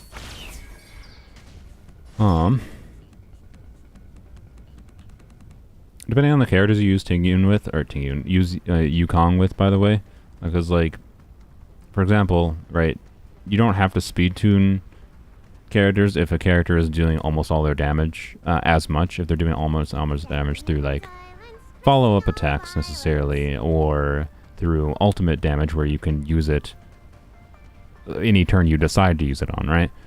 So, like, when they're boring bowstring. So there are teams where, like, Yukong could be not as important to speed tune, but most teams you have to speed tune Yukong, and that's why she's a bit of a pain in the butt and hard to just straight up recommend. But if you're willing to build someone that's hard to build, she is a pretty decent Harmony unit, in my opinion. Pushing Mach 10 yet? No. I mean, okay. Like, maybe if... I don't know. I still don't feel like my Sela team performs... I don't know why it took 5 years to decide that, by the way. I was really hoping he'd die. I'm pretty sure my Qingque team has the DPS to handle Mach 10, but it's the problem of, same as in Genshin, right? You need 2 teams, but it's even harder, I feel like, in this game. You need to have, like, 2 really well-functioning teams, it feels like. And maybe I do have the capability to do that. I don't enjoy Mach so much that I do that. It's just, you know, yeah. I should have done Qingque on this side to, like, test maximum Qingque damage, but I don't know if this team could have handled the monkey as well. So, yeah. Anyways. This butthole probably... I don't know how much she's gonna do, how much damage she's gonna do. So, yeah. I think I'd rather have her dead first. Should she just lower our effect res? That's really annoying. Okay, we can get... let's do whatever, it doesn't really matter. Got that up. Not gonna attack you, I guess. Will attack you. Yes, let's use skill.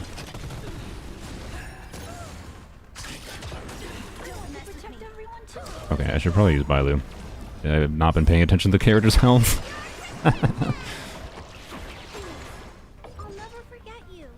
Yeah, I should level up Bailu's skill more, but at this point I'm just kind of like... I might level up Bailu's a little bit more now that I'm finally done with Qingque. But I still do want to level up Branya a little bit more talent-wise, or traces-wise, and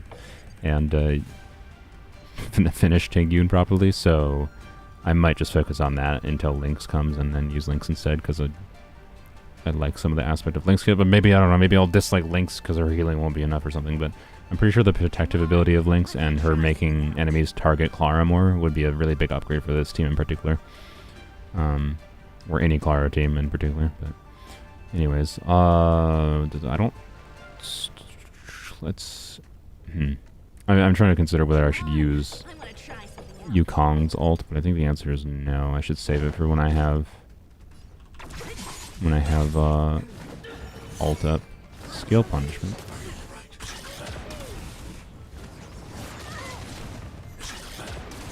See, there's Bailu doing good things. Bailu's ult is really good. I should probably use Bailu's ult more realistically. But you can see there, Bailu basically just helps tank all that damage. Like, I do think Bailu's probably better than Natasha on average, just from the mechanic of her invigoration with her ult. But anyways, oh, we still have her. I have E6, I can just normal attack, I guess. Oh boy, you have a lot of... I'm looking at the stacks of, like, burn on Bailu, and I'm slightly concerned that she's going to take a crap ton of damage. I have no idea how much damage. Oh, good. Okay. It would also get her attacked, too, so you know what? I'm not going to risk it. Okay. Let's do this. Bailu's ult is great to use right before the enemies take their turn. Yep. Alright, we're obviously not going to kill it. Well, we'll find out. Ow. Please die. Target threat index she has Quantum Break, I think she'll die. Good.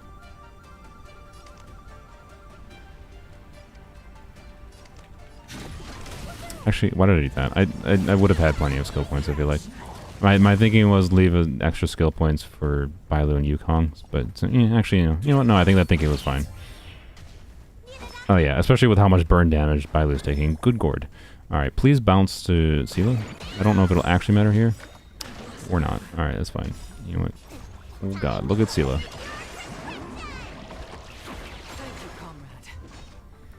Alright. See, if Sela dies here, that would be an example of me being annoyed that Bailu RNG would have potentially F'd me, but I think we're fine in the situation. Although, I think there's another battle to do, isn't there? I think this is the second battle.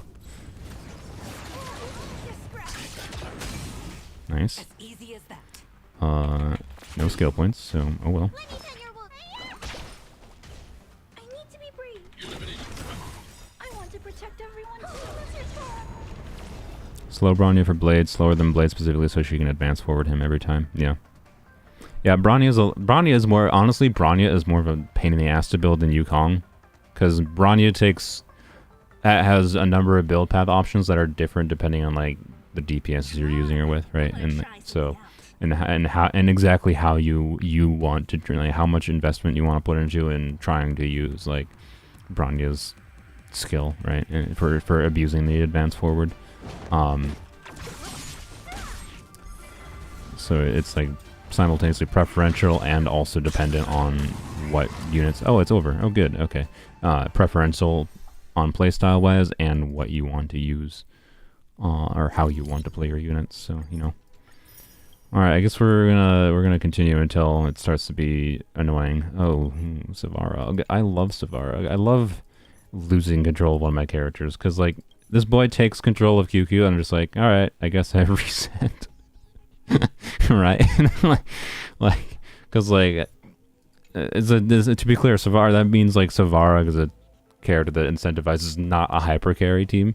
So like Clara Sela is probably better in that situation because the hands he summons could theoretically, if he takes control of Sela or Clara, could potentially be dealt with one or the other, right? Which is what I'll probably do here. But, like, yeah. He's a butthole. I do not like him. Doesn't mean he's badly designed. Just means I don't like him. He's annoying. He's a butthole. That's all it means. But yeah. I feel like floor 10 and 9 we might be hitting, like, Bailu needs to be leveled up more. As, like, Vicky was mentioning, levels of investment. Yeah, on average, if you want to buy a Bronya that's more universal and easier to build for more teams, just do slow Bronya. All you're losing out on is on the first turn. You're not going to get like the advanced action, but like it's not usually a problem. Because slow Bronya, generally speaking, makes it easier for you to just constantly use or try to use your skill more often to get extra actions functionally out of your DPS. But fast Bronya can enable things like I do with Qingque here, right? So, yeah, I don't know if it, again, so as people were mentioning, I don't know if it's actually that beneficial. It's not necessarily needed to do Tingyun's like technique again, but there's also no reason not to technically, because none of the other ones stack their techniques as far as I'm aware. So there's technically no reason in Mock right here to not use Tingyun's thing twice, but there also might not be any reason to do it, because she's going to get it back and right away as soon as I use her skill anyways. But anyways. Try to do your Elan focus skill team with Caesar and Sackboy. Casually do 130k damage with level 80 Elan. Nice. Glad you enjoy it. Buff the Gambler. She already has 3 tiles match when it was already Tingyun's turn. So this should be fine. Should be fine. Should be fine.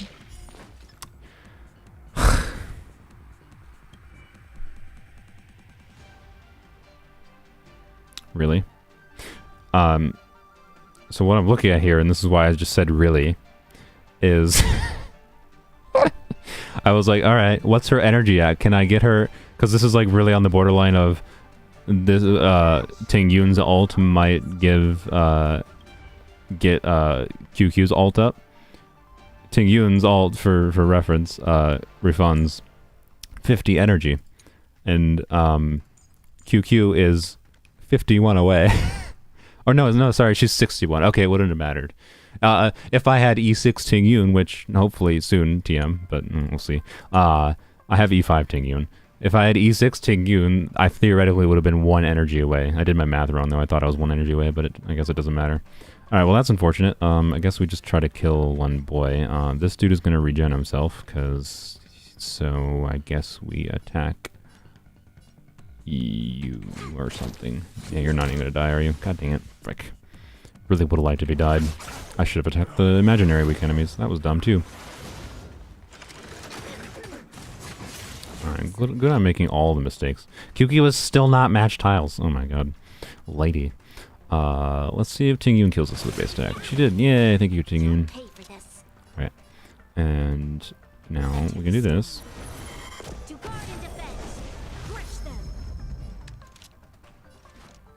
And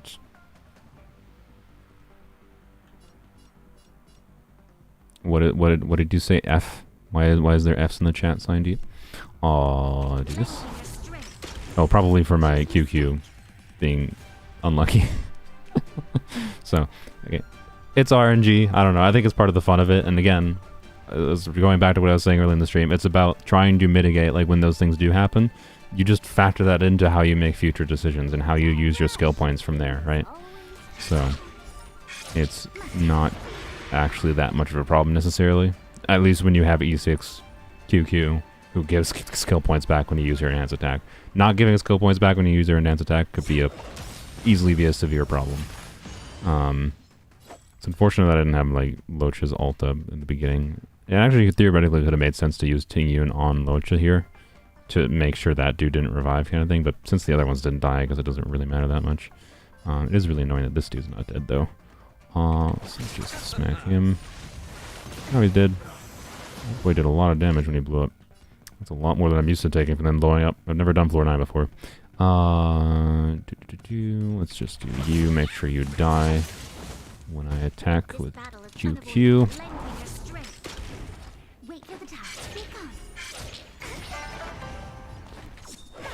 Did. Nice 100k. It's okay. Stop! Oh, that's a rare... That's not very common, having Loucha having to heal Bronya. Let's do this. That was perfect. And I'll get all these boys dispelled. And we should be able to do a pretty big wombo combo here. Although we're not going to get a skill point from Bronya's ult, so we might actually not do as much as I hope. We'll see. This is actually a situation where it might make sense to actually just waste the energy again for Tingyun in favor of just giving the damage percent buff to QQ so that I use her ult to make sure these all die. But I'm not used to how much... Again, I haven't done floor 9. Like, this is literally the first time I've ever done floor 9. And I am not certain... I have no idea, like, real good way of gauging these enemies' health to know if QQ might... That's fine. Yeah, so like the idea would be use Tingyun's ult here, forego the energy benefit of Tingyun's ult in favor of just getting the damage percent bonus on QQ's ult to try to kill these enemies, right? Because that could be a better decision than doing this first and then using Tingyun's ult if the enemies don't die. But they died, so this was the correct decision then. Good.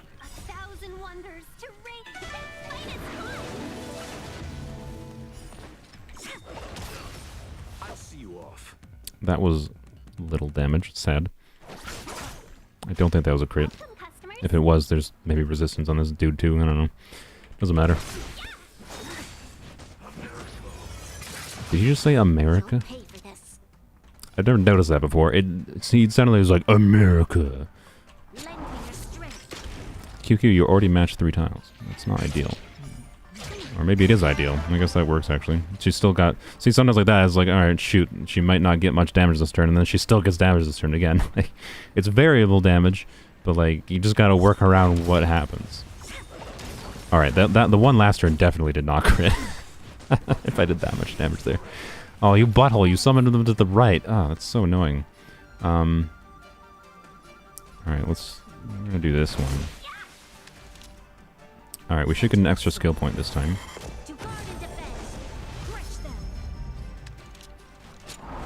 Okay, didn't get a skill point refund. That's fine. Do this. Do this. Do this. Yeah, it's fine. We're still gonna use an ult here. Oh shoot, these dudes. I forgot they're gonna regen. Oops, that was not worth doing then. I forgot. Shooty patooties. Alright, I don't know how much this boy on the left is gonna do, but I would rather just kill these. So, yeah.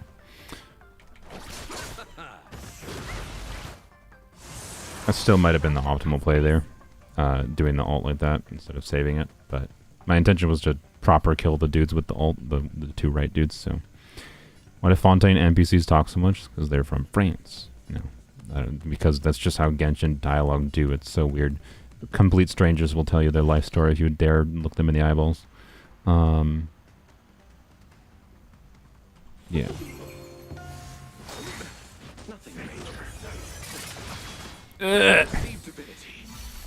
Can you be less of a bot? I should have already used his ult there before that triggered, but I didn't catch it. My bad.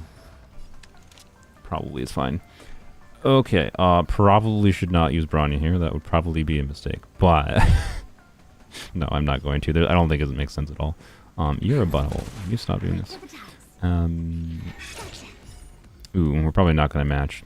I think because we're not going to match, it probably makes sense to not use.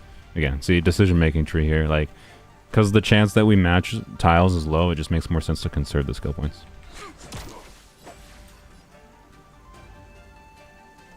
Alright, surely we don't get one shot. You're fine. Okay. It might not have been fine if that targeted Loucha, but we're fine. Alright, and I'm gonna keep attacking this one because I'm gonna target this dude with Qingque, right? Alright. Do this. This. So now you can see why, right? Now I have extra, because the reason I didn't want to, like, because the chance was low that I matched tiles after that first key issues, I was like, okay, don't use any more skills. Be smart with, like, right?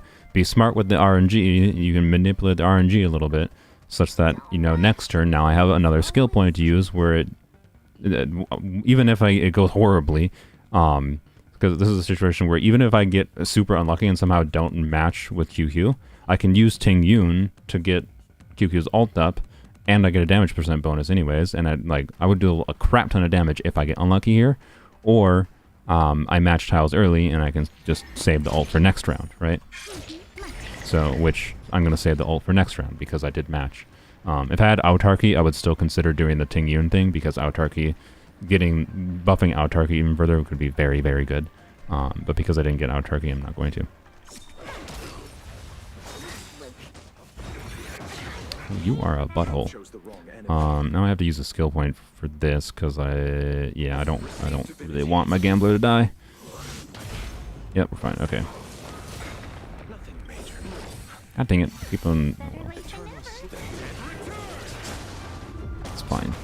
Just losing out on some free energy from Loucha should be fine. Okie dokie. Schmack you. Do you? Hey, we got a skill point refund. Thank you, Bronya. No out shaky, but that's fine. We're gonna do this. Doesn't Loucha remove their revive? Yes, it does. But I didn't have the ult up back at that point when I did that. I don't know why I'm hesitating so much.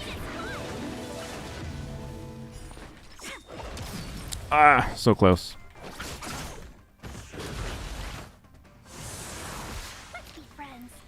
Let's be friends. Alright, we got the refunded skill point last turn, so it definitely does not make sense to do Bronya's skill in this instance, especially with it at low health. Alright, there you go. I think that was a fairly good example of, like, me going through the decision-making tree of the different, like, the numerous different circumstances that can like, subtle things that can happen in the RNG, and, like, me making smart decisions, fairly smart decisions. I'm not necessarily saying everything was perfect, but it's just like this weird risk-reward balance of, like, trying to weigh expectations versus the risk of doing certain things, right? And that instance, like the best instance there was that decision to like, okay, I shouldn't use additional skill point and just since I didn't match enough tiles, I only had 2 tiles match after I used the first skill point. And that means like it's like a 25% chance the next skill point matches 4 tiles. It just makes more sense to save that skill point for the next turn to guarantee a better sequence next turn, right? That's the kind of thing you have to do. And that's the kind of thing that I think makes playing QQ really, really engaging. And now we fight the Mighty Botthole. I can't wait for this. Yeah, okay.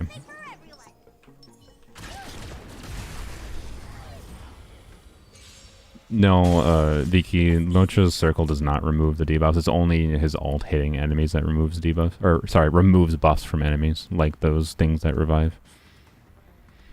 Oh, let's do this. Schmick. What a headache. What a headache.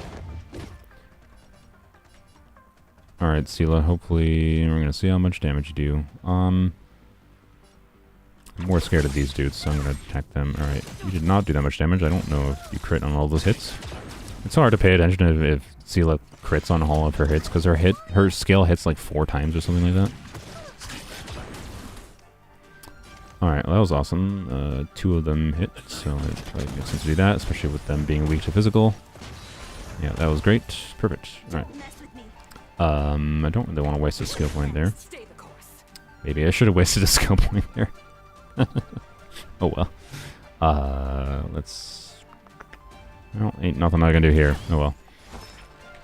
I was hoping the break would kill it. Oh, the whatever effect is going on killed it. Nice.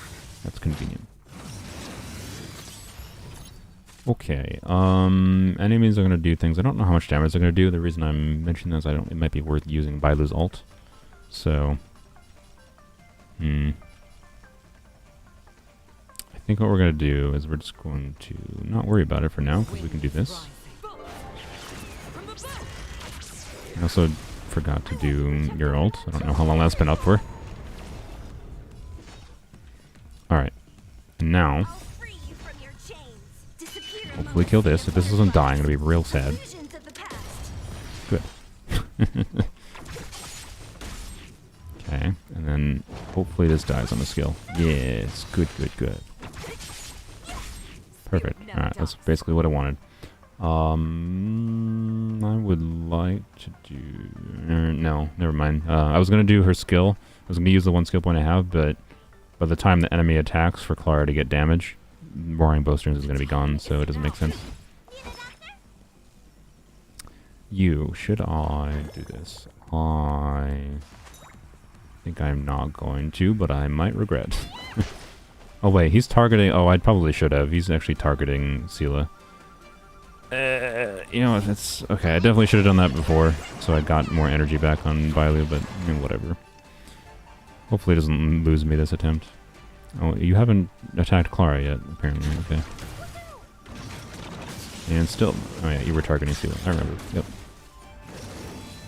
My fox.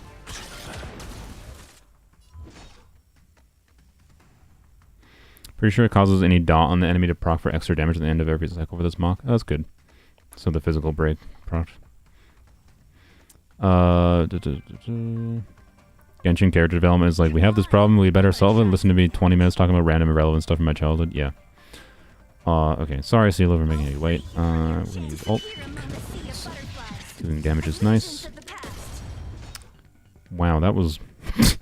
that's like how much QQ does on a non-crit basic attack. That's what it feels like at least. To be clear, Sela didn't crit there, but like, she also has 80% crit rate, so that was unlucky. And she has like 96% crit rate and 100% crit rate when Yukong. Again, like using Yukong with Sela is part of the reason I would like to use a crit damage piece on Sela instead of a crit rate piece, because both when this light cone, when she is under, she's basically well over capping crit rate when I have Yukong's ult up because it's 27% crit rate, and then particularly when enemies are under 50% health, I get another 16% crit rate from her light cone. So it definitely would be nice to have a crit damage piece for Sela, but I just have not gotten one, so like I don't think I've seen one, period, with any substats. Despite the ungodly amount of material I have spent in the stupid quantum domain. Or quantum cavern, whatever the frick you call it. So anyways. That made, so Silo's not gonna get the roaring bowstrings there, but Clara, no, actually Clara doesn't have her ult up, that's unfortunate. I was gonna say hopefully Clara would. Yeah, okay, see, it made sense. I knew that would happen. Except Clara didn't crit. God damn it, Clara has like 70% crit. It doesn't crit. And that did only 6,000, but it's not surprising. That's a better AoE move than anything. Okie dokie, well, cool. 20k is fine, I guess. It should get ult. Oh no, I didn't get the ult up. I definitely thought that ult was gonna get back up. That's not ideal. I fully leveled her thing, right? I don't think I can see it. I'm pretty sure I fully leveled her Yukong's energy rope. I sure hope I did. If that was the reason I didn't get the ult back, that's annoying. Yeah, we are missing all the violence. Sorry, Violet. We're gonna do this. Okay, that was decent. Thank you for attacking the child. Thank you for attacking the child. Alright, we're gonna do. Oh, I maybe shouldn't have done that so I could have roaring bowstrings. I don't know why exactly. See, apparently I need to speed tune Yukong more, by the way, or she probably just needs less speed, I'm guessing, or Bailu needs more speed. Actually, realistically, that's what I need to do in this team right now. Bailu definitely needs more speed here, I think. I don't know exactly what happened with the speed shenanigans going on, but I don't know if you noticed the last like 3 rounds, Yukong is not lined up with Sela, which is not ideal. So I can't like get the roaring bowstrings buff on Sela, which is bad.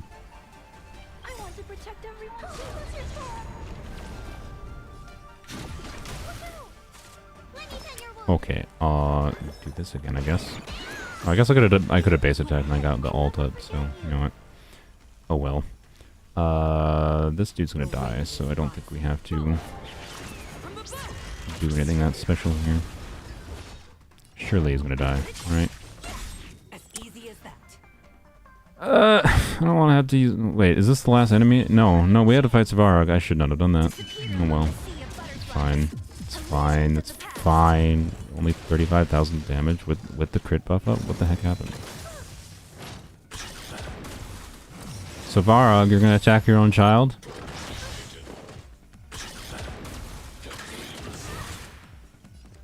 Oh boy. This is gonna be a bit difficult. He's doing a lot of damage. Oh boy. This is gonna be not easy. We're gonna do this.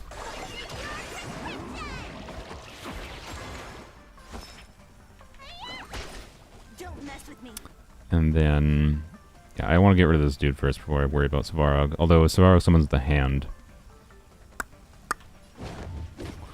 I'm not optimistic here.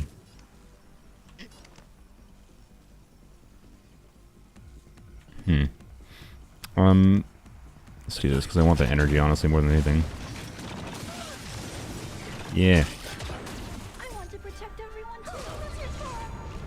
Issue with speed calcing any Sela team is our own speed buff messing with the ordering. Yeah, I know. That's why I was saying the easiest way to fix that is probably just Bailu being faster. Because if Bailu is faster than anyone else, like including faster, most notably, Bailu would need to be faster than Sela, I believe. You took my child away. Bailu needs to be faster than Sela, which I think would prevent this issue. Or, sorry, Bailu needs to be faster than anyone, but the most notably Sela when she has her speed buff, because I think Sela gets, what she's probably at like, yeah, she's at 140 speed, so Bailu needs to be at over 140, which she's just under that. So, yeah. That I think is the easiest way I could fix that. Which the easiest way I could do that, like Bailu does not have 5-star speed boots, so again, should definitely stop farming Quantum for a minute and farm the speed boot, whatever that domain is, the speed set, the 2-piece speed set. Oh, I can't use the skill anyway, so I guess I'm not gonna get ult back, am I? Find out. Nope. break at least. Oh boy. Oh, I should do this. Before they do all their attacks.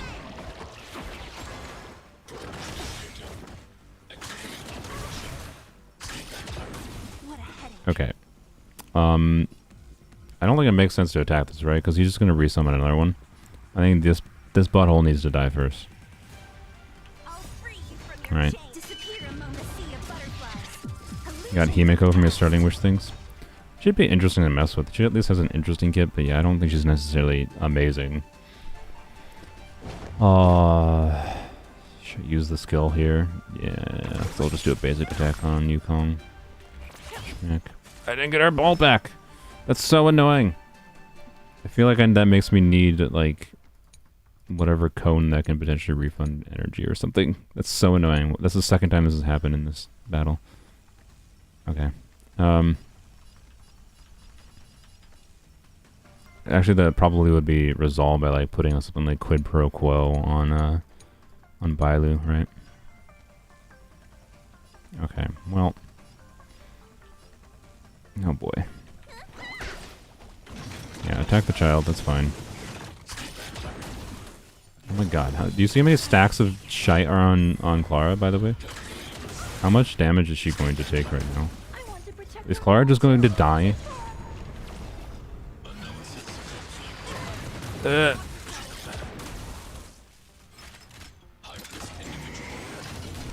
Oh, well, okay, yeah, now Clara might just die. Jesus Christ. Yeah, maybe should have killed the hand in hindsight. Yeah, I don't know the optimal way to handle this butthole. At this point, I'm pretty sure I could beat it with better play. Do I use Yukong's ult here? I don't think I do.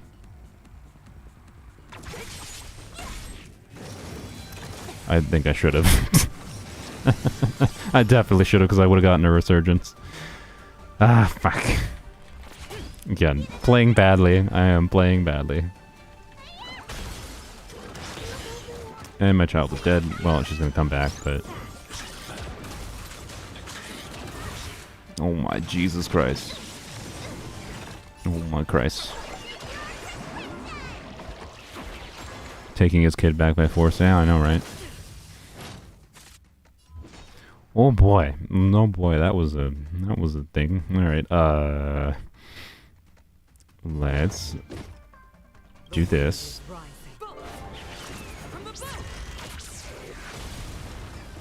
Okay. This is not gonna kill. I'm gonna do this. Oh, that did way less than I was hoping. Oh, frick. We're just gonna go on and try to kill this butthole. Hopefully. Ah! No! No! And my Yukong's out of order, so everything's effed. I guess I still use a Yukong skill here for, like, Clara follow-up buffing. Frick, man. Alright, we're gonna do this. I wanted that to go to Clara too, but oh well, it's fine. Jesus. Alright, Bailu kind of carrying here. This is definitely a situation where Bailu's a lot better than that. Frick me, good lord. He's still not dead, fuck's sake.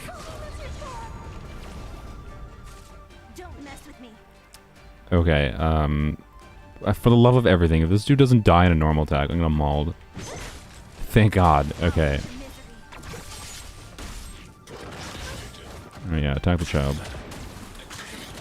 We might succeed here. I don't know if we're gonna get 3 stars, but we might actually succeed. I feel like if I normal attack Yukong's not gonna get her stuff back. Also, I'm gonna normal attack anyways because I want a Bailu skill. Yeah, I wanted to be able to get like the ult up, but like I think it's play smarter, not harder, I guess. Ooh, that was good RNG. Thank you, Bailu. Does it make sense to Bailu ult? I think yes, because first of all, we'll do this, but oh, you bundle. We'll do this though. So this should heal us some damage. Yeah, there you go. Yeah, he took the child. It's fine. He only takes Clara. I mean, it's on theme. He's just like, give me my child back.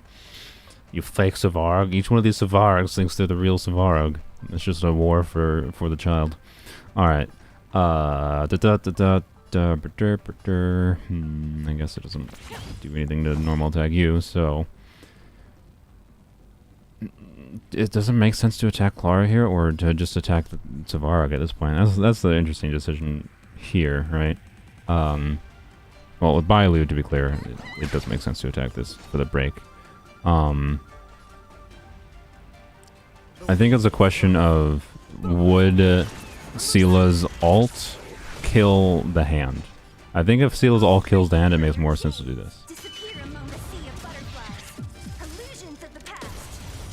Perfect. There we go. I think we're fine. I think we got this. I think we proved that we got the real Svarog on our side. I want to protect everyone. Is C6 Benny really bad? C6 Bennett is my favorite constellation in the game. The amount of shenanigans you can do with his Pyro Infusion is fairly high. Go talk to like Binge like on the server if you want to like have good examples of this. Off the top of my head, though, like on the simplest level, it's just like for normal attack and making a character into a Pyro DPS, sure, but like there's lots of weird things you can do with triggering like self overloads or whatever the heck. By having that Pyro Infusion on the weapon, so it's really goofy. But I don't know. C6 Bennett is really fun in my opinion, and it's also strong on the base level of giving a 15% elemental damage bonus to Pyro unit damage is nothing, and it can turn Bennett himself into like a proper Pyro DPS. And the amount of things it breaks, I think, is much lower than the amount of things it makes fun that it enables. That's my opinion on C6 Bennett.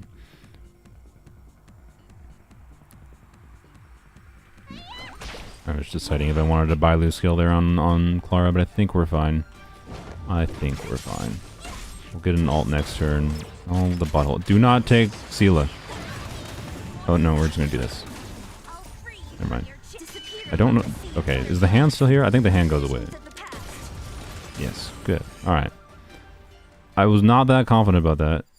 We did 3-star. Okay. Alright, do it. I guess we go for the full clear.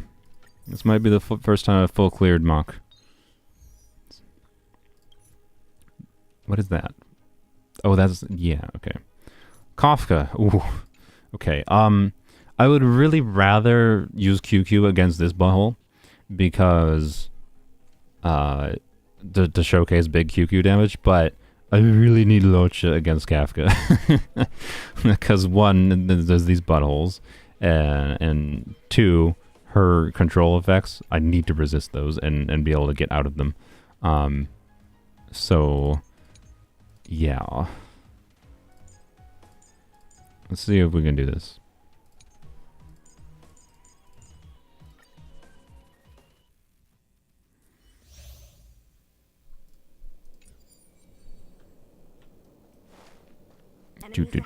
Do. Okay. If we can get this on this side, I think we got it on the other side. We'll see though. We'll see though. But if we get close, the fact that we've gotten floor 10 here at all kind of tells me, like, I feel like a Sela with a good crit damage body piece would like mean I could probably properly clear these things.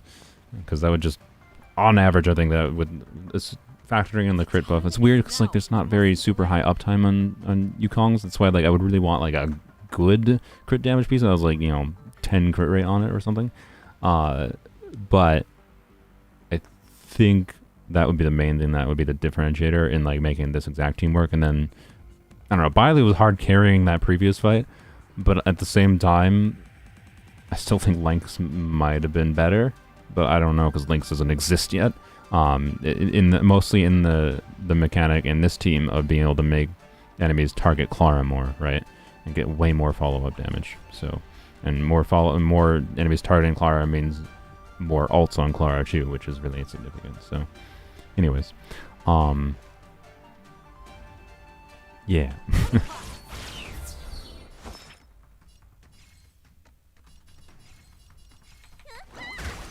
Don't mess with me. Ooh, that didn't kill that. That's not a very tanky enemy normally. I definitely wanted that to die. Oh dear. Okay, we're gonna do this because it's gonna be a lot. That was less than I hoped, but you know what? It was something. Yeah, there we go. One thing dead. That's dead too. To protect everyone too. That's your turn. Okay, let's do this. This man don't want to believe that Bilo's actually good. No, it's just that I want the Link synergy with Clara. Lynx makes enemies target Clara more. Like, Lynx is definitely a better healer to be paired with Clara. I'm sorry. I don't know how much Lynx is going to help, like, in that situation, like that previous fight there. Where, like, for example, one thing that was better about Bailu potentially was the fact that she could help break the hand. Like, if I couldn't break the hand by doing one Sealah skill and then one Bailu normal attack to get Clara back, that might have been going much worse there. I don't know. So, anyways, let's just do this.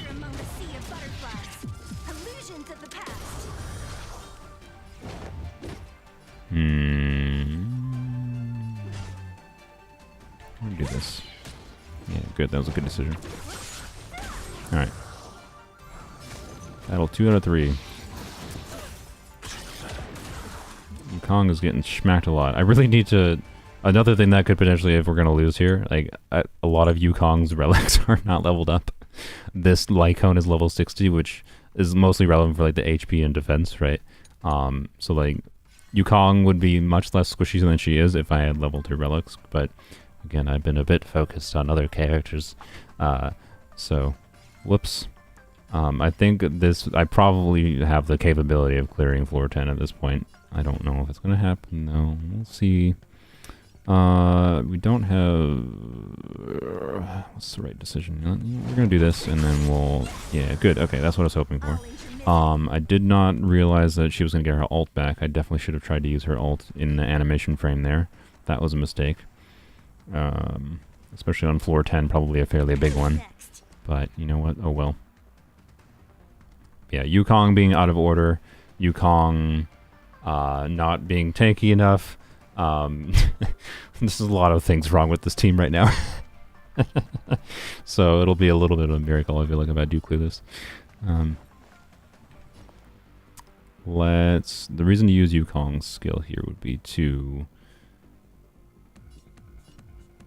for the Clara buff, so the slight attack percent buff for Clara, but I think I'm going to hold off on that in favor of healing with Alright, I could have used Bailu's ult. Actually, it still makes sense to use Bailu's ult. Okay. I probably should have Yukong'd there. Oh well. Too little too late. Kill this, I guess. Or break it. That's actually better, because, well, okay. Maybe not better now that there's those here, but... I was gonna say that's actually could be better because... I could use like a Sealah normal attack, get a skill point, and then get resurgence kind of thing. But... And now it's dead anyway, so it's fine. I'm not going to use an ult against the 2 health enemies. Seems like a waste. Alrighty. We'll do this. And this. Perfect. Oh, he died from break. That would actually, he would have been better if he survived, I think, to either attack Clara or to, But the reason I like Clara and Sealah as a synergy, by the way, I didn't even talk about this, is because of, like, and leaving enemies alive is kind of nice for Sealah, because if they're at, like, low health like that, and I can just, like, do a normal attack, I can get a resurgence to get out extra damage, right? Or at least do damage to the big boy while also clearing the little ones at the same time. And also, at the same time, it's fine to leave them alive because they might attack Clara. So again, like, that's why, like, I would like Lynx for here, because it synergizes more with Clara. Clara can take more damage. And yeah, so I don't know.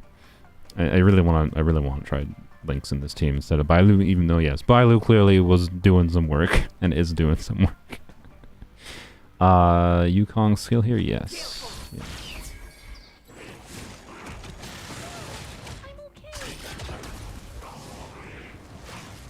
Defense reduction, perfect. There's a need to do Bailu's skill. Alright, blam. Decent damage. We'll get our ult back, right? Yeah, good, okay. Lynx is quantum, so it would have been the same effect on the basic. Oh yeah, you're right. Duh. But the would have come back from the lack of revive. True. Yes. Okay.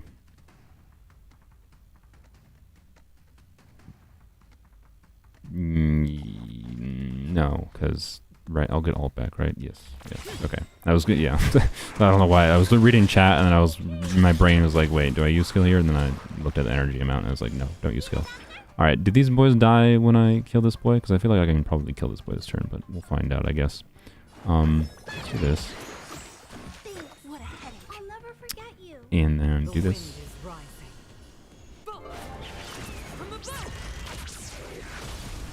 People are watching the stream and didn't even check. 34. That's actually more than I expected for Star Rail. It's probably the main stream. I can't stream this weekend, by the way. So, ooh. Yeah, we're gonna use it on him. I don't know why I hesitated so long, but oh, good, they both do die. Okay, good. I wasn't sure. 2 of these buttholes at the same time. Oh boy. Oh boy. Yeah, see, yours were like having a cleanse or resisting effects. It would be nice.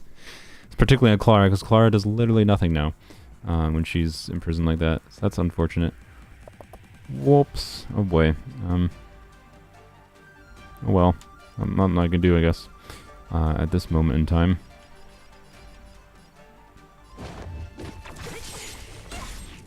Maybe should have basic it out there, but whatever. We're not going to be doing a lot of break here, that's for dang sure.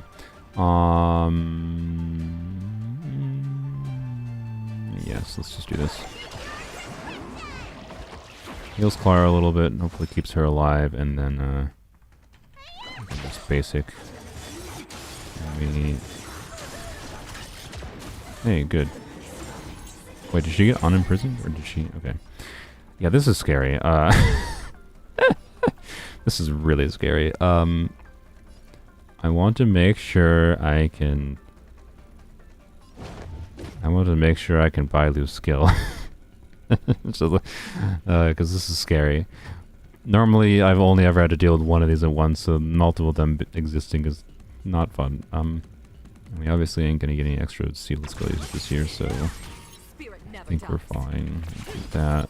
Oh my god, this is so scary.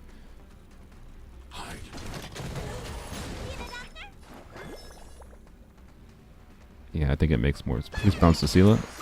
Yes. Oh. Okay. Well, if this kills us, I don't think there's shite I can do right now. Well, we have Bailu's Revive, to be clear. That might be fine. Let's... I don't think it really matters which one. Technically, they have the same. Oh boy. Oh boy. Well, Clara's alive. Can I use my ult? Yeah, I'll be honest, I think Lynx would have been substantially better here. Oh, because... See, the revive, like... The revive can be really useful, but, like... Because she was being controlled there, or imprisoned, whatever the frick... what is it called, even? Yeah, imprisoned. Yeah, okay. Action is delayed and speed is reduced. She didn't get her revive from her passive up, so Silo's dead. Obviously, there's no chance here anymore. So, yeah, to be clear, again, like, Bailu being leveled up more, having Tingyun level up more, having, like, crit damage piece on Silo are all things that potentially make this doable right now. But in that specific situation, Lynx with her ability to make your teammates resist those kinds of effects will be and make more damage go to Clara, right? And Clara would get her ult up more, get way more follow-up damage, way more consistently. In that specific situation, Lynx would definitely be better than Bailu, because of those two buttholes at the end.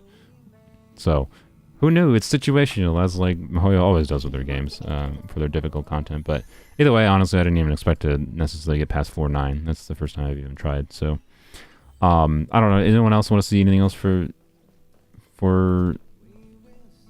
QQ, whatever? The only other thing I was really potentially going to test, that I was intending to potentially test, was actually testing quantum damage boost sphere, but honestly, with how well the attack percent sphere worked there, and the fact that Sela is definitely feels noticeably better to me, with these new relics as well. Even if the quantum sphere is slightly better on average, I'm going to stick to the attack percent, and I'm pretty sure it's not, because of how much crit damage I gain, and yeah. So I think I'm just going to stick with the attack percent sphere for now, so I don't think I really have to test that. I might do the math, so if you're interested, and if I might post on the Discord, in the Star Rail server, at somebody like, hey, I did the math, and actually attack percent is meaningfully worse. But I'm pretty sure because of my team, specifically with how much damage percent buffs I have up really consistently on QQ, attack percent sphere is better, potentially in general, like always. So, but at the very least right now, because it enables me to have a better build on Sela, it's definitely better. And more crit damage on QQ, right? Anywho's. Only 76 Vape without Kazuha and Nahida. Oh, I mean, yeah, without Nahida and Kazuha, Yelan Vape is going to be a lot harder to get big damage from, because, like, Kazuha buffs a freaking lot with his elemental damage bonus on top of VV Shred. Assuming you're still doing VV Shred, Viki. But then Nahida's 250 EM is a ton as far as, like, increasing your reaction damage goes. So, yes. Yeah. Anyways. Alright. I don't know. The QQ meets and exceeds my expectations. I guess let's go use my toilet paper before I log out here. I'll go do some very quick farming in Genshin, and that's the stream. It's the only stream I got in me this week, because I'll be cabining with my family with no internet or electricity, which makes it slightly harder to stream.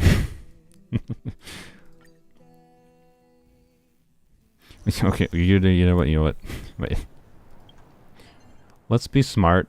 I still want to farm the quantum. But I should probably farm this at bare minimum until I get speed boots on Bailu, to try to make Bailu always faster than anyone else in that team. So we're gonna do this.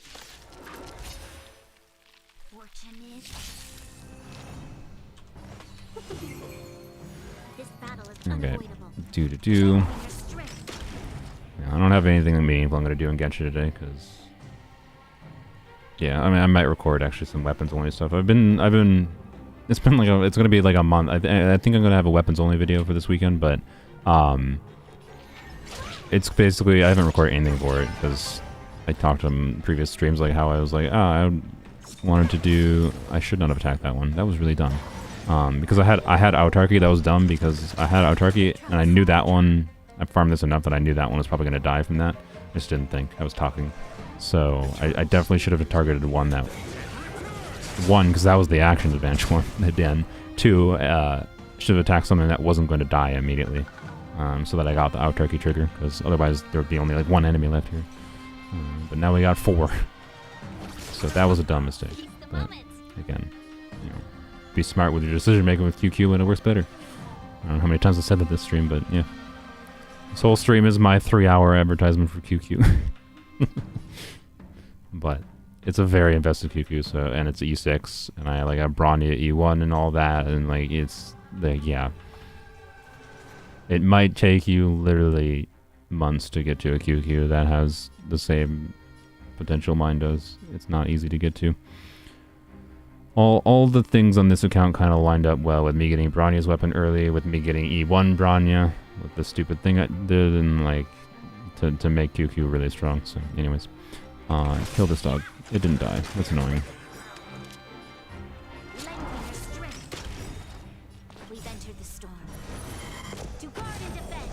To guard and defend. Really? Alright, I probably shouldn't have used 4 there, but I did for funsies. Let's see how much damage it does. 114k, a little bit less than I thought. Let's be friends. This battle is unavoidable. Lend me your strength. One really annoying thing that can happen to this monkey, by the way, is like it will end up doing like just over or just under half the health of my characters in this team, which doesn't trigger Loucha's skill, and it means I have to like purposely use extra skill points against this monkey in this stupid cavern. But it's not usually a problem. But it sometimes means like if I have the game auto farming on this stupid thing, it will sometimes cause characters to die. Let's just do that. You'll pay for this. You chose the wrong enemy. Which, anyways, so I'm gonna do that here actually because I want to make sure I have health. All right, and yeah, we'll do this because we'll do. Oh, we got auto target. That's lucky. All right, we're gonna do this then.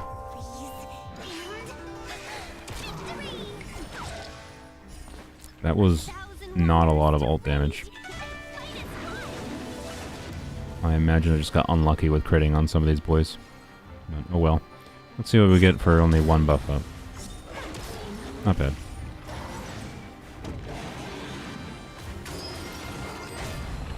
Yep, see, that's what I'm talking about. Alright, see, just barely. So the situation that happens is like Qingque gets up to half, or just over half health, which does not trigger Loucha's auto heal, which means if like the dogs attack Qingque, and then the monkey attacks Qingque again, Qingque can die before she ever gets an auto heal. In rare situations, I've seen when it's so stupid. It's just like right at the borderline of where it would be perfectly fine for auto farming, but in rare situations it makes her die. So anyways, dumb, but oh well. How the heck are you alive? I don't think I crit against this boy any time at all. Good lord, he had 1,000 health left. I'll see you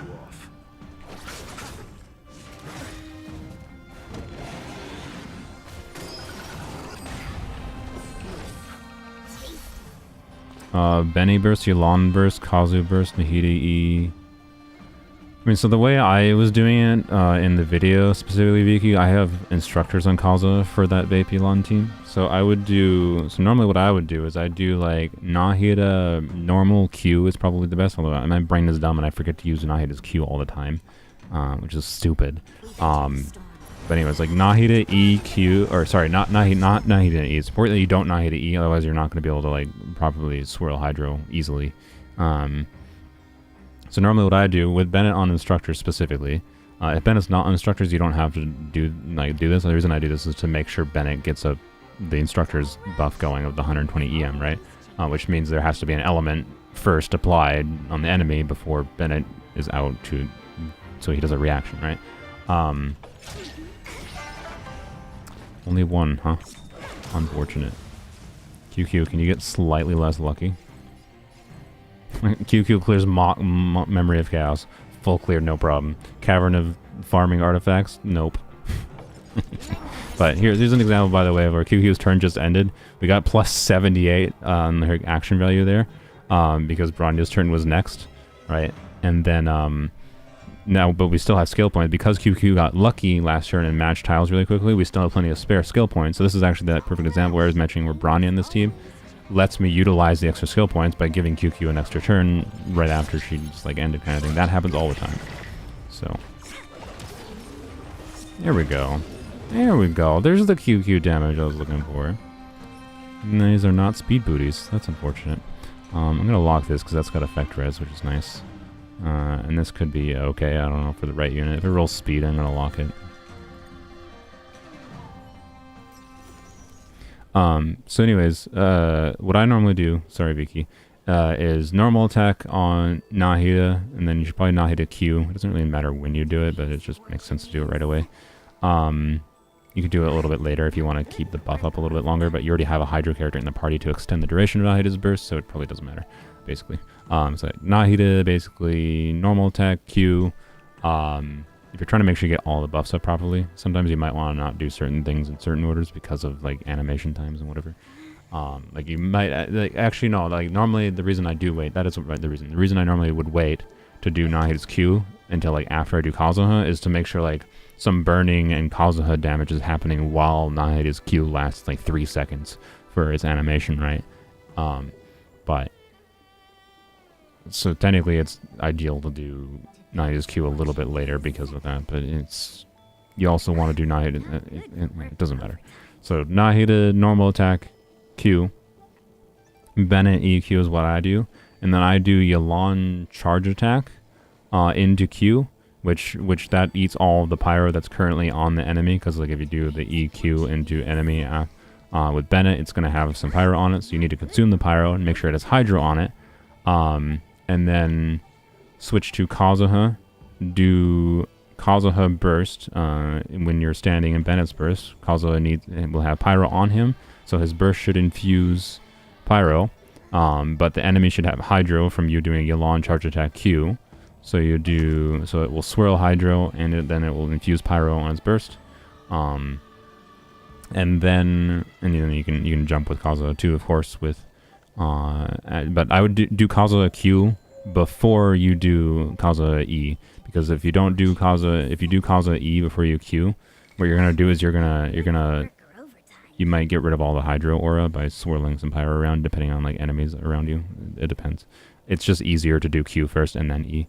And then make sure you use Nahida's E to make sure that the burning going on enemies. Or you could do Nahida E on all the enemies before you do Kazuha burst. It actually might make more sense to do it before Kazuha burst if it doesn't really matter. And then you Yelan vape with her E, right? Alright, anyways, let's salvage an artifact. Do I have enough to salvage for a thing? Maybe? Maybe.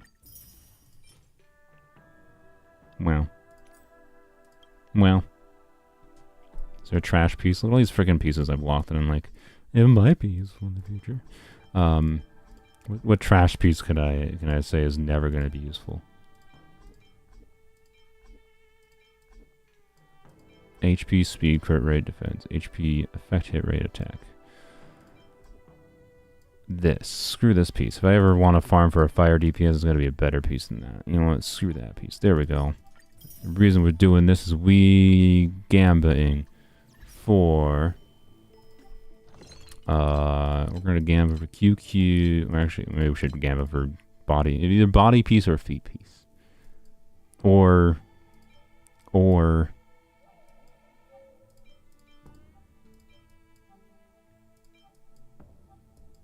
boots on the speed set. This probably actually makes more sense, because then I can keep farming the quantum set, and then I can just try to get speed boosts. That's the main thing I need from other than just like more speed substats for Bronya to like give Bronya more actions, which is not necessarily even needed really. This would be more sensible. Then I can not farm this set. Well, defense, nice, perfect, wonderful. All right, that's fine. Well, that's all I got for. Oops, that's all I got for this. Almost half less than what you did on Masanori. I mean, that's not too surprising. I don't know what you're like. If you're running instructors on Bennett. Today's fortune is not good for work. Yeah, I mean, if you don't have Aqua Simulacra, and assuming you're doing everything the same, but you don't have Aqua Simulacra, and like you don't have like C2 Kazuha, I assume, right? And you're not trying to do things like use Sapwood Blade or whatever either, because Sapwood Blade can increase the split difference. And also, I don't know if you made sure your Nahida had 1,000 EM. Like my Nahida has 1,000 EM when I use her ult, right? So that makes sure that I get the full 250 EM. If your Nahida is like a Dendro Goblet Nahida, where she only has like 600 EM, that's like, what does that convert to? Like probably like 80 EM out of the 250 that you don't have, which is potentially a lot. But assuming all that, like with the stringless, with like an R5 stringless, losing out on all the crit damage from Aqua and the damage percent increase when you're near enemies is a lot. Like Aqua is the biggest thing in that team, in my opinion, that gives you the numbers that you can see. So yeah. Team cleared first dive with 1 minute 30 seconds by with only level 80 Yelan and no instructor Benny. That's impressive. So Yeah, okay, that's good. The team seems to work fine at lower investments. Not necessarily as strong, to be clear, right? But like, still, if you can clear that fast with a level 80 Yelan in particular, like Yelan gets a huge damage upgrade from level 90. It seems pretty good. So that's good to know. All right, I'm going to blackout. Say hello to Tortle. Tortle. There we go. We're gonna close the space train. And we're gonna do some Genshin dailies real quick, like, because I got other things I should probably work on. I just reopened the Genshin thing. Wait, no, it's not the Genshin thing. No, Genshin was not open. I do need to reopen it. 2-piece HP, 2-piece emblem, nice. That makes, yeah, I guess, yeah, if you need to meet ER needs at C0, 2-piece emblem, it makes sense. If you, I feel like for like, I want to try in my Yelan vape team, the, new skill damage set, of course, just because like 70% damage bonus is a lot, and will give me even big number from her skill just for funsies. But realistically, I think since you do normally still want to use her burst and potentially get meaningful burst damage from her burst, instead of War Cautious, which has very questionable value because of keeping up stacks on War Cautious, I think the smartest option is to do 2-piece HP, 2-piece Hydro bonus combos. It doesn't matter which mix, because 2-piece HP, 2-piece Hydro bonus buffs her skill damage and buffs her burst damage, right? And then it's just a matter of meeting ER needs. So if you need to meet ER needs by doing 2-piece emblem, that makes sense too, right?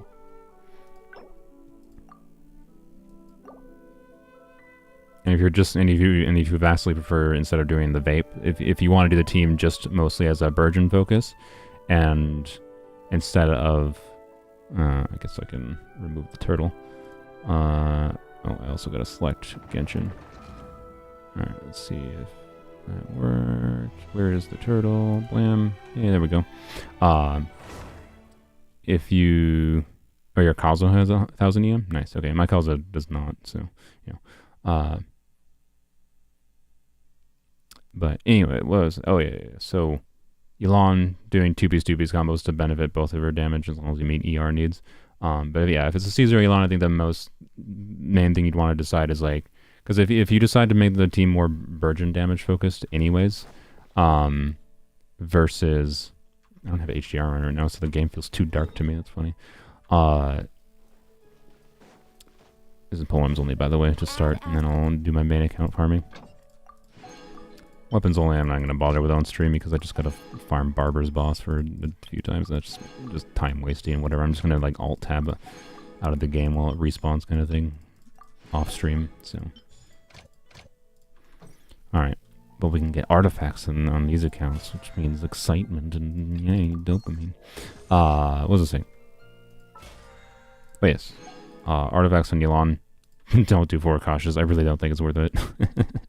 Basically. But if you choose to go the route of making it more Burgeon focus and play it more Burgeon focus, where then Yelan's vape is less of a focus and more is Yelan's burst damage that you'd have to do anyways to create the Burgeon cores, it probably makes more sense to just do Emblem still in that case. Because it's not like you're not going to you'll still have big vapes by nature of, you know, making sure you get the VV swirl on Hydro and making sure you have the EM buffs from instructors and whatever, right? So it still would give you big vape damage, but less big vape damage than if you do other artifact sets for her skill, but in exchange for keeping her good burst damage, which makes sense if you're using her burst more.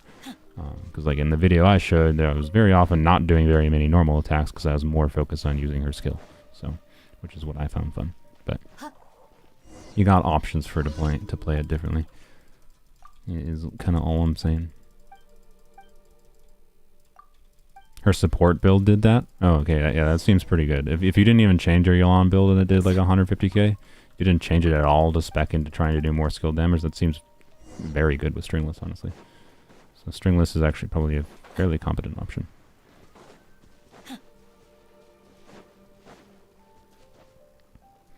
I would like test some stuff myself on stream right now, but I've already been streaming for 3.5 hours And realistically, I'm gonna go for another 30 minutes if I get distracted by an artifact or something. So I don't want to commit to testing a bunch of Yelan things in stream for another 2 hours.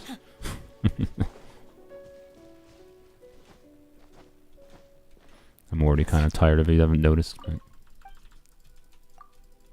I was up way too late last night because there was a post in r/anime, the r/anime subreddit, that was like, I don't know, someone posted like, here's 10 anime that I really like. Can you make me a recommendation based on these anime? And then someone mentioned Parasite, and I was like, oh yeah, I've never frickin' watched Parasite. Parasite with Parasyte. That was a bad show to choose to watch at like midnight.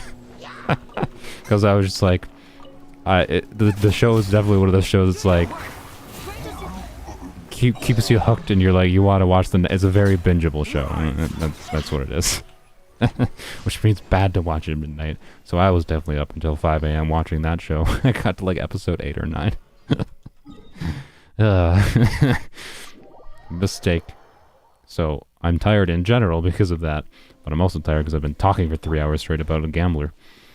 The best gambler. Who's better than Imbibed or Lune. Sorry, Zab. I don't know. I would like to... in a world where gacha games weren't so punishing, I would love to just be like, yeah, I'll get down and like, just for the purpose of like making a video to compare the two more properly. But like, with my other plans in the future of like the other things I want, it doesn't make sense, right? So, yeah. It would be nice if I lived in that world. You would think, you know, MiHoYo would want content creators. I mean, not that I'm not really a Star Rail creator, to be clear, but you would think MiHoYo would want content creators like me that are at least of a prerequisite size to be able to have access to do said things like that. But they don't actually want people in the community to have good quality information, as far as I can tell. Because if people have good quality information and start thinking more logically about things in their games, they are less likely to do irrational like summoning decisions, right? Which means they're less likely to make money. So hence, it doesn't really benefit them to give people like me access to servers, like special servers, where I could, you know, compare those kinds of things without having to, you know, spend money. Because like that's what it would take, right? If I want to get Jingnu and I want to potentially get Fushuan and E2 links on Star Rail, but then I also was interested in Danheng 5-star edition to be able to compare to QQ properly, well, it would take spending money, right? Potentially hundreds of dollars. And I'm not willing to do that, so... Because it feels like I'd just be doing something in service of MiHoYo and paying them to do them a service. Is what it would feel like to do to me. Thank you for me, and my Star Rail content is, other than the first video I made, doesn't do that well, and that's, to be clear, probably largely my fault. I didn't really make that much of an effort, because I don't think the game is as easy to make content on, but... And I don't love doing just normal guides kind of thing, because these games are so, both Genshin more so, but Star Rail 2 is so like context heavy for evaluating things, and preference wise for evaluating things, that it's like, I don't like doing that. So, I don't know, I still have like in my back pocket the potential of like, me doing like 5-minute overviews of characters type videos, but it's probably going to be a separate channel if I ever do that. For Genshin, at least. I don't think I have enough Star Rail knowledge to probably do that for Star Rail.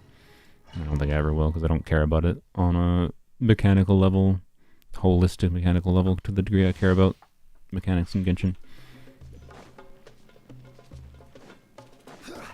Stringless #1 fan from Sylveon. But you can't put stringless... But how can you be Stringless's #1 fan when Stringless can't be put on Lisa, Sylveon? Rate your skill-oriented Dia. Level 40 with level 60 Serpent Spine. Serpent Spine is always bad for Dia, because Dia, when you have her skill up, she takes damage. Serpent Spine... Oh, I don't have a Serpent Spine, it's polearms only. Serpent Spine's passive is really, really strong, but when you take damage, it removes stacks.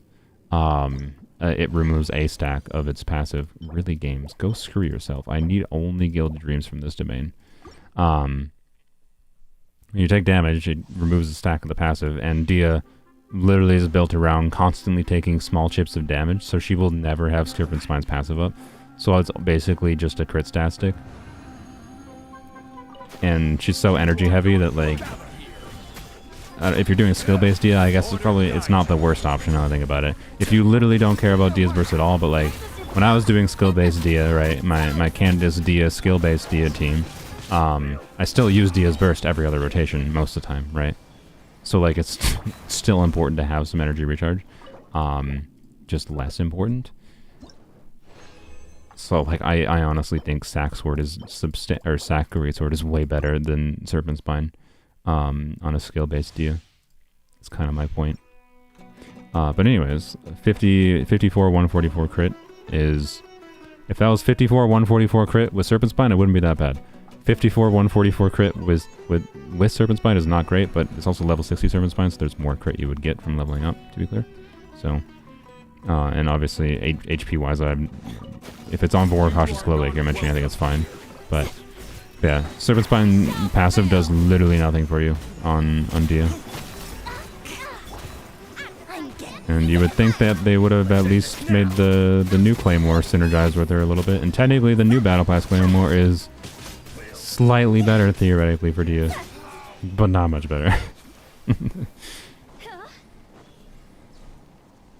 It is better though, because its passive actually does something.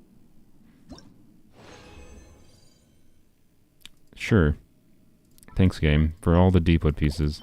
I appreciate the 4 artifacts, but also, I just want Gilded Dreams. I'm just farming this at this point so that I can try to have a Rosaria that is at least... feels like it's at least the same to me as it is on my weapons-only account, because it annoys me so much that my Rosaria is... as cracked as it is, just accidentally on weapons-only, with the same, like, melt Rosaria with Staff of Scarlet Sands build. But the team I actually really, the account I really like playing Rosaria with Staff of Scarlet Sands and a melt team on is this account. And I cannot get the same level of build because screw me actually wanting a good build on the account I enjoy the most. I mean, to be clear, my Rosaria build is very good on this account. It's more than competent. It's just annoying to me that I accidentally screw you, game. That I accidentally happenstance into a better build on weapons only. It just really annoys me.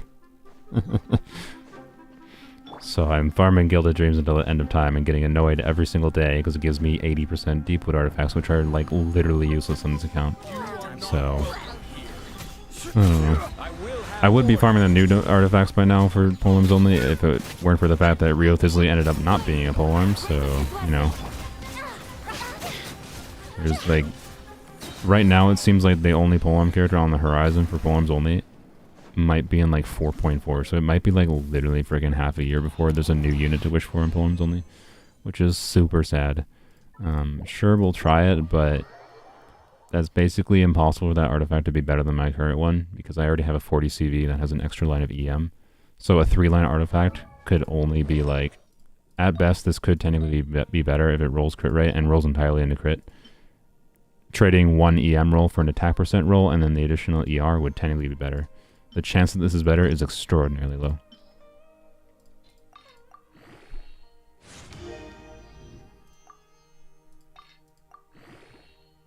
DPS Dia would use 4-piece emblem with Fav. Not a skill-based Dia. If you're doing my weird... nope, trash can. If you're doing my weird skill damage-based Dia team, then you could theoretically get away with a different goofy build like I did in my Dia video. If you didn't watch it, go check it out. I posted it a few weeks ago. Alright, I don't think I got literally anything else worthwhile.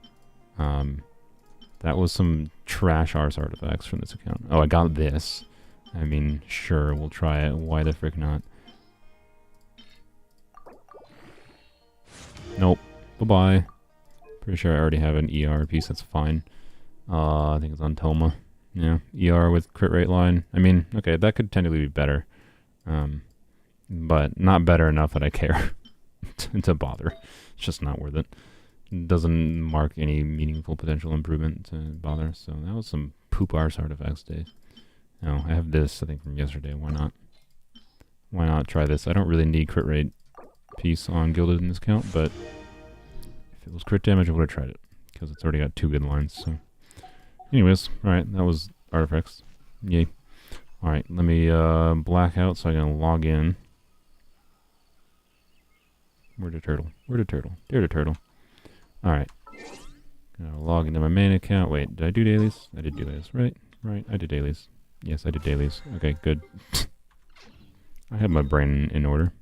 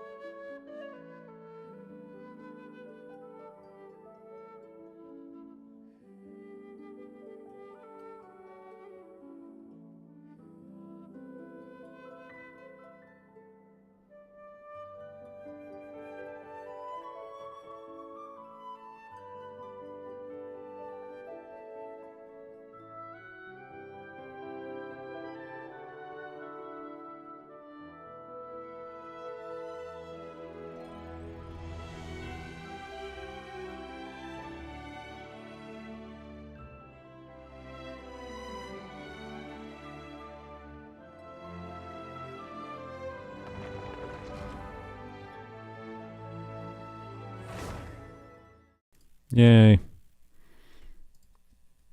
trying to remember to mute myself when I type in my password for my password manager now. But just good security processes, that's why I was silent. Because I was literally silent. Or muted. Was literally silent. Basically the same thing. Oh, I have the turtle up still. Whoops. Bye-bye, turtle. There we go. Why does Dia could have more crit rate on weapon than your Hu Tao? That's some BS. I mean, Hu Tao do be. I mean, if your Hu Tao is a crit damage weapon, if your Hu Tao is Homo, like many people who, Hu Tao is a very much a character that a lot of people like to vertically invest in, right? So, if your Hu Tao has Homa, and she's a crit damage ascending character with a crit damage weapon, it can be hard to get enough crit rate on Hu Tao.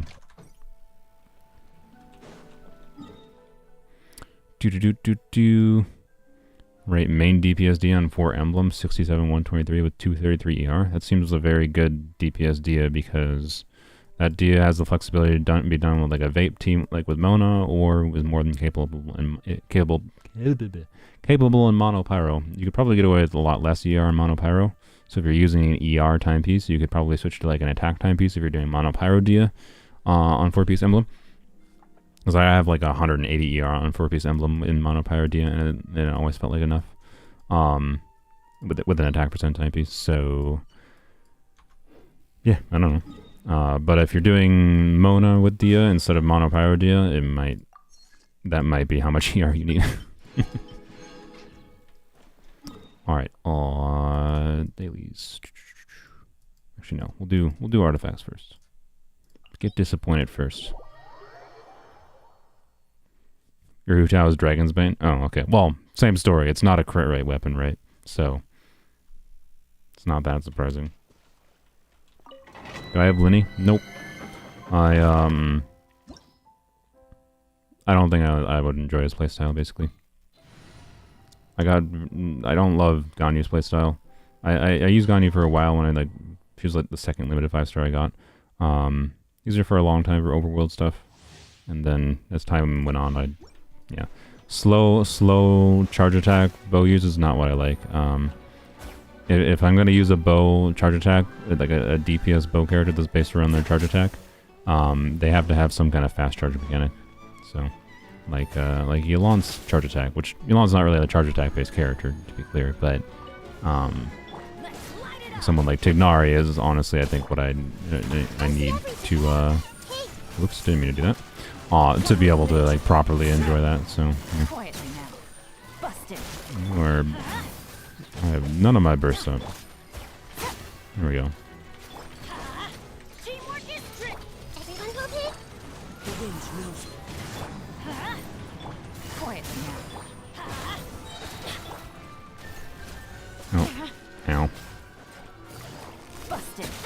I definitely was hoping I had a charge attack reset, but did not. Take it easy.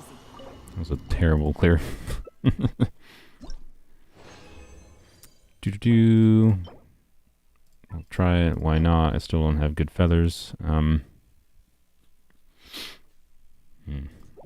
If only that was a 4-line with a crit line, then I would be more than down to try that. But I think I'm gonna farm enough in this domain. I'm not gonna bother with that one. That could be a very good artifact, to be clear. Just I don't know. We'll see what other artifacts we get. I just don't think it's something I'll actually realistically end up using.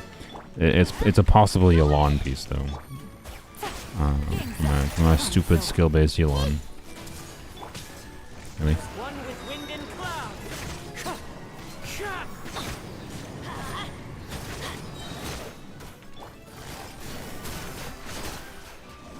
There we go. I have been using C6 Yelan in this domain to speed it up a little bit, so yay, getting some amount of value from my $1,000 character. Healing bonus, oh baby. Geo bonus, ooh, ooh.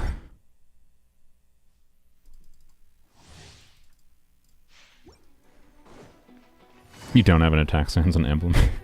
I feel you. For the longest time, I only had an attack stance and emblem. Yeah. Teamwork is dreamwork. I see everything. The Temple of Wisdom. I usually don't bother with that in domains just because it takes the animation's too long. It usually takes longer to clear domains because Naya's freaking attack animation is too long. Let's light it up. Into the wind. I was waiting for the skill to skill to come off cooldown. It's just more. I could have cleared it faster by using her C6 or whatever, but it's just more satisfying to just see the 300,000. That could be a potential okay piece. I don't know who the frick wants that, but it's a potential good goblet. It had at bare minimum 2 good lines, max crit rate roll and attack percent rate on an Animo goblet. Is there going to be an Animo damage skill-based character that wants it? I mean, like Hazo, I guess. That could be an on-site goblet for Hazo if I ever choose to use him again, just for funsies. So, you know, I'll certainly keep pieces like those. Just doing this all in the wrong order. One with wind and cloud. Let's light it up. Wind strike. Quietly now. Yay. Take it easy. Alright, last well, no, actually we'll use the last 20 resin. I have 2. Why not? Defense percent, I mean, sure, I guess. I'll keep it. Guys, this might be the first day I don't get a double crit piece. I thought... Oh wait, no, I don't think I got a double crit piece yesterday. I didn't get a double crit piece yesterday. So that streak has already been broken. But I had a very weirdly long streak of getting double crit pieces every day. But no, like, circlets that I like. I've got, like, basically nothing in the skill damage set for flowers and circlets, which is really annoying. You know, but I have good timepieces, so it's hard to complain that much, right? But anyways. Adorn my nights. The wind knows it. Fingers are about to get sight. Let's light it up. Oh, they don't have pyro on them. Whoops. Busted. Gotcha.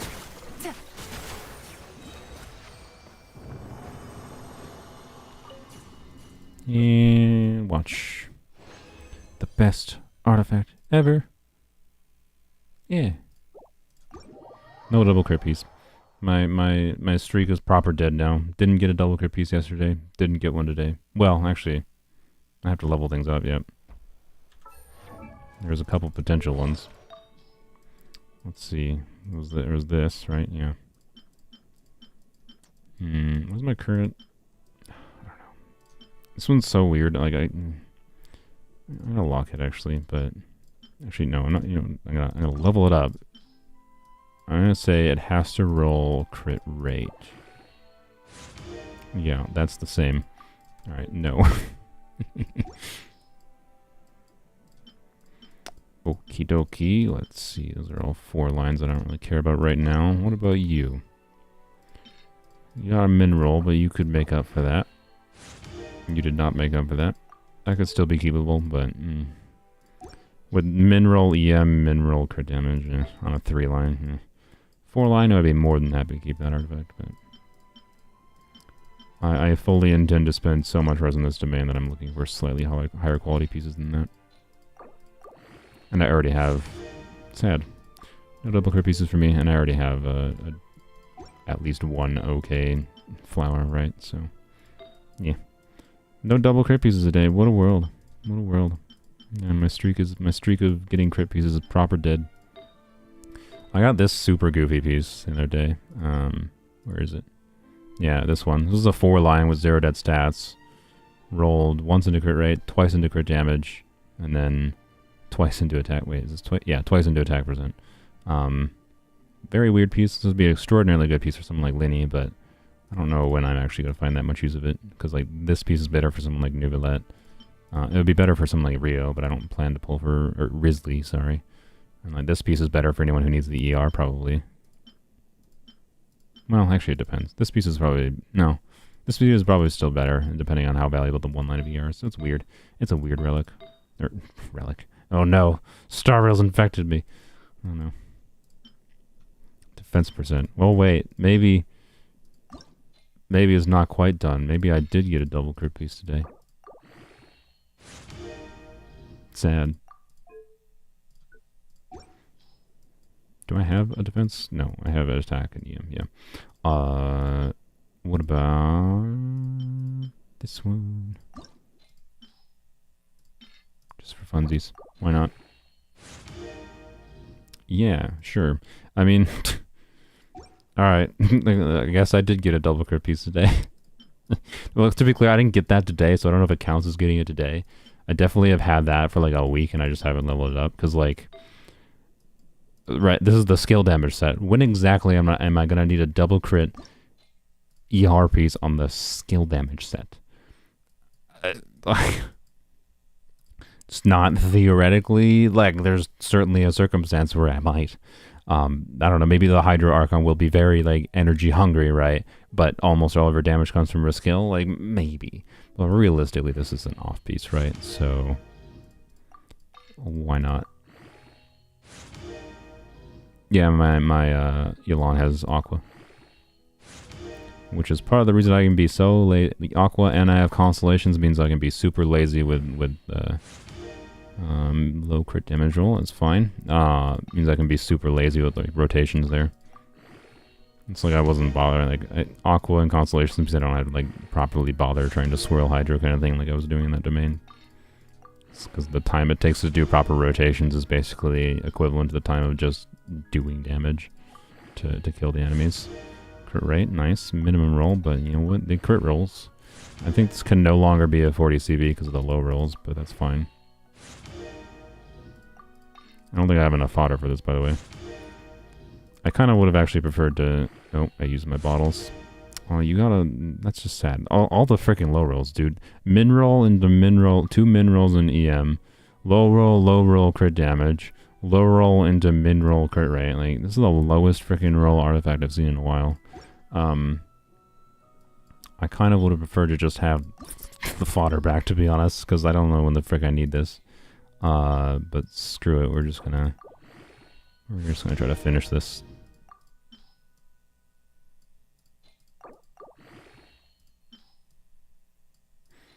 I don't badly need to strongbox for anything on this account at the moment, so it's fine to just use my fodder. I'd rather get it done now for the content. I guess I'm keeping this forever. It's good enough. That's for dang sure. It's a 30 CV ER piece with 2 EM lines. Like, that's one of the best energy recharge pieces I have on my account. I'm pretty sure. Like, this piece is better depending on the situation. Like, it has way higher stat value than something like this piece, but less CV. And this piece is a 40 CV, so like, yeah, on someone like Raiden, this piece is almost assuredly better.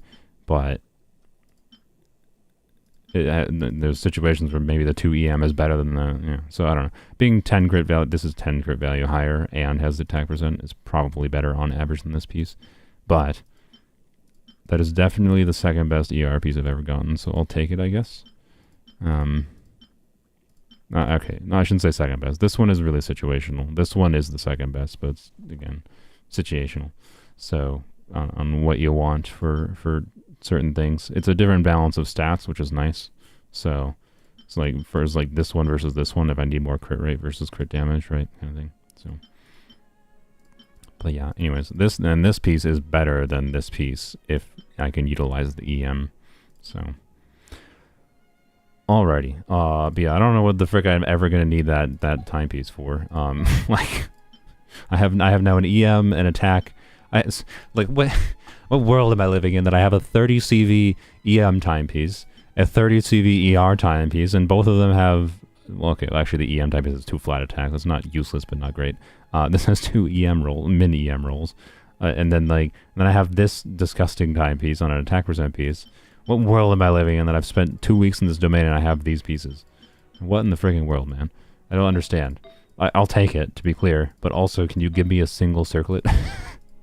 Like, I haven't seen a crit damage, or I haven't seen I have seen some crit circlets, but I've not seen a crit rate with crit damage substat or crit damage with crit rate substat on the skill set. I have gotten this one on the Marchese set. So, and I've gotten nothing for feathers. I've gotten some double crit feathers in the skill damage set, but none of them have rolled well, so I don't know. Once I get a good circlet, I might level up some of these, like this 4 line could be really good for Fischl. This could be really good for Elon. This could be really good for Fischl, right? I might level up particularly the 4 lines and see how they roll. But I'm not even going to bother until I actually get a circlet where it matters to try to force the 4-piece on Fischl, right? But right now Fischl's not using my 2-piece, so it's just it's just weird.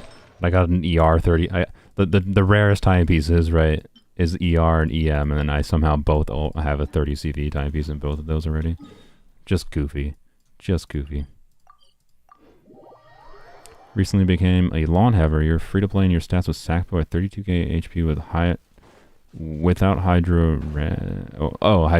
Resonance. Yeah. 172 crit and 1 AER. What you focus on? Is it good? That seems... If that is your stats with Sackboy, that seems incredibly strong. Like, your Elon is way more cracked than my Elon as far as, like, artifact stats go.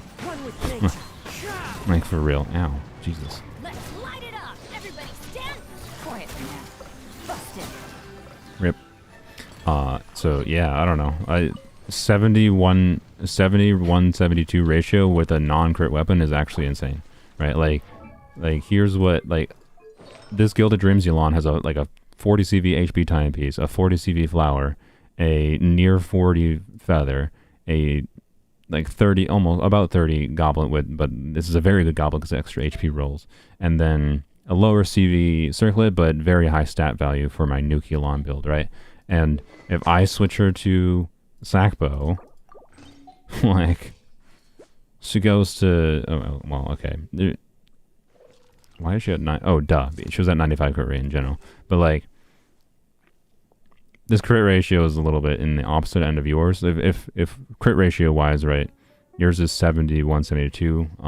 If mine had 70 crit rate but the same crit ratio, that would be about the same. So actually my build is about the same level of investment as yours. But the point is, I'm trying to illustrate, is like, not even factoring all your ER, right? Your ER in particular, like I don't have much ER because this is a skill vaping Elon, right? But like this Elon is a very, very high stat value, and I think yours is better. Your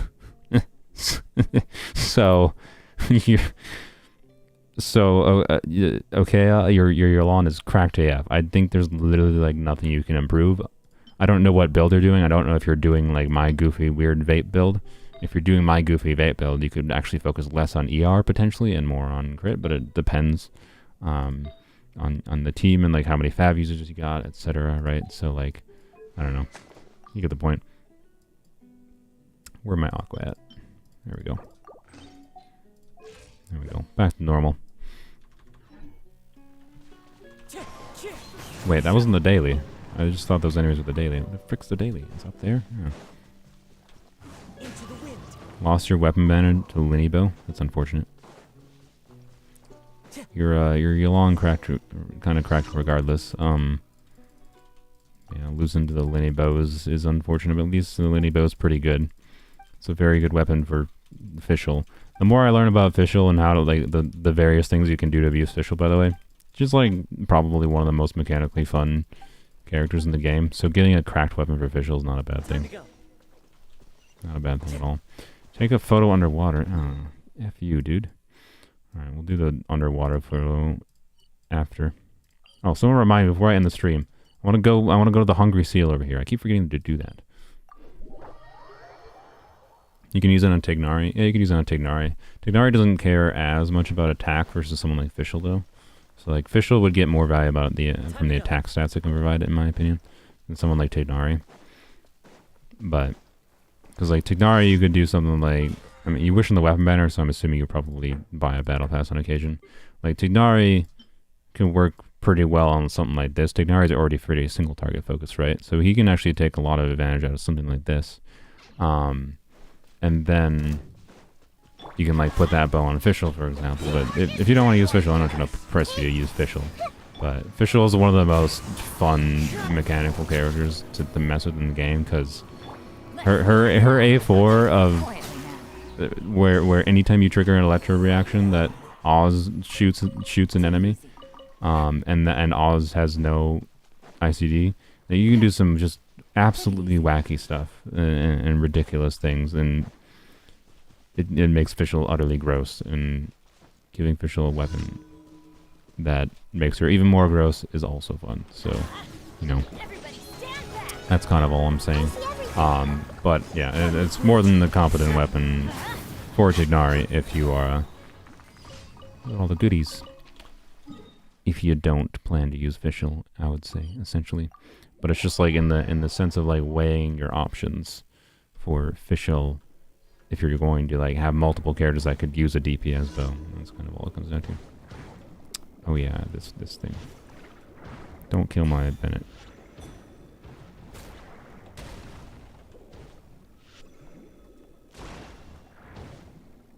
Where's the third one? Oh, there it is. There we go. Easy commission. And oh, you know what? I guess I'm over here. I should go get I should do the Hungry Seal.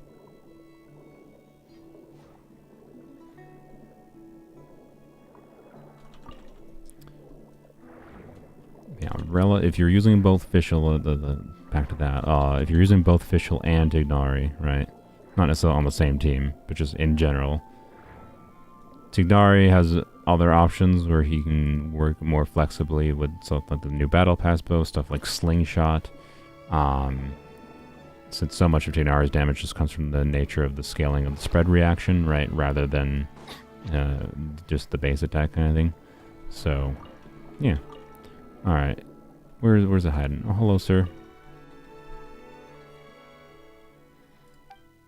Blub blub.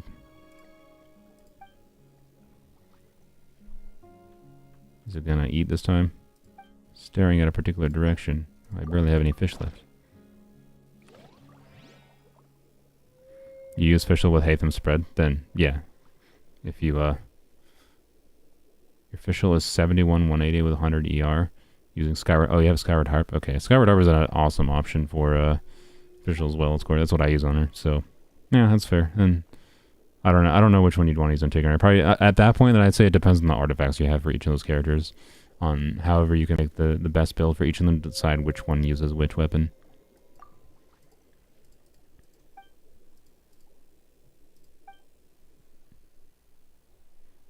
But yeah, you can definitely get away with 100 ER on Fischl in many teams, particularly double electro teams. I was not paying attention to the dialogue. I know he's staring this direction. What is he staring at?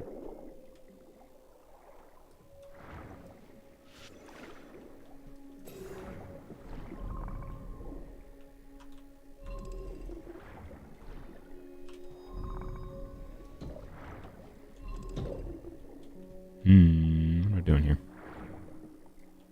I was not paying attention to what Paimon said. Oh, well, 'cause I was talking. Can I talk to him again? You have two, one was on Tignari. Clearly you should refine it.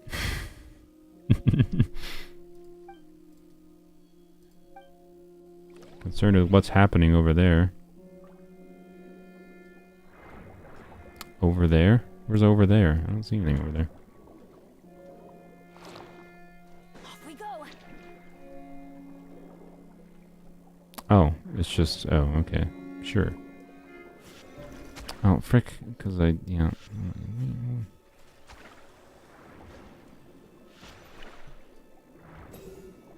Alright. Boom. Bubble beam attack. The most exciting attack in the game.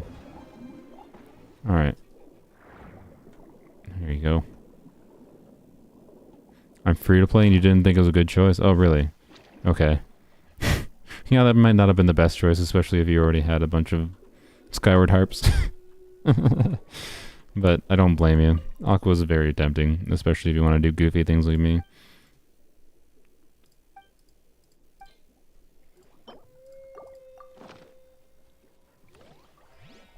Since you already had multiple Skyward Harps, it's a lot harder to get value out of Linny's bow, to be fair. Unfortunate. Yeah, I don't know. It probably is a slight upgrade for Tignari at the very least, so that's something. Yay, happy seals. Do we ever get to let him out? I feel like we should be able to let them out. Yeah, okay, good. Soon. TM. Alright. That's I think the third day I've done that. I don't know how many days you have to do that before he is freed. Wishing for Aqua traumatized me. Understandable. Is the weapon banner. Don't recommend. Ever.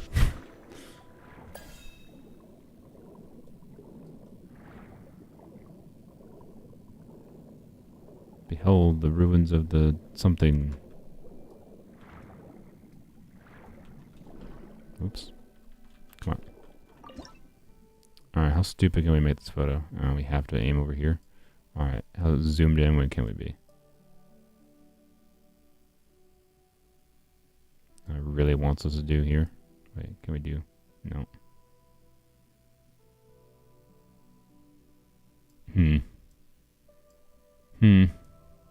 Alright, you know what, just as little information as possible. There you go.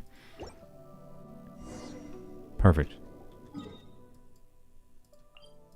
Wanted it to like face a wall completely or something, but didn't let me. Sad. You can speak to Berry Puff every 7 hours? Oh, I thought it'd be a daily thing. Good to know. I don't know if I'm gonna purposely try to log in multiple times a day for that specific thing, but it's not that urgent to me. Alright, here we go. Daily's done. And I think that also means the stream is done. Good old 4-hour stream. Make up for the fact that I didn't stream this weekend, or the previous weekend, and I won't be streaming the following weekend, so probably won't do any more streams this week. Unless I'm really in the mood for it, because yeah, I don't really have anything else to stream. I had a specific thing I wanted to stream for the QQ stuff, so that was kind of thing. It was a specific idea that I thought made sense to do, because I had a lot of thoughts and things I wanted to show off about QQ, and I think I succeeded fairly well at that. So anyways, hopes you enjoyed. We'll probably have just some kind of weapons only video trying out DPS Barber as my intention, probably this week. And yeah, I don't know. Thanks for your supports. This dude looks very fine. Although I don't love... I like the hats on NPCs. Don't necessarily love all the hats on playable characters. But it's fine.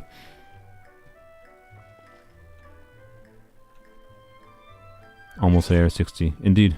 It'll probably be like, I don't know, a month or two. Also, 288,886. Very satisfying.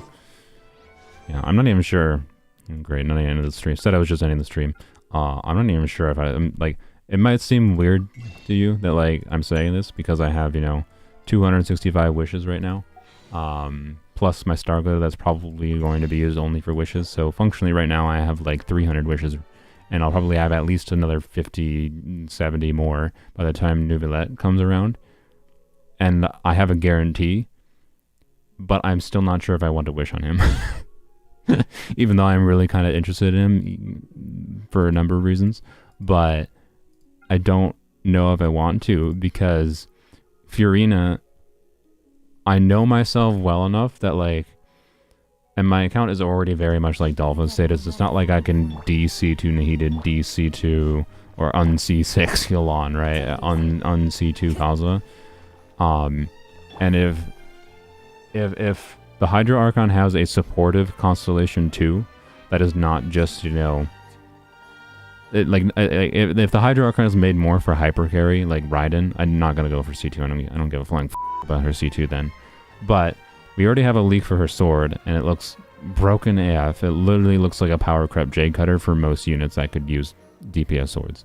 It's actually disgusting, and people not understanding that don't seem to not understand how many reactions most teams do, and because most teams, if you use Furina's Leak sword, it's just a power crept Jade Cutter, with the exception of units that would want Jade Cutter on like a physical DPS unit, right, where you don't care about the elemental damage bonus from Furina's Leak sword, and it buffs team HP, which is another thing that's like, okay, it's a weapon that's a DPS weapon, and it does something, a niche supportive thing that can like meaningfully buff any HP scaling character like the likes of Yalan.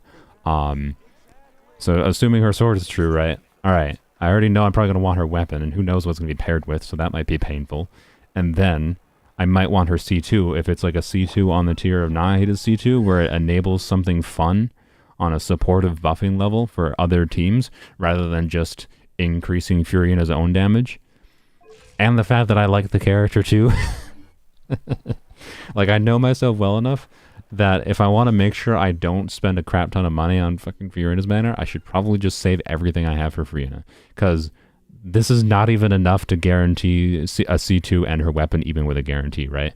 Because a C2, and with the guarantee that I have, and I have, like, wrong banner. With the guarantee that I have, let's see what I would need. Let's do the math of the maximum amount of wishes it could take to guarantee C2 R1 Hydra Archon. I have 25 Pity About, so it would take 50 of my wishes, which conveniently, let's see, I got 24, I got 45, and then with the monthly reset, you know, I'll have 50 wishes right there. So 50 wishes guarantees one Furina. I would need 2 more theoretically, and then the weapon would take potentially up to 300 wishes, right? Because I could lose 2 50/50s, could go to pity each of 4 times. 300 wishes to get C2, and then potentially 200 wishes for the weapon. I would have to get really unlucky for all of that to take that many wishes, but it potentially is going to take me, you know, 550 wishes to get what I might be wanting from the Hydra Archon, and I do not have 550 and will not have 550 by the time the banner rolls around. I might have close to 400, and I'd have to get very unlucky. So anyways, for like financially, it might just make more sense to just not touch Nuvilet. But like, I don't know. I'm so on the fence about it because like, I don't want to just like never wish for any characters because like I want to be able to get characters like make content on them, right? But I also don't have a specific idea in mind for content I would make around Nuvilet. So like, I don't know. So we'll see. And I did mention, like, I might do the, like, if Nuvilet Hu Tao is what the banner ended up being, I might do, you know, wishing on the weapon banner to decide what character I get, because I'm actually still kind of interested in Hu Tao on this account too, but, like, it's just, I know that I might want a lot from the Hydra Archon banner, and that means I should save. But also, I want things to be able to make content on and to be able to mess with more characters, so I don't know. I don't know. We'll see. I'm kind of hoping for her not having like if she just has a hyper carry C2 type thing, like just buffing her own damage a lot, then I'd be very happy, and I'm more than comfortable with like getting Nuvilet, and getting the Archon and her weapon, and that's not, I mean, okay. The weapon banner could really punish me, but unless I get really unlucky, I should be able to get, you know, C0, R1, Hydro Archon, and Nuvilet without much of a problem, right? But like, I could get very unlucky still. So, because your 6 months of savings can go down the drain real fast. And we'll see. I'm just kind of crossing my fingers that they're not just going to make her C2 grossly a gross supportive constellation like C2 Nahida, because then I'm going to want it. I'm going to really want it, but we'll see. And we'll see what the other weapon that's on her banner is too. Like, if Furina runs with Cyno's weapon is my favorite weapon in the game, and I don't have it on my main account. So like, there's no way I resist that weapon banner. There's no world. If Furina's Leak Sword is true and it's with Cyno's weapon, like, oh god, I'm doomed. I'm doomed basically. Because then my ideal situation would actually be like losing the 50-50 to Cyno's weapon and then getting Furina's weapon and like 100 pulls in the weapon banner. Oh god. Oh god. So I don't know. I don't know what to do. I know it's smart to save, but we'll see. We'll see when we have like actual real leaks about the Hydro Archons kit. That's what's obviously gonna be the real deciding factor, of course. We'll see. Anyways, bye-bye. Can we play Finger next time? I really like Furina, but she's a